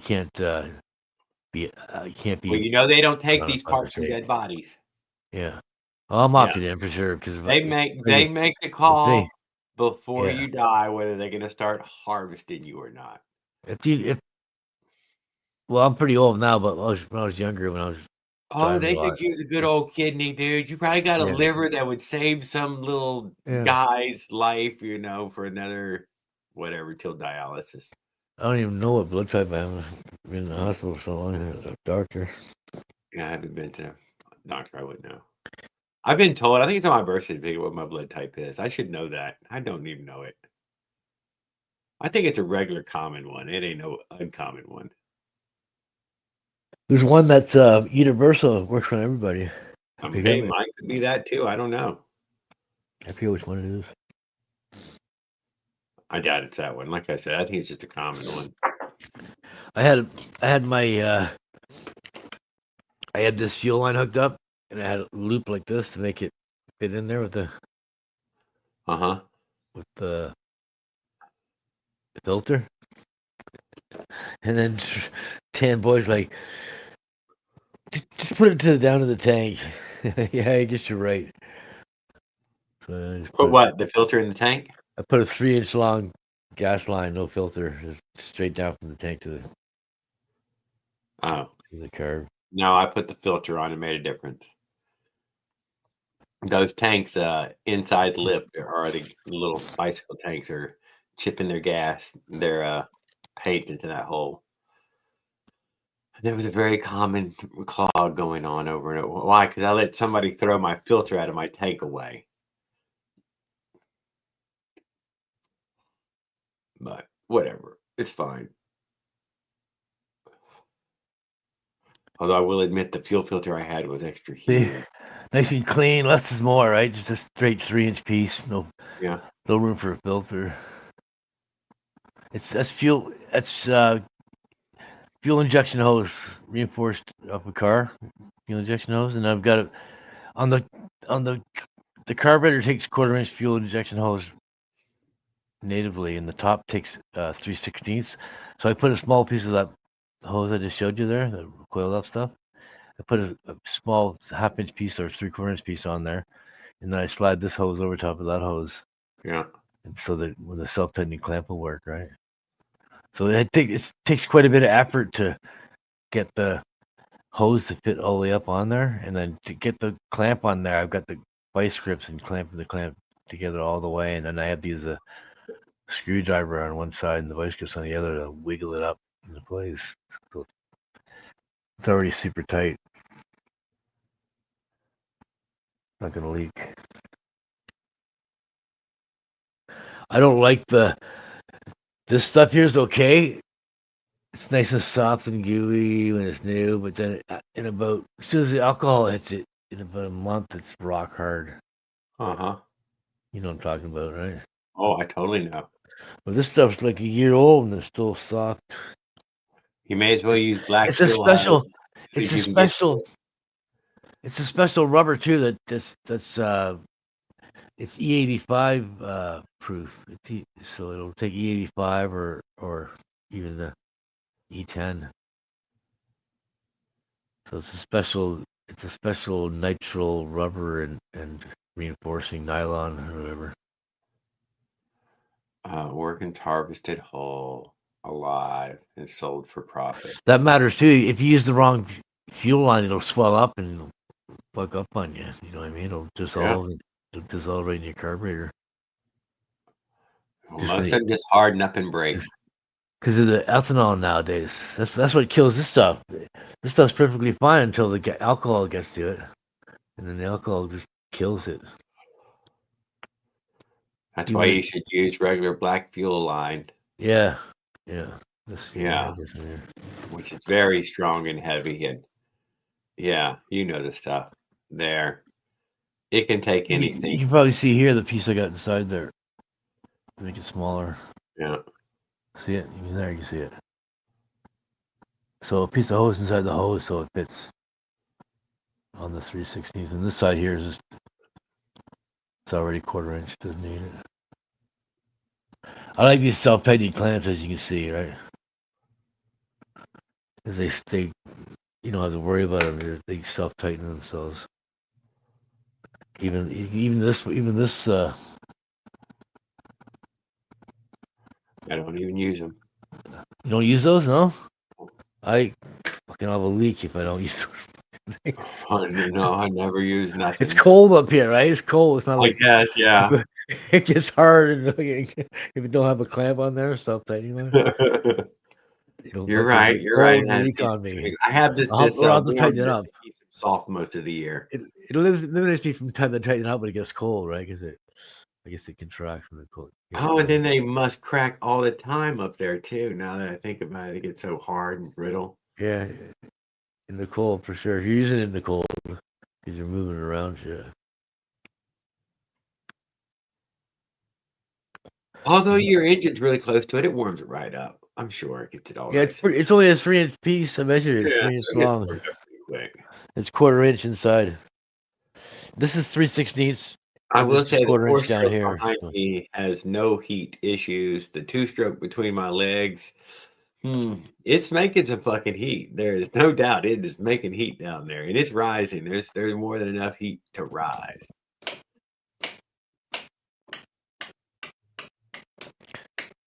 I'm glad I switched to twist throttle because now I'm getting full throttle. I can hear it. It's cleaner too. There's nothing there. Before I'd have the the grips, and then the thumb throttle and the brakes, and it was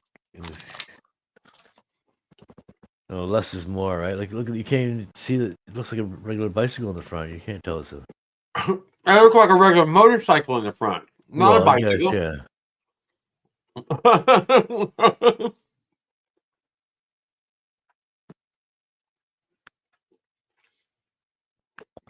Yeah, I guess we're getting away from a bicycle now, right? Except for the pedals.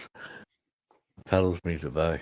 This is what I was saying. It makes it a moped with gasoline and pedals, but it has to be 50 cc and under, and it has to be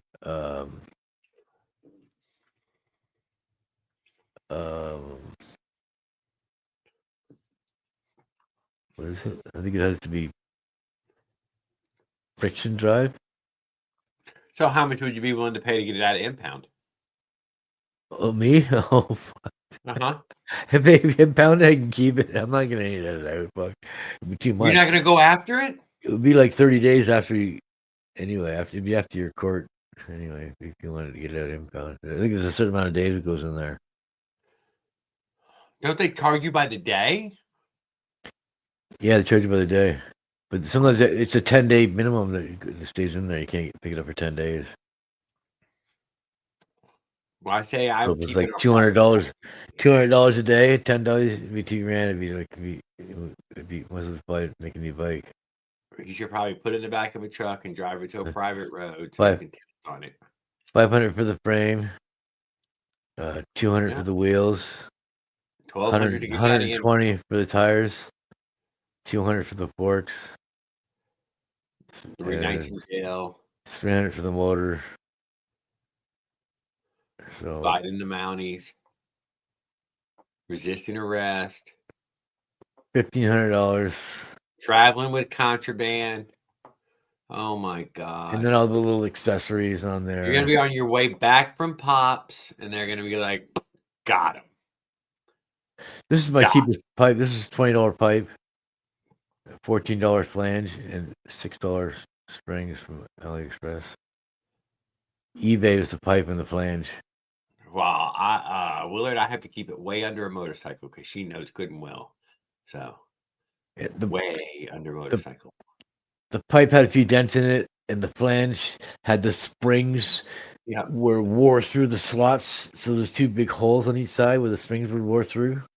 Oh God. But it didn't matter because I was just modifying it anyway, right? I've got my springs. I've got bolts running through, M6 bolts running through, and I've got the springs hooked on the excess sticking out of the back of the flange. They've got a custom mounted flange on there, right? So I was hooking it onto the flange, and then I just ended up putting a bolt in the hole and hooking onto the bolt. Gotcha. Tighten the spring up for me a little bit. Oh, even better. Yeah, because when the hook's in, it's about a quarter inch shorter, and when I get it hooked onto the bolt, it's about a quarter inch longer. Significant amount of pressure. Yeah. And then it's got the hook, and then it can move in the spring, and then it kind of bends where it starts to get bigger, and then it goes straight to the hook.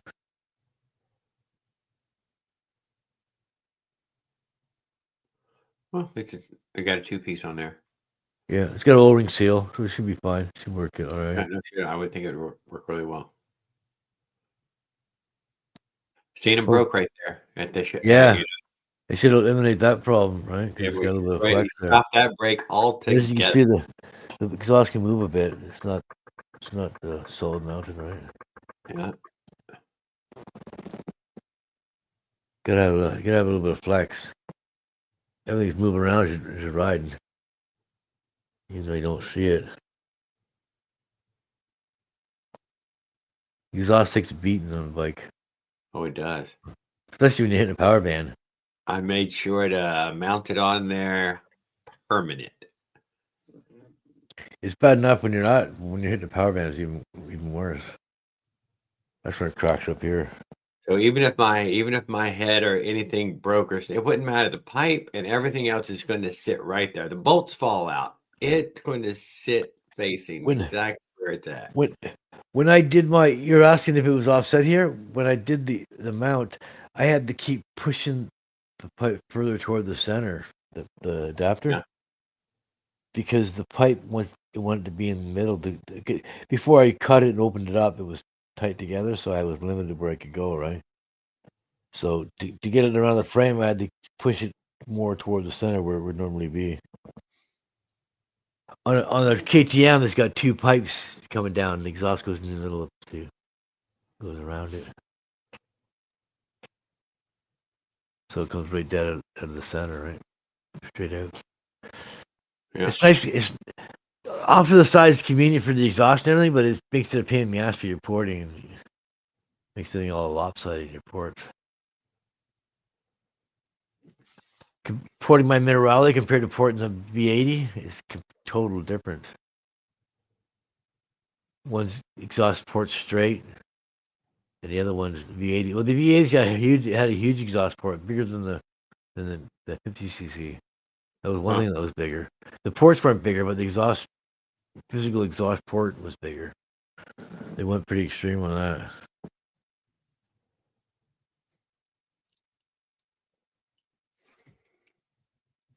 Yeah, on that Avenger, it's got a really big exhaust port. Really big. For a 50cc, it probably had double the horsepower I was used to with the 66cc. Easily double horsepower, if not more. Oh. Yeah, it blew me away. I got 51 miles an hour. That shows you right there. Which 50cc. Well, it must have been your Sandy. A little scuffing. You got a scuff, you said. Yeah. Chamfered all the ports, sanded all the rings, sanded all the pistons, all the square edges, rounded all the edges off and stuff. Yeah, and it went from 47, 51, just from touching it up, guys. So next time you're in there, clean it all up, make sure it's right. It might not make a difference in your power. I wouldn't make a difference in how much your rings are scratching your cylinder walls. Having scratched cylinder walls on a 2-cycle don't matter because the rings don't turn. So the rings are sitting in the same place. Yeah. I had a snowmobile with a 342 cylinder, and it would only rev like 5,000. Normally it'd rev like $9,000, no problem, and it just stay at $9,000 because of the CVT. But so I took it apart, and in one of the cylinders, the ring got stuck in the piston. So the piston was gouging up down the cylinder wall. Oh, I just saying, so it had a bunch of mountains carved into it, and I took it apart and I freed the ring up and took all the burrs off the ring. I didn't have any knee parts or anything. I just put it all back together the way it was. Got it revving again? $9,000. As soon as I fired it up, like it ran beautiful and fucking. As soon as the snow hit, I cranked it out there. She was like $9,000, so they just flew. It probably wouldn't last very long, you know what I mean? But it didn't matter. It still had power, it still revved. It didn't matter that it was all gouged to shit, right? It still had the compression because 2 cycles have oil in the gas, so you're oiling the situation. That helps the compression too. So that really helps. Things don't have to be perfect in there. You know what I mean? It's getting a slight seal itself. High RPMs will help you too. So even if your rings are whopped right out, you'll still be able to ride it a bit compared to a 4-stroke, right? When you start, it's not even, you're not getting compression. But a 2-stroke, you can drive it and pretty bad in disrepair, and it'll keep running. What had that other cylinder to help get it around the corner? And it had the other cylinder too, though. It was really good. It had no problems in that cylinder whatsoever. Yeah, right. So it kept it going until it cleaned itself up clean again. Yeah.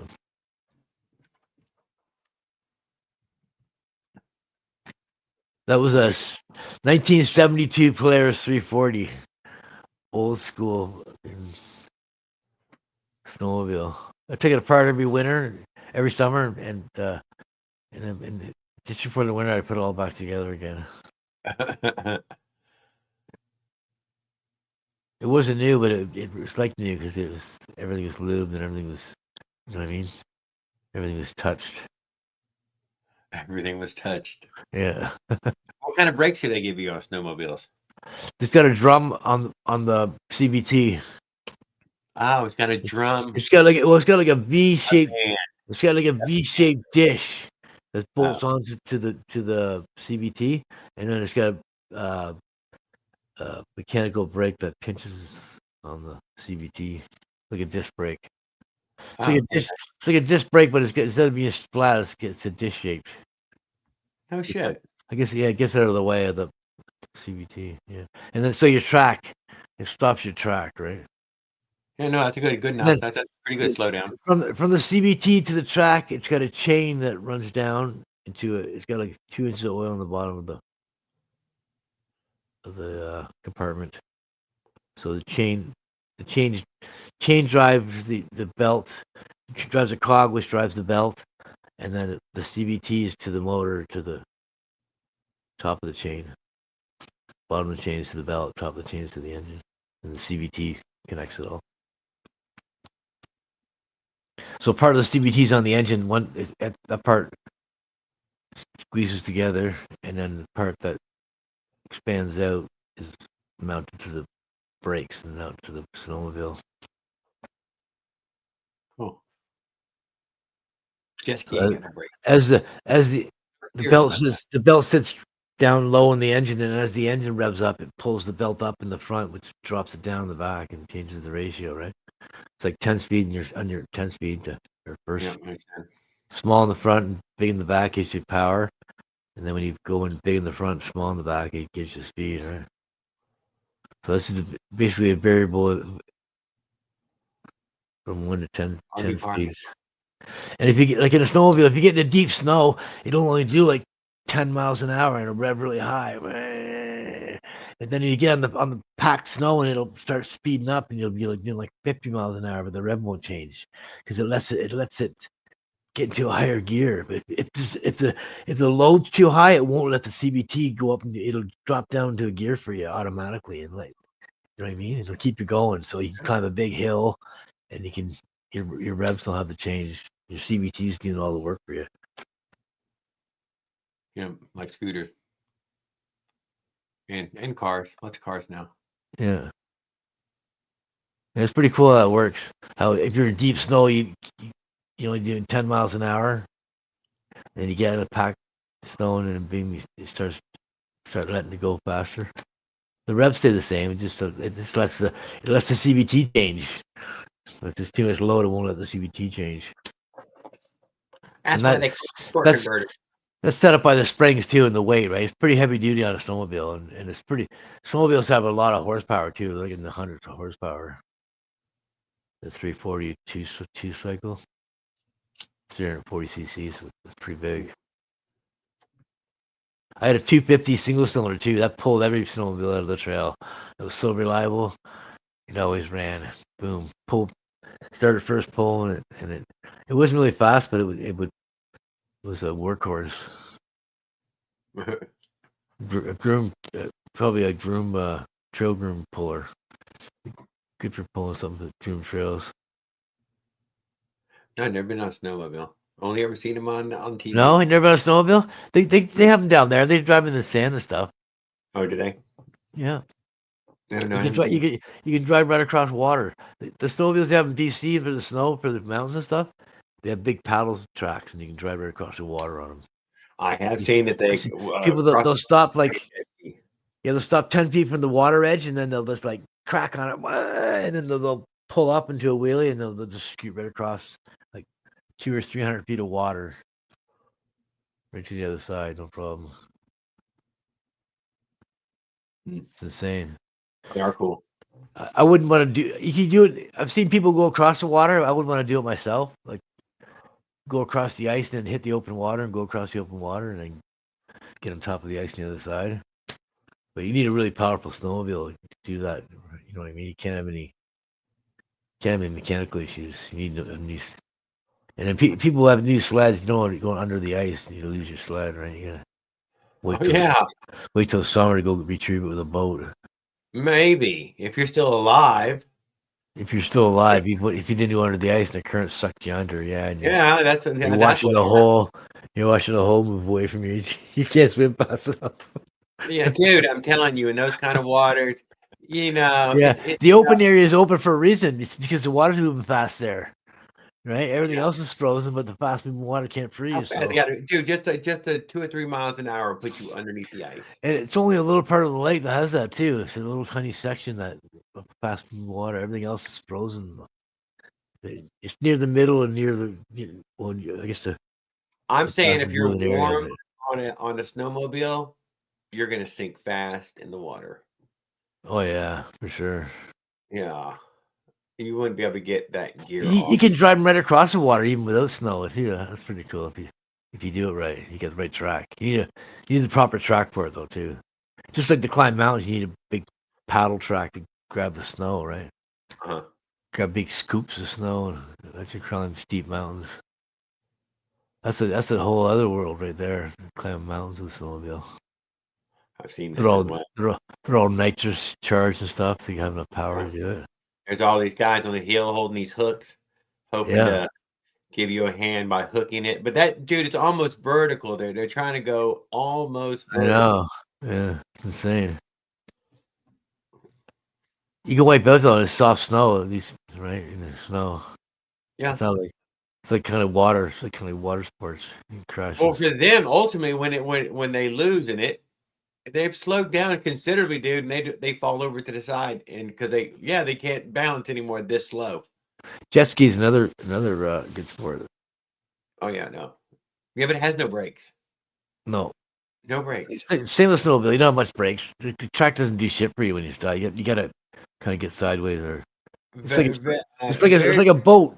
But some of them do have reverse. You would have brake if you had reverse on yours. A boat, you kind of let go of the throttle so that you slow down. It's the same on a snowmobile. You let go of the throttle and you slow down. You can hit the brakes, but it'll just let your track lock up and skid. You probably won't slow down as fast. Oh, Yeah, because it packs up with snow, and snow is slippery. Where a rubber track is packing it yeah, down, I see it. leaving a tread behind, right? Yeah, snowmobiling's fun. You gotta try it sometime. Even on the sand, it's awesome. A blast. You can go rent them. Go rent them and have a blast on 'em. All right, well, Paul and everybody else who joined us it's tonight, been Willard fun. and Caveman and Mike Miller and Mike Legault and everybody else, thanks for joining us tonight. Thank you, Paul, for hanging out with me. Been Yeah, real good night, fun. guys. It's been fun, Yes, Jerry. sir. I'm glad I got the bike done. Just got to tear it apart now and finish the engine off a little bit and a couple of spots to weld up for the You've hanger. done a really good job on it. I'm very impressed. Thanks. Thanks.